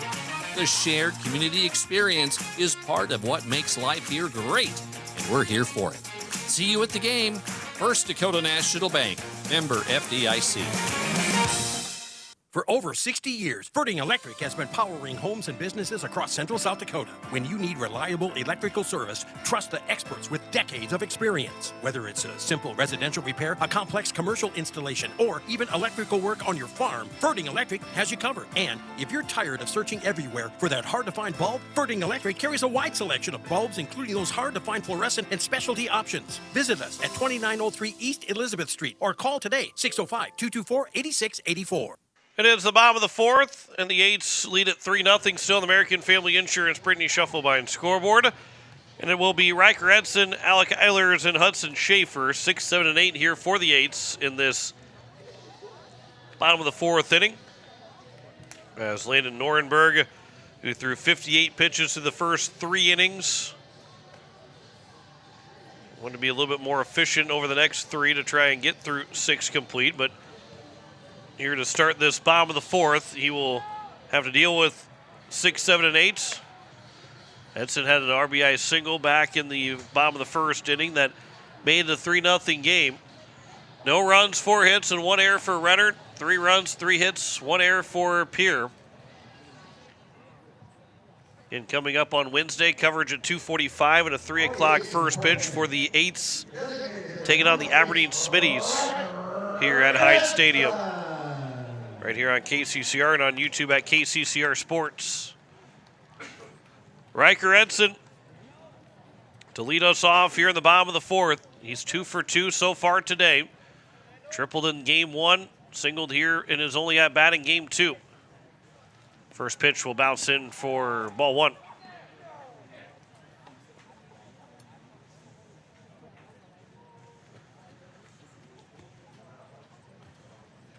Here's the 1-0 to Edson. That's over for a strike, and the count is now at 1-1. Coming up tomorrow, we got the NBA draft here on KCCR. Wednesday, post-day baseball. That'll miss inside. The count's now 2-1. Thursday, Friday. One of the rare times that we haven't had a game on the air in a long time. 2-1 pitch. That one's off the hands. A slow roller to the third baseman. Donahoe will field his throw to first as he charges in. He'll make the throw in time to get Edson. And there's one down here in the bottom of the fourth, and it brings up Alec Eilers, who's 0 for 1 with a strikeout.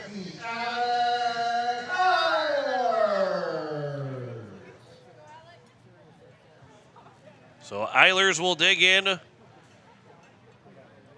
1 out, nobody on here in the bottom of the fourth. As Nornberg, first pitch will miss low for ball 1 to Alec Eilers. And we're getting a little bit closer to that end of the season here for the Eights, or at least the South Dakota season. They're still just about a month, a little less than a month. That one's over for a strike, and the count's 1-1. Before we get to that best of 3 regional round,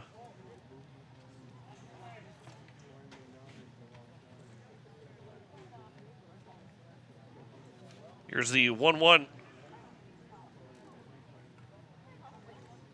That one's fouled away, and the count's now 1-2.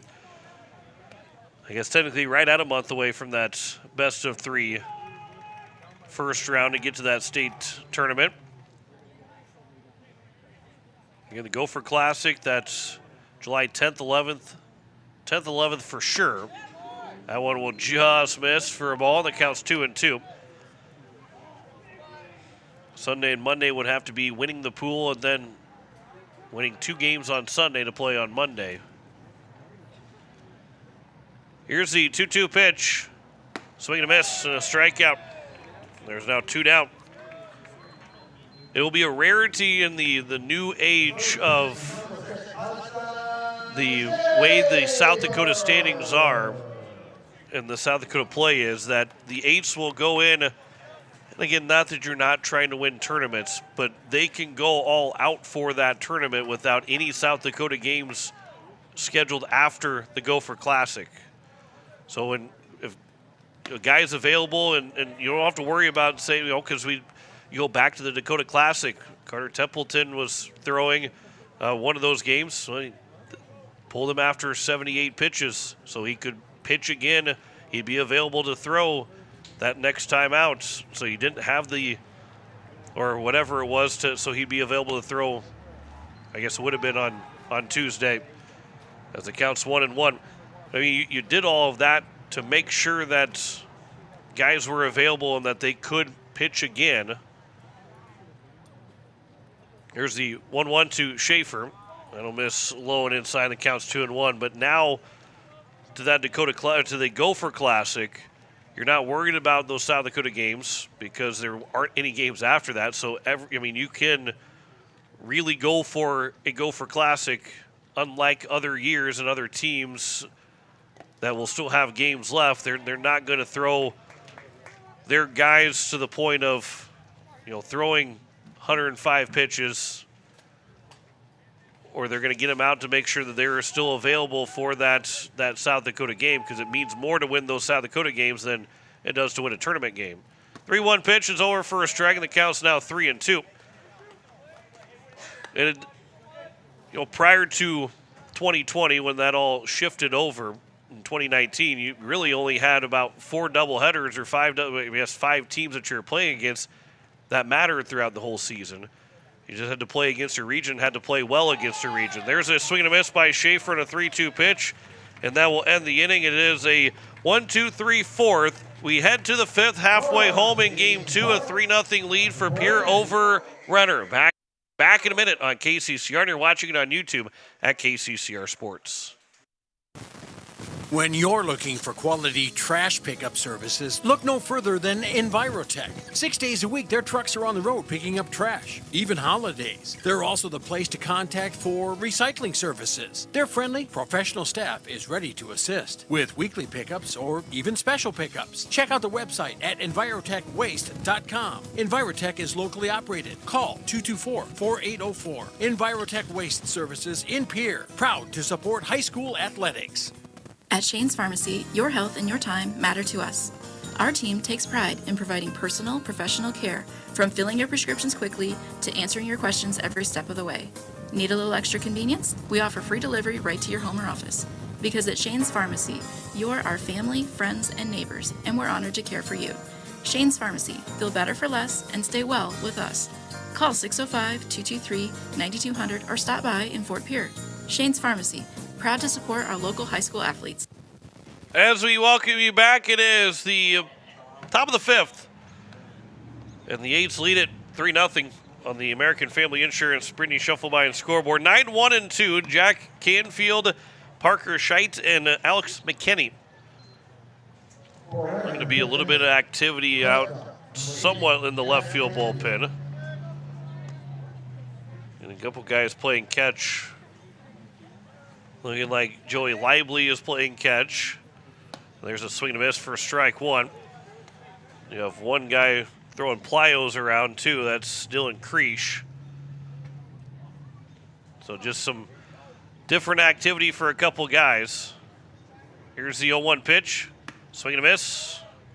The count's 0-2 here to Jack Canfield. He's been well out in front of those first two pitches from Bridger Babcock.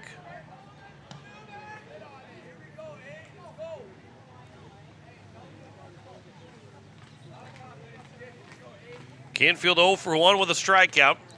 Here's the 0-2 pitch. Comes high and inside. The count's 1-2.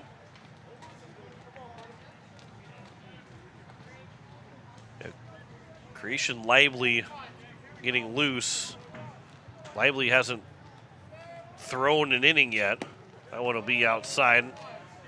So the count's now 2-2. Now Lively's going to go. Maybe they got to play catch with Creesh.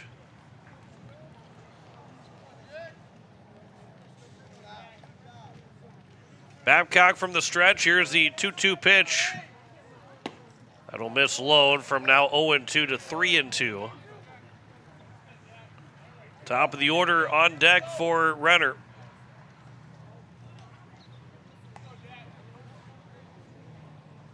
Three-two pitch.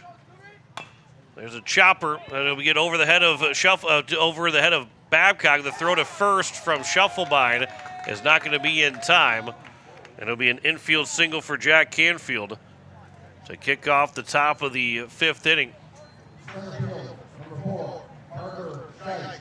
Just another chopper by this Renner team that has done enough 3 different times. Twice they've been retired, but they've done enough to score a run. This time the chopper did just enough to get over the head of Babcock and be well short in front of Shufflebine for Canfield to get an infield single. As the first pitch swinging through the left side of the infield, back in by Shufflebine. Across his body, that throw will be wide. Throw back to second. And Stosher is able to make that catch to keep everybody at first and second. Another infield single. As Parker Scheit will also have an infield single now, and it's first and second. Here in the top of the fifth for Alex McKinney, who is 0 for 2. Flew out to center, flew out to right so far. First pitch is inside for ball 1 to McKinney. The big spot here in this top of the fifth inning. Number 2 man in the batting order. You've got first and second with number 9 and number 1 in the batting order. Nobody out. McKinney with a fly ball, shallow right field. That will drop in for a base hit. The throw will go to second, but it's not going to be in time. And the bases are now loaded. And don't know if you could have placed any of those 3 hits any better than what you have.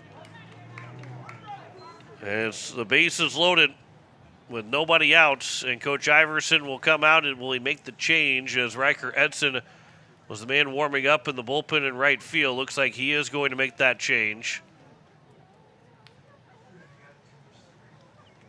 And so Bridger Babcock will exit the game with the bases loaded and nobody out here at the top of the fifth with a 3-0 lead. We'll step aside for a minute. You're listening to Post-State Baseball on KCCR, and you're watching it on YouTube at KCCR Sports. When your tank's running low and your stomach is growling, there's one place Pierre trusts, DJ Senex. Feel up fast, grab ice-cold drinks, selection of fresh donuts, and that perfect cup of coffee to keep you moving. Friendly faces, quick stops, and everything you need right when you need it. So next time you're on the go, make the easy stop. DJ Senex. Fueled by community, driven by you. For years, you have trusted Larry Fry Heating and Cooling to keep your home comfortable, no matter the season. Now that same commitment to quality service and expert care has a new name. Introducing Kruger Climate Systems. We're familiar faces, the reliable technicians, and the same dedication you've always known, now under a new banner. From essential repairs and routine maintenance to brand new installations, we're here to ensure your home's perfect temperature. Kruger Climate Systems, your trusted partner for a comfortable home. Call us today for all your heating and cooling needs. So the bases are loaded. Riker Edson is now on the mound. And it is the Eights that are trying to hold on to this 3-0 advantage. Edson has thrown 9 2/3 innings. This will be his 5th relief appearance. 8 hits, 4 runs, 9 walks, 9 strikeouts for Edson. 2.90 ERA, 1.76 whip. A batting average against a .216. Can't close the book on Bridger Babcock as he has got the bases loaded right now. All of those runners are his. But he would love to end this throwing 4 innings, 4+ innings without a run given up. But 4 innings, he did give up 6 hits, no walks, 5 strikeouts, and 74 pitches for Babcock. You're listening to KCCR Pierre Riverfront Broadcasting Station. A 3-run first inning for the Eights, 2-run single for Will Eilers, and an RBI single for Riker Edson. Gave the Eights a 3-0 lead. That's where we stand at right now with the bases loaded and nobody out here at the top of the 5th. And the first pitch will get away from Sun and Shine, and a run will come in to score to make it a 3-1 game. Another run scores on a wild pitch. And now the tying run is already into scoring position here.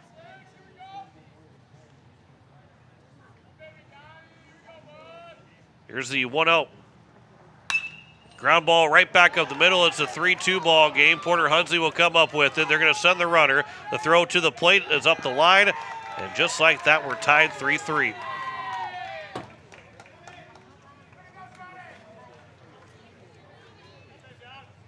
Two RBI single for Sam Donahoe. And for the second straight game, the Eights have had a multiple run lead and have been given up. And officially closed the book on Bridger Babcock giving up those 3 runs over those 4 innings. That one's over for a strike. Here to Colin Boyle, who's been on base twice. Reached on air in the second, singled in the 4th. Here's the 0-1 pitch. It comes inside and makes it a 1-1 count.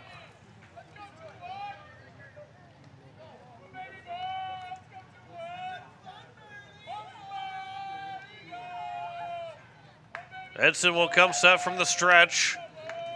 Here's now the 1-1 pitch. That'll miss low, and the count's 2-1.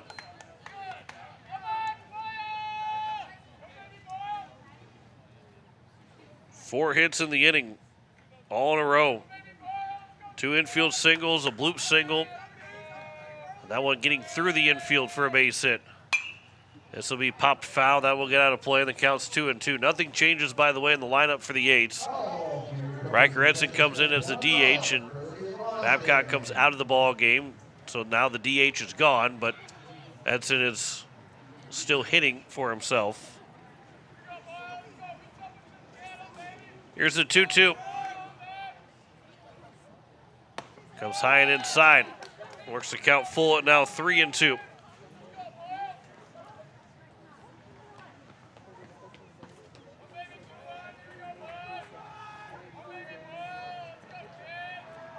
Runner out at first with nobody out here in the top of the fifth.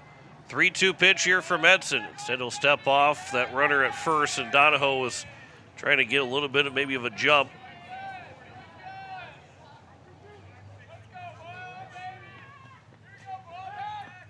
Now a pickoff attempt and back in safely. With the tag applied by Alec Eilers is Donahoe.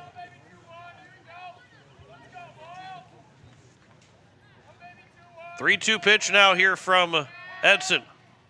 Taken for strike three. The throw back to first is not going to be in time, but Boyle is retired on the strikeout. There's now one down here in the top of the fifth. And Eddie McQuiston to the plate.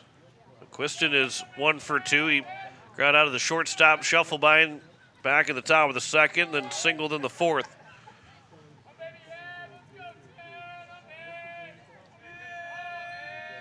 Here's the first pitch from Riker Edson. Instead, again, nope, they will call a balk against Edson. He stepped off, but the Renner coaching staff and the bench had it the whole way, and it turns into a balk to put the runner on at second. So Donahoe's now in scoring position here with one out. Takes the double play chance away. First pitch will be upstairs for ball one.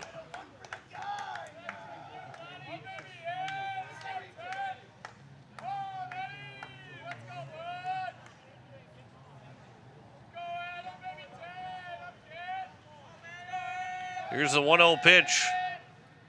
That one's fouled back. And the count's now 1-1.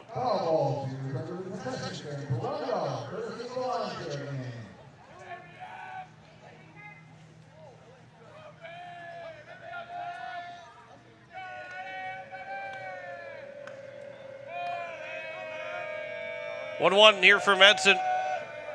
Home to Eddie McQuiston. Checking the runner at second. And that'll be off the end of the bat. Coming in is Stosher. He'll come and make a running catch in the infield grass for the second out. And brings up Joey Lively to the plate with two away. Lively is 1 for 2. He singled back in that fourth inning. It was 3 hits in that fourth to load the bases, but Bridger Babcock was able to get out of it.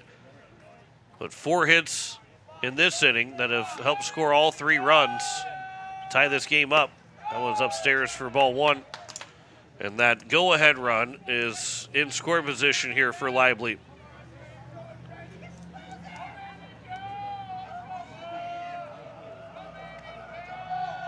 Here's the 1-0 pitch from Edson. That is grounded foul. And the count is now 1-1.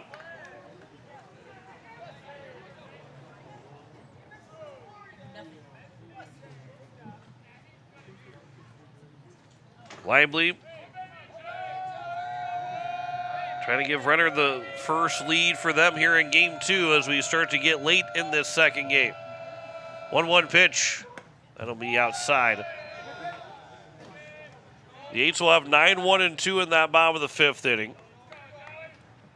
We'll see if Norenberg will come out for that 5th inning. He's thrown 73 pitches right now. They had some activity with Lively that was warming up. Was not Lively that was warming up. He was helping warm up the man. That was fouled away. It was Creech that was warming up. Counts now 2-2. That one was fouled away by Lively. And so now here a chance to get out of this inning here for Riker Edson. 2-2 pitch. That's a ground ball through the right side for a base hit. They will round the runner at third. Eilers will come up with it. The throw coming to the plate is not going to be in time. And Renner will take a 4-3 lead here in the top of the 5th inning.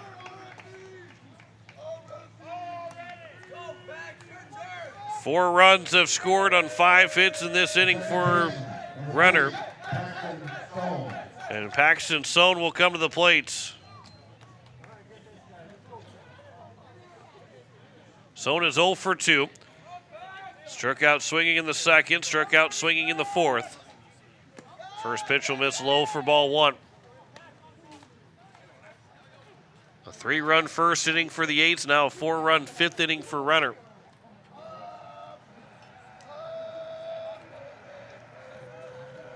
Here's the 1-0 pitch from Edson. That one will catch the outside or inside corner, and the count's now 1-1.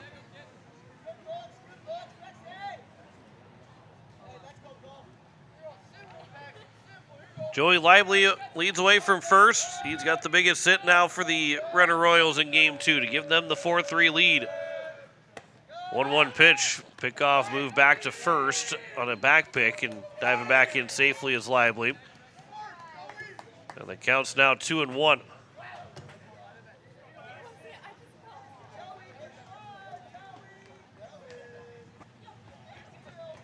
Eighth man to come to the plate in this inning for Renner.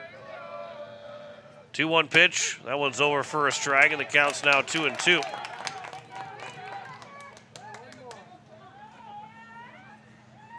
So now a strike away again. Here is Edson to get out of this inning. 2-2 pitch. Popped up right side. Long run for Alec Eilers, and he will run out of room and run out of time. And the count remains at 2-2.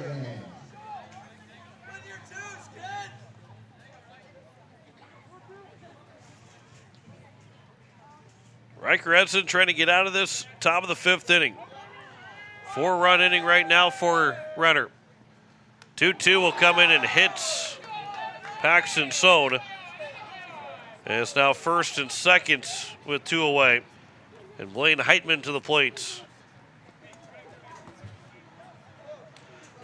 And so now with it being first and second, Blaine Heitman, 9th man to come to the plate. He's 0 for 2 so far. Grounded out to end that inning.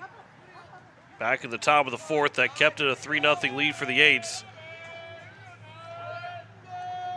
And now this long top of the 5th has gone the way of Renner. And they're still threatening here with another runner in scoring position. First pitch swinging by Heitman. He'll foul that one away on the left side for strike 1. By the way, Oklahoma is now taking a 9-2 lead over North Carolina in the top of the 8th. That best-of-3 series, winner-take-all game. So most likely Oklahoma winning that College World Series. That one just misses inside, maybe a little bit high, and the count's 1-1.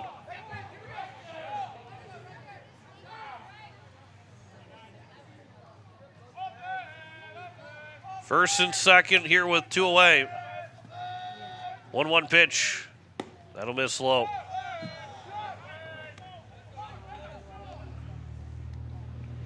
Jack Canfield, who led off this inning, he is now waiting on deck. He got an infield single that got everything going. Scored to make it a 3-1 game on a wild pitch before a 2-run single. That one's at the knees, and the count's now 2-2. Sam Donahoe tied the game up with that 2-run single. Then he scored on the RBI single from Joey Lively. And so now a 2-2 pitch here from Edson. He'll come home to Blaine Heitman. Checks the runner at second a couple times. That pitch is high and outside. And the count runs full at 3-2, and everybody will get a head start at first and second.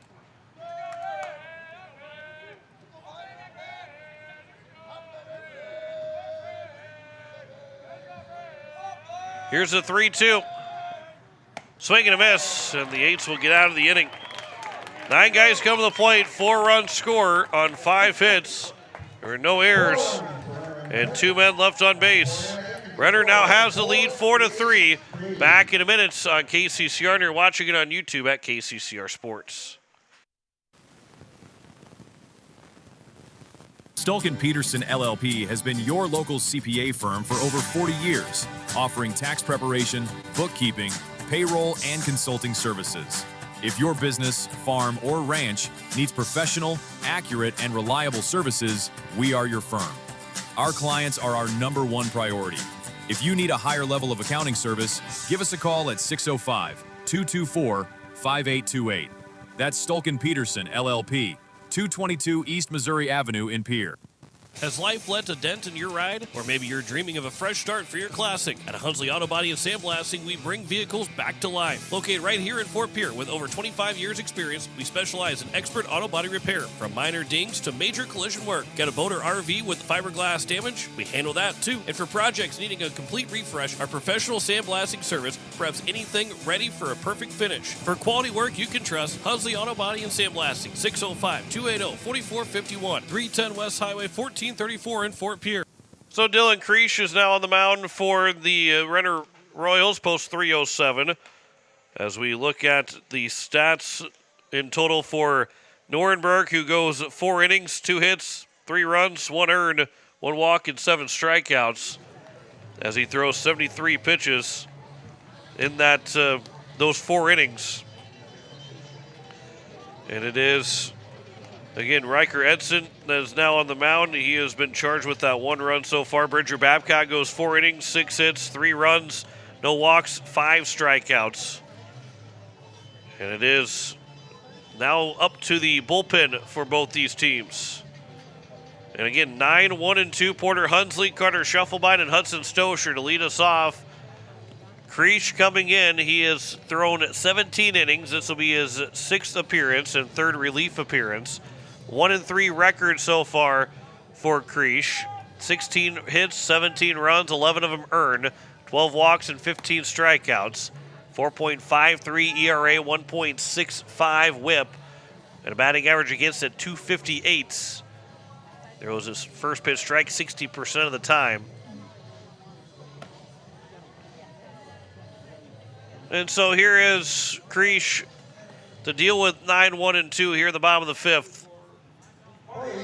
As we start to get late here in this doubleheader. Porter Hunsley is 0 for 1. He struck out looking.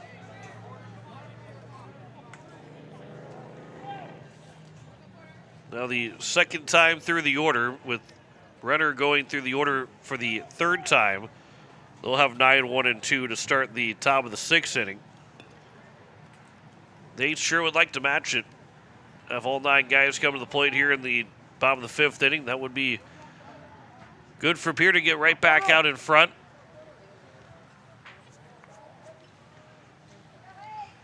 So Dylan Creech here delivers the first pitch to Porter Hunsley. That'll miss for ball 1.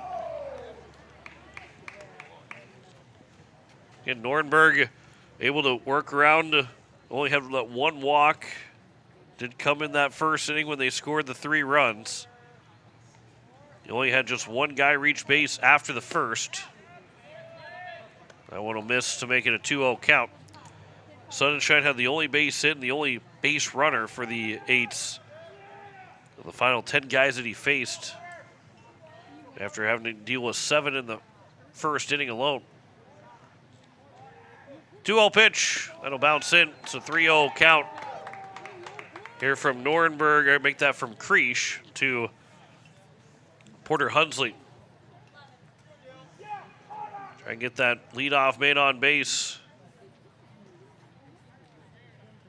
3-0 pitch. That's over for a strike. The count's now 3-1. Already seen 1 guy make his way down to the left field bullpen.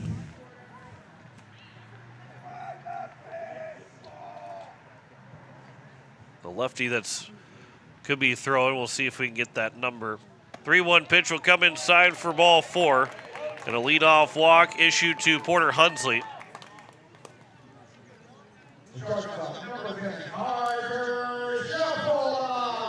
Oh, now Carter Shufflebine to the plate. Hard to see the number for sure. Might be number 5 in Owen Lechtenberg. Might be warming up.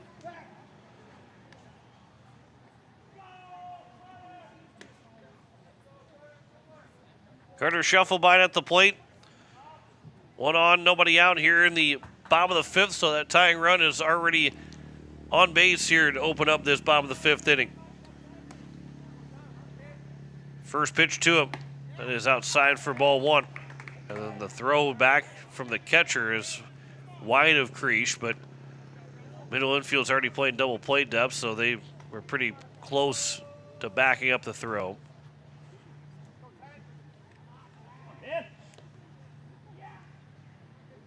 Here's the 1-0 now from Creech. That'll miss. Counts 2-0. Coach Struck was taking no time getting a man up in the bullpen. Only took 3 pitches and 3 misses for the lefty to make his way out of the left field bullpen. That'll be upstairs, and the count's now 3-0.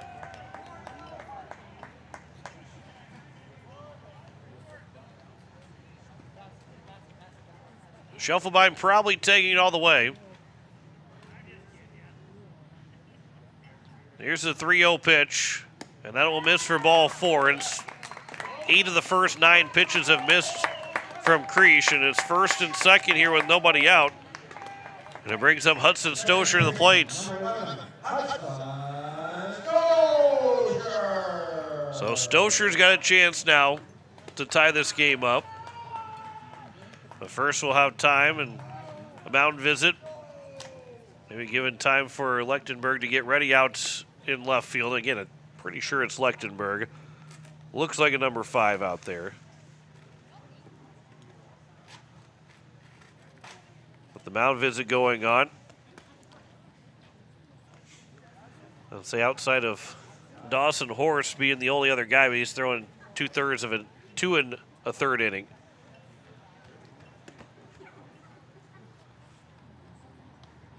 Just trying to see if we can't see that guy pitching out there in left field. But a long mound visit here. They're probably going to give a lot more time here. And until the home plate umpire or one of the umpires go out and breaks up the mound visit, and they just might continue to have a talk. Well, Brandon Sarda took 2 steps towards the mound, and that was the end of the mound visit.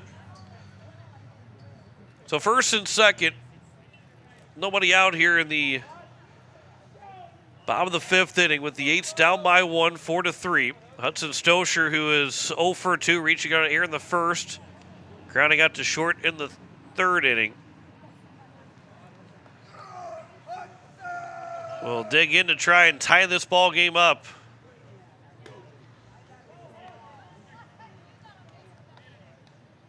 Creech will come set from the stretch. First pitch is over for strike 1.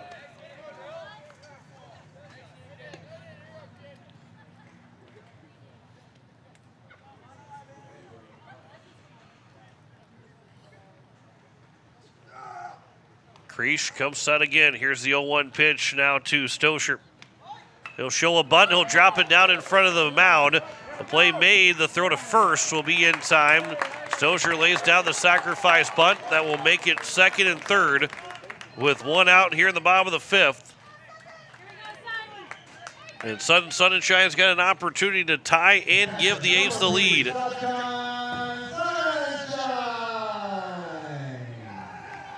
So a sacrifice bunt, 1-4 on the sacrifice bunt for the first out.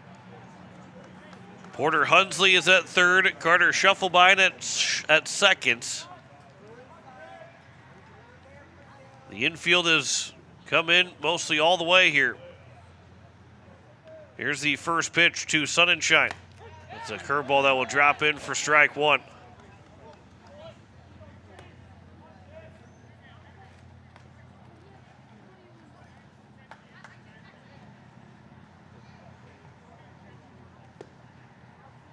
Creech is going to work from the windup here. The runner's at second and third.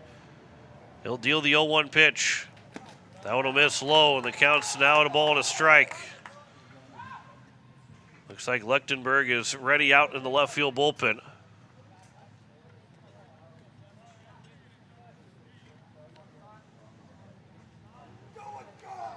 Here comes the 1-1 now from Creech. home to the catcher in Sun and Shine. A fly ball towards center field. Should be deep enough to tag the runner. The catch is made. The throw will come in. Both runners tag. Both runners move up. We have a tie ball game 4-4. Shine made the catch. Looked like he maybe took a step and slipped just a little bit and enough to not allow a play at the plate. And we got a tie game at 4 here in the bottom of the 5th inning. And Will Eilers with a chance for his 3rd RBI to try and make this a lead back for the Eights.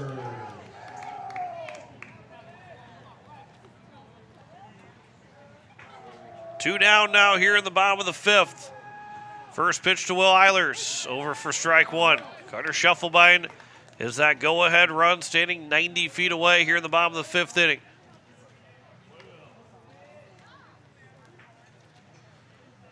Here is the 0-1 from Creech. Line shot, that's a base hit for Will Eilers, and the Eights reclaim the lead here in the bottom of the 5th. 3rd RBI of the ball game for Eilers. He's 2 for 3. And a 5-4 lead for the Eights here in the bottom of the 5th inning. Great piece of hitting for Will Eilers. Jackson Goodman now to the plates. And Eilers 2 for 3, 3 runs driven in.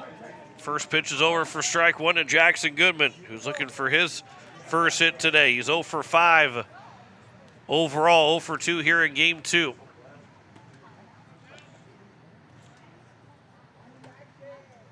Here's the 0-1 pitch to Goodman. That'll come inside. Does not hit him, but was close, and the count's 1-1. The both starters no longer on the hook for a win or a loss. It is now to the bullpen for both these teams. Pickoff attempt, and Eilers will dive back in safely.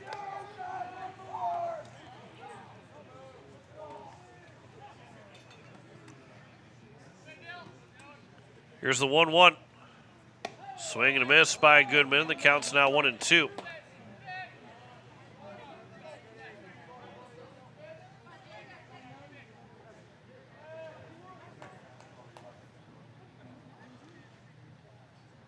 Creech will come set from the stretch. Here's the 1-2 pitch to Goodman. Swing and a miss, and that will end the inning here in the bottom of the 5th. But 2 runs will score on the RBI sac fly from Sun and Shine, and the big RBI single from Will Eilers, and the Eights are back up by 1, 5-4 as we head to the top of the 6th. Back in a minute on KCCR, and you're watching it on YouTube at KCCR Sports. Dakota Sprinkler and Landscaping wants to make it easy for you to get that lush green lawn and that yard haven that you've been dreaming of. Visit dakotasprinkler.com to make appointments for sprinkler system spring startup, service calls, fall winterization, and landscaping quotes. Trust Dakota Sprinkler and Landscaping's professionals to get you through the planning and installation to make your landscaping needs a reality. Visit dakotasprinkler.com today. Most of us already know that Gales Gas of Pierre is the place to call for propane. They offer an automatic fill plan so you never have to worry about running out of propane. They accept debit and credit payments or a budget payment plan to spread out the cost throughout the year so you never have surprises when you get your bill. For delivery, convenience, and great customer service, call Gales Gas at 224-5518. That's Gales Gas at 224-5518. It is the top of the 6th, and the Eights lead at 5-4 on the American Family Insurance Brittany Scheffelbein scoreboard. And they will go against 9-1-2. Jack Canfield, Parker Scheidt, and Alex McKinney, the 3 guys that got things started for the Renner Royals in the top of the 5th. That gave them a 4-3 lead. But the Eights are back up by 1 now here to start the top of the 6th. And Riker Edson trying to work with the lead here for the Eights in this 6th inning.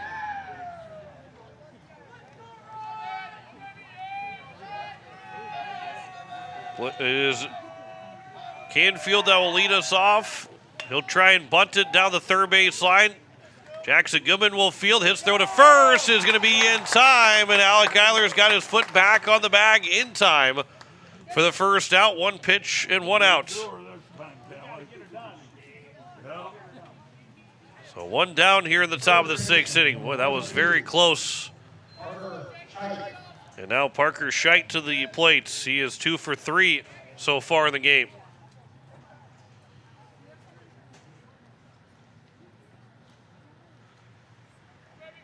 Scheidt singled in the 3rd. He also singled in the 5th inning. Came around to score on that 2 RBI single that made it a 3-3 game at the time. First pitch will miss inside for ball 1. 2 Scheidt. The top of the order here for Renner with 1 out, nobody on here in the top of the 6th. There's a pitch that's a ground ball to the second baseman, Stosher. He'll stay down on it. His throw to first, and Eilers was not on the bag. And then he tried to swipe the tag, but he was going to be late on the tag anyway. And so there is now runner on at first with 1 out.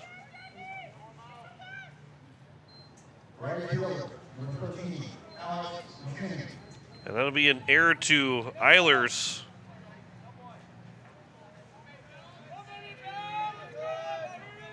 So brings up Alex McKinney, who's 1 for 3. Eilers just had a hard time finding where that first base bag was at. And then when he tried to swipe the tag, obviously Scheidt had already gotten past the first base bag and didn't feel good for Eilers with the arm hitting Scheidt. It was running full speed. Runner takes off, pitches inside, the throw to second, shuffle by, the tag applied, they got him out in seconds.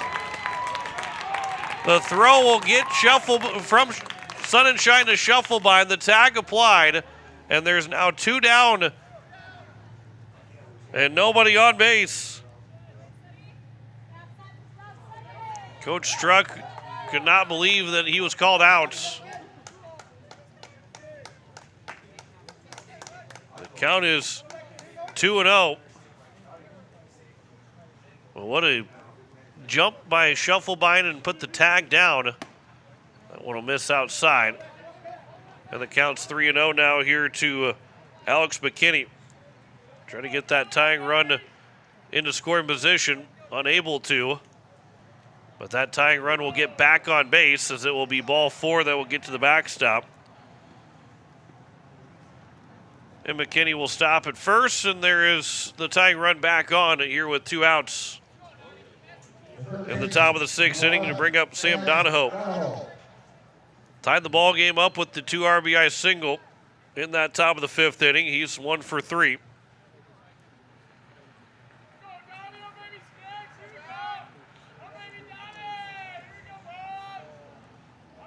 Pickoff attempt, and diving back in safely over at first is McKinney.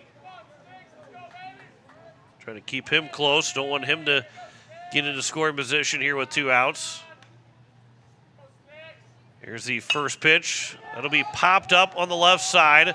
Backing up is Shufflebine into the outfield grass to make the catch and get out of the inning here at the top of the 6th. No runs, no hits, an error, and 1 man left on base. We head to the bottom of the 6th. The Eights lead at 5-4 over Renner. Back in a minute on KCCR, and you're watching it on YouTube at KCCR Sports. At Dakota Plains Federal Credit Union, we salute the service and sacrifice of our members. To show our appreciation for veterans, active duty military, and first responders, we're proud to introduce the We Salute Service and Sacrifice Loan Program, granting a special rate reduction on eligible consumer loans. Valid offer on new secure loans only. Internal refinances and unsecured loans do not qualify. Veterans, active duty military, and first responders, contact our loan team for more details. All deposits are insured up to $250,000 by NCUA. At Dakota Plains Federal Credit Union, we're big on you. Wagner Auto in Pierre has been hitting home runs for over 100 years, delivering quality vehicles and top-notch service to our community. Whether you need a rugged truck, a dependable SUV, or a fuel-efficient car, we've got the perfect lineup to keep you on the road. Proud sponsor of this season's baseball action, we're here to help you drive home a great deal. Stop by today or visit WagnerAuto.com. Wagner Auto, South Dakota's oldest auto dealer. It is the bottom of the 6th, and the Eights have a 5-4 lead on the American Family Insurance Brittany Shufflebine scoreboard. And it is going to be for the Eights, Riker Edson, Alec Eilers, and Hudson Schaefer. So we'll be 6, 7, and 8 against Dylan Creesh, who has given up those runs to give the Eights the lead back in the bottom of the 5th inning. It was a 3-run first for the Eights, a 4-run 5th for Renner, and then a 2-run bottom of the 5th. That has made this a 5-4 game, and the Eights will have a lead going in that top of the 7th again, just like they did in game number 1. They'll be looking to try and put that one away, and maybe they'll get some insurance runs here in this bottom of the 6th inning. Riker Edson 1 for 2 in an RBI single back in the 1st inning that made it a 3-0 game. He is the pitcher of record right now for the Eights. And he had Carter Shufflebein can come back and pitch again in game number 2. He only threw 15 pitches. Porter Hunsley cannot pitch in game 2 after throwing just under 40. First pitch is going to miss for ball 1. The only pitcher coming into today that was unavailable was Will Danberg. Everybody else was still available to throw. 1-0 pitch, because the Eights only used 2 pitchers on Friday against Spearfish, and the amount of pitches thrown by Hudson Schaefer, he stayed under the mark and only needed 2 days rest. Here's the 1-1. Here's a line shot towards left field. That will drop in for a base hit, and Riker Edson is 2 for 3 in the ball game. 3 hits today for Riker Edson. It brings up Alec Eilers, who is 0 for 2 with 2 strikeouts. So leadoff man on base. I think this is probably a bunting situation here for Alec Eilers. Try and put that insurance run into scoring position. Donahoe, the third baseman, starting to creep in at the third base side. Now he is really moving in, as Eilers shows early, and then he'll pull it back and take it outside for ball 1. I'll try and drop that bunt down the first base line, with Donahoe being about 30 feet from home plate by the time that pitch comes in. Here's the 1-0 pitch. It'll be bunted on the first base line. It will roll foul. And the count goes to now 1-1 here to Alec Eilers.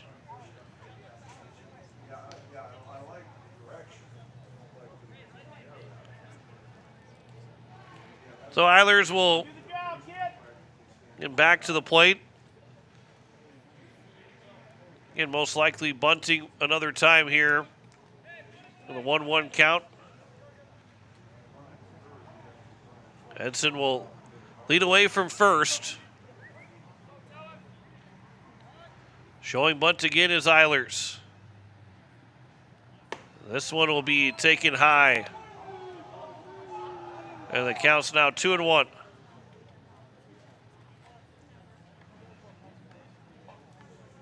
Renner in that top of the 7th. They'll have 4, 5, and 6. Right now it's 7, 8, 9 here for the Eights with that runner on at first.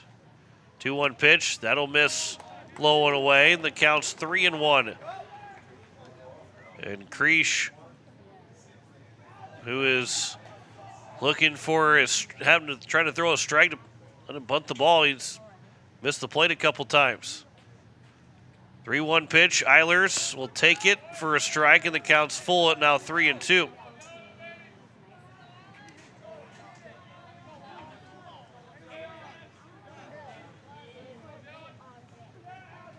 Edson leads away from first.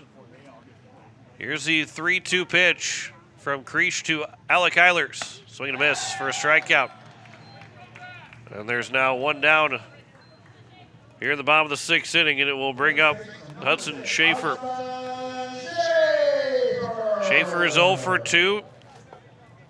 Popped out to first and struck out swinging. Not sure if they will try and bunt again, maybe to get Edson into scoring position and leave it up to Porter Hunsley with 2 outs.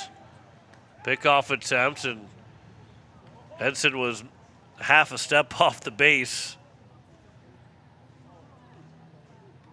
He easily stands back up over at first. So Ken Schaefer will wait on the first pitch. And he'll foul that one back for strike one.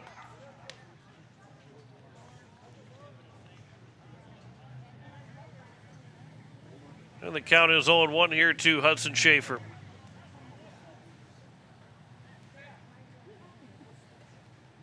A 1 pitch. There's a fly ball by Schaefer. Shallow left field, but that will be caught by the left fielder in Boyle, and there's now 2 down. And it's now Porter Hunsley at the plate with 2 away.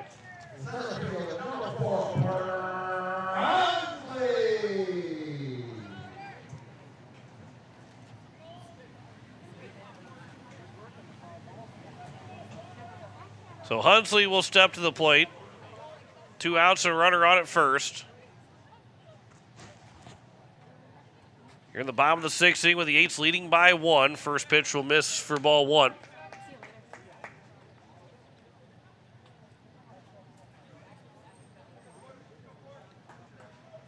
Hunsley so far, he's 0 for 1, struck out looking back in the 2nd.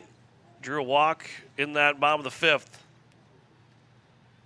Swings at that 1-0 pitch, popped up, foul territory, and that will land foul. And it goes to a 1-1 count. Again, Aberdeen is in town on Wednesday. Coverage will start at 2:45, a 3 o'clock first pitch here on KCCR and on YouTube at KCCR Sports.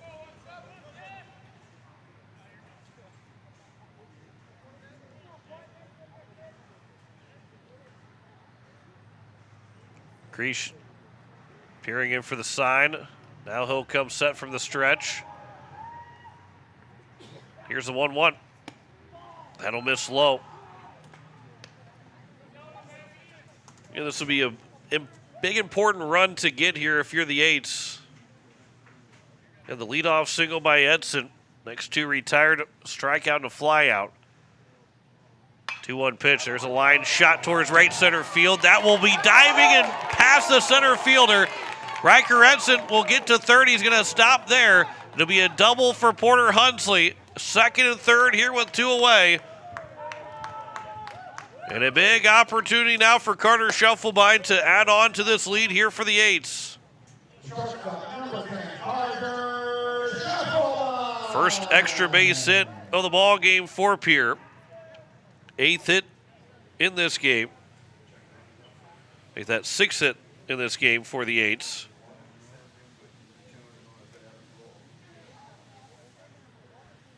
And now they're going to check on the center fielder and Scheitz to make sure that he is okay before we get back to baseball. And he was holding his, I think, right arm. But seems to be okay. So Carter Schuffelbein will be the guy at the plate.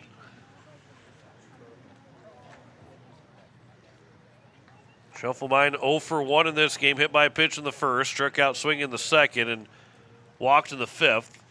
In game 1, he went 2 for 3 with 2 doubles, a sac bunt, and then a strikeout. So 2nd and 3rd here with 2 away in the bottom of the 6th. Can the Eights add on the insurance runs?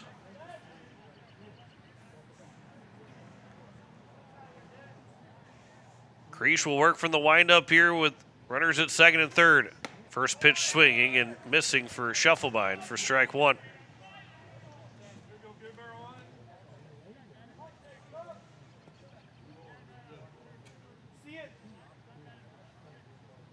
Edson at 3rd.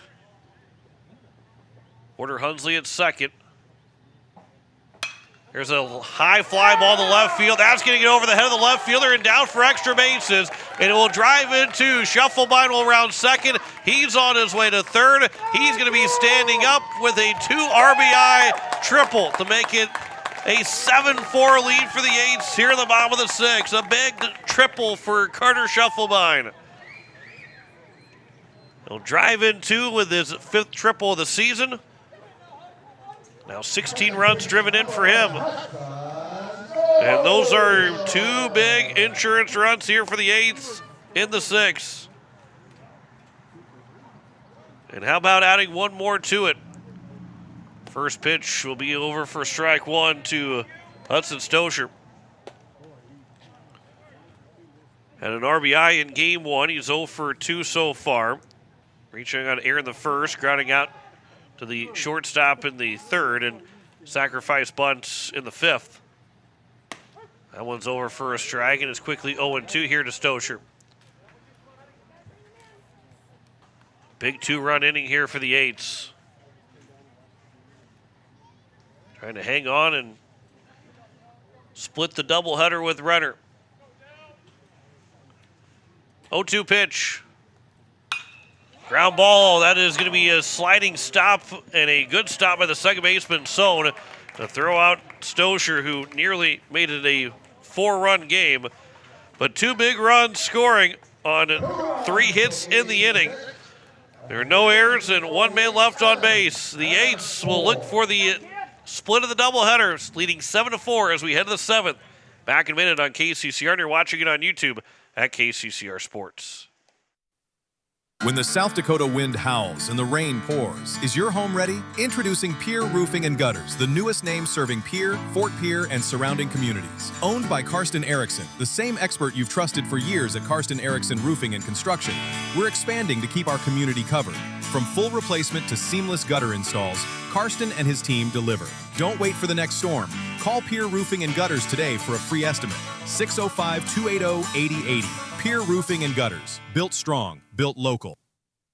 As community bankers, BankWest employees are deeply committed to supporting local causes, growing the local economy, and creating local opportunities. At a time when you can bank anywhere, we hope you choose BankWest. We'll be your financial partner for the long haul, helping you and your community achieve financial success. BankWest. Convenient, connected, committed. Member FDIC. It is the top of the 7th, and the Eights with a 7-4 lead. And it will be 4, 5, and 6 for the Renner Royals. Colin Boyle, Eddie McQuiston, and Joey Lively. He might reach his base. It'll go to Paxton Sohn. This is a big potential doubleheader split for the Eights. And then again, go and try and get that doubleheader sweep on Wednesday against Aberdeen, but make sure you get the final 3 outs here in this ball game against the Royals, as Colin Boyle, who is 1 for 3 in the ball game, will come to the plate. He singled in the 4th. He reached on air in the 2nd, struck out looking in the 5th. And Riker Edson trying to finish out this win on the mound. First pitch is over for strike 1. The 2-run triple by Carter Schuffelbein in that 6th inning. The biggest hit for the Eights right now in this ball game. Here's the 0-1 pitch. That'll bounce in, and the count's 1-1. It was the top of the 7th. The Eights were up by 1, and it was the 2-run inning that got Renner in the lead, and then they got a 1-2-3 7th inning. You go back to that 6th inning. Pierre had a chance with a runner on at 3rd and only 1 out, but they did not cash in to make it a 2-run lead, as the count's now 1-2. This time, after the leadoff single, Hunsley getting the double to make it 2nd and 3rd with 2 outs. Schuffelbein cashed in to go from a 1-run lead to now a 3-run advantage. 1-2 pitch, taken for strike 3, and there's 1 down here at the top of the 7th. Boyle strikes out looking for the 2nd time. And it brings up Eddie McQuiston to the plate. McQuiston is 1 for 3. He singled back in the 4th. It's a big first out here for the Eights in the top of the 7th inning. Here's the first pitch. Swinging a foul back for strike 1. Joey Lively, who gave Renner that lead in the top of the 5th inning, made it a 4-3 game. He waits on deck.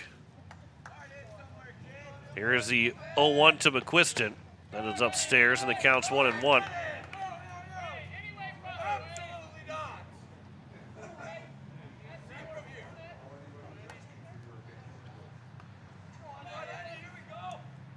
Riker Edson from the windup. Here is the 1-1 pitch.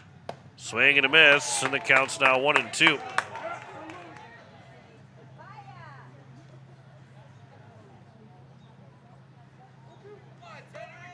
Bridger Babcock had 5 strikeouts through 4 innings. Looking for strikeout number 4 is Edson, and he'll hit him instead. And so McQuiston is on. Does move that tying run to the on-deck circle now, but he is on with one out here in the top of the 7th. And Joey Lively, who is 2 for 3. Flew out to right, and he singled then in the 4th and 5th inning.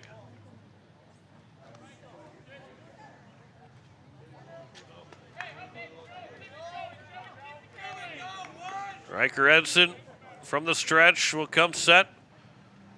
Here's a ground ball up the middle. Shufflebine flips to second for 1. To first. It's a game-ending double play. And roll 8s here in game 2 as the 8s will take it 7-4 in our second game. A 6-4-3 double play to finish out the ball game. And Pierre will split the big doubleheader with Renner. And we will come back in 2 minutes to wrap up our doubleheader between Pierre and Renner. Back in 2 minutes here on KCCR, and you're watching it on YouTube at KCCR Sports. AGE Corporation has been building South Dakota for over 60 years. For all your site work, construction, and crane needs, AGE is there for you. If you need a boat dock and dock lighting, AGE has what you need. Visit their website, agecorp.com, or give them a call at 223-2732. AGE Corporation, providing high-quality services without sacrificing safety.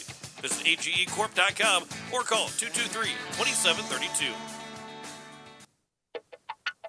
Your morning shouldn't start in chaos. At Pierre Closets, we create custom closets, laundry rooms, mudrooms, and more designed to change how your day starts, lowering stress, lifting your mood, and helping you get out the door on time. Manufactured locally in Pierre, our solutions are built around how you live. Reclaim your time by reclaiming your space. Call Pierre Closets at 605-223-5855 for free in-home design consultation. Pierre Closets, organized for life.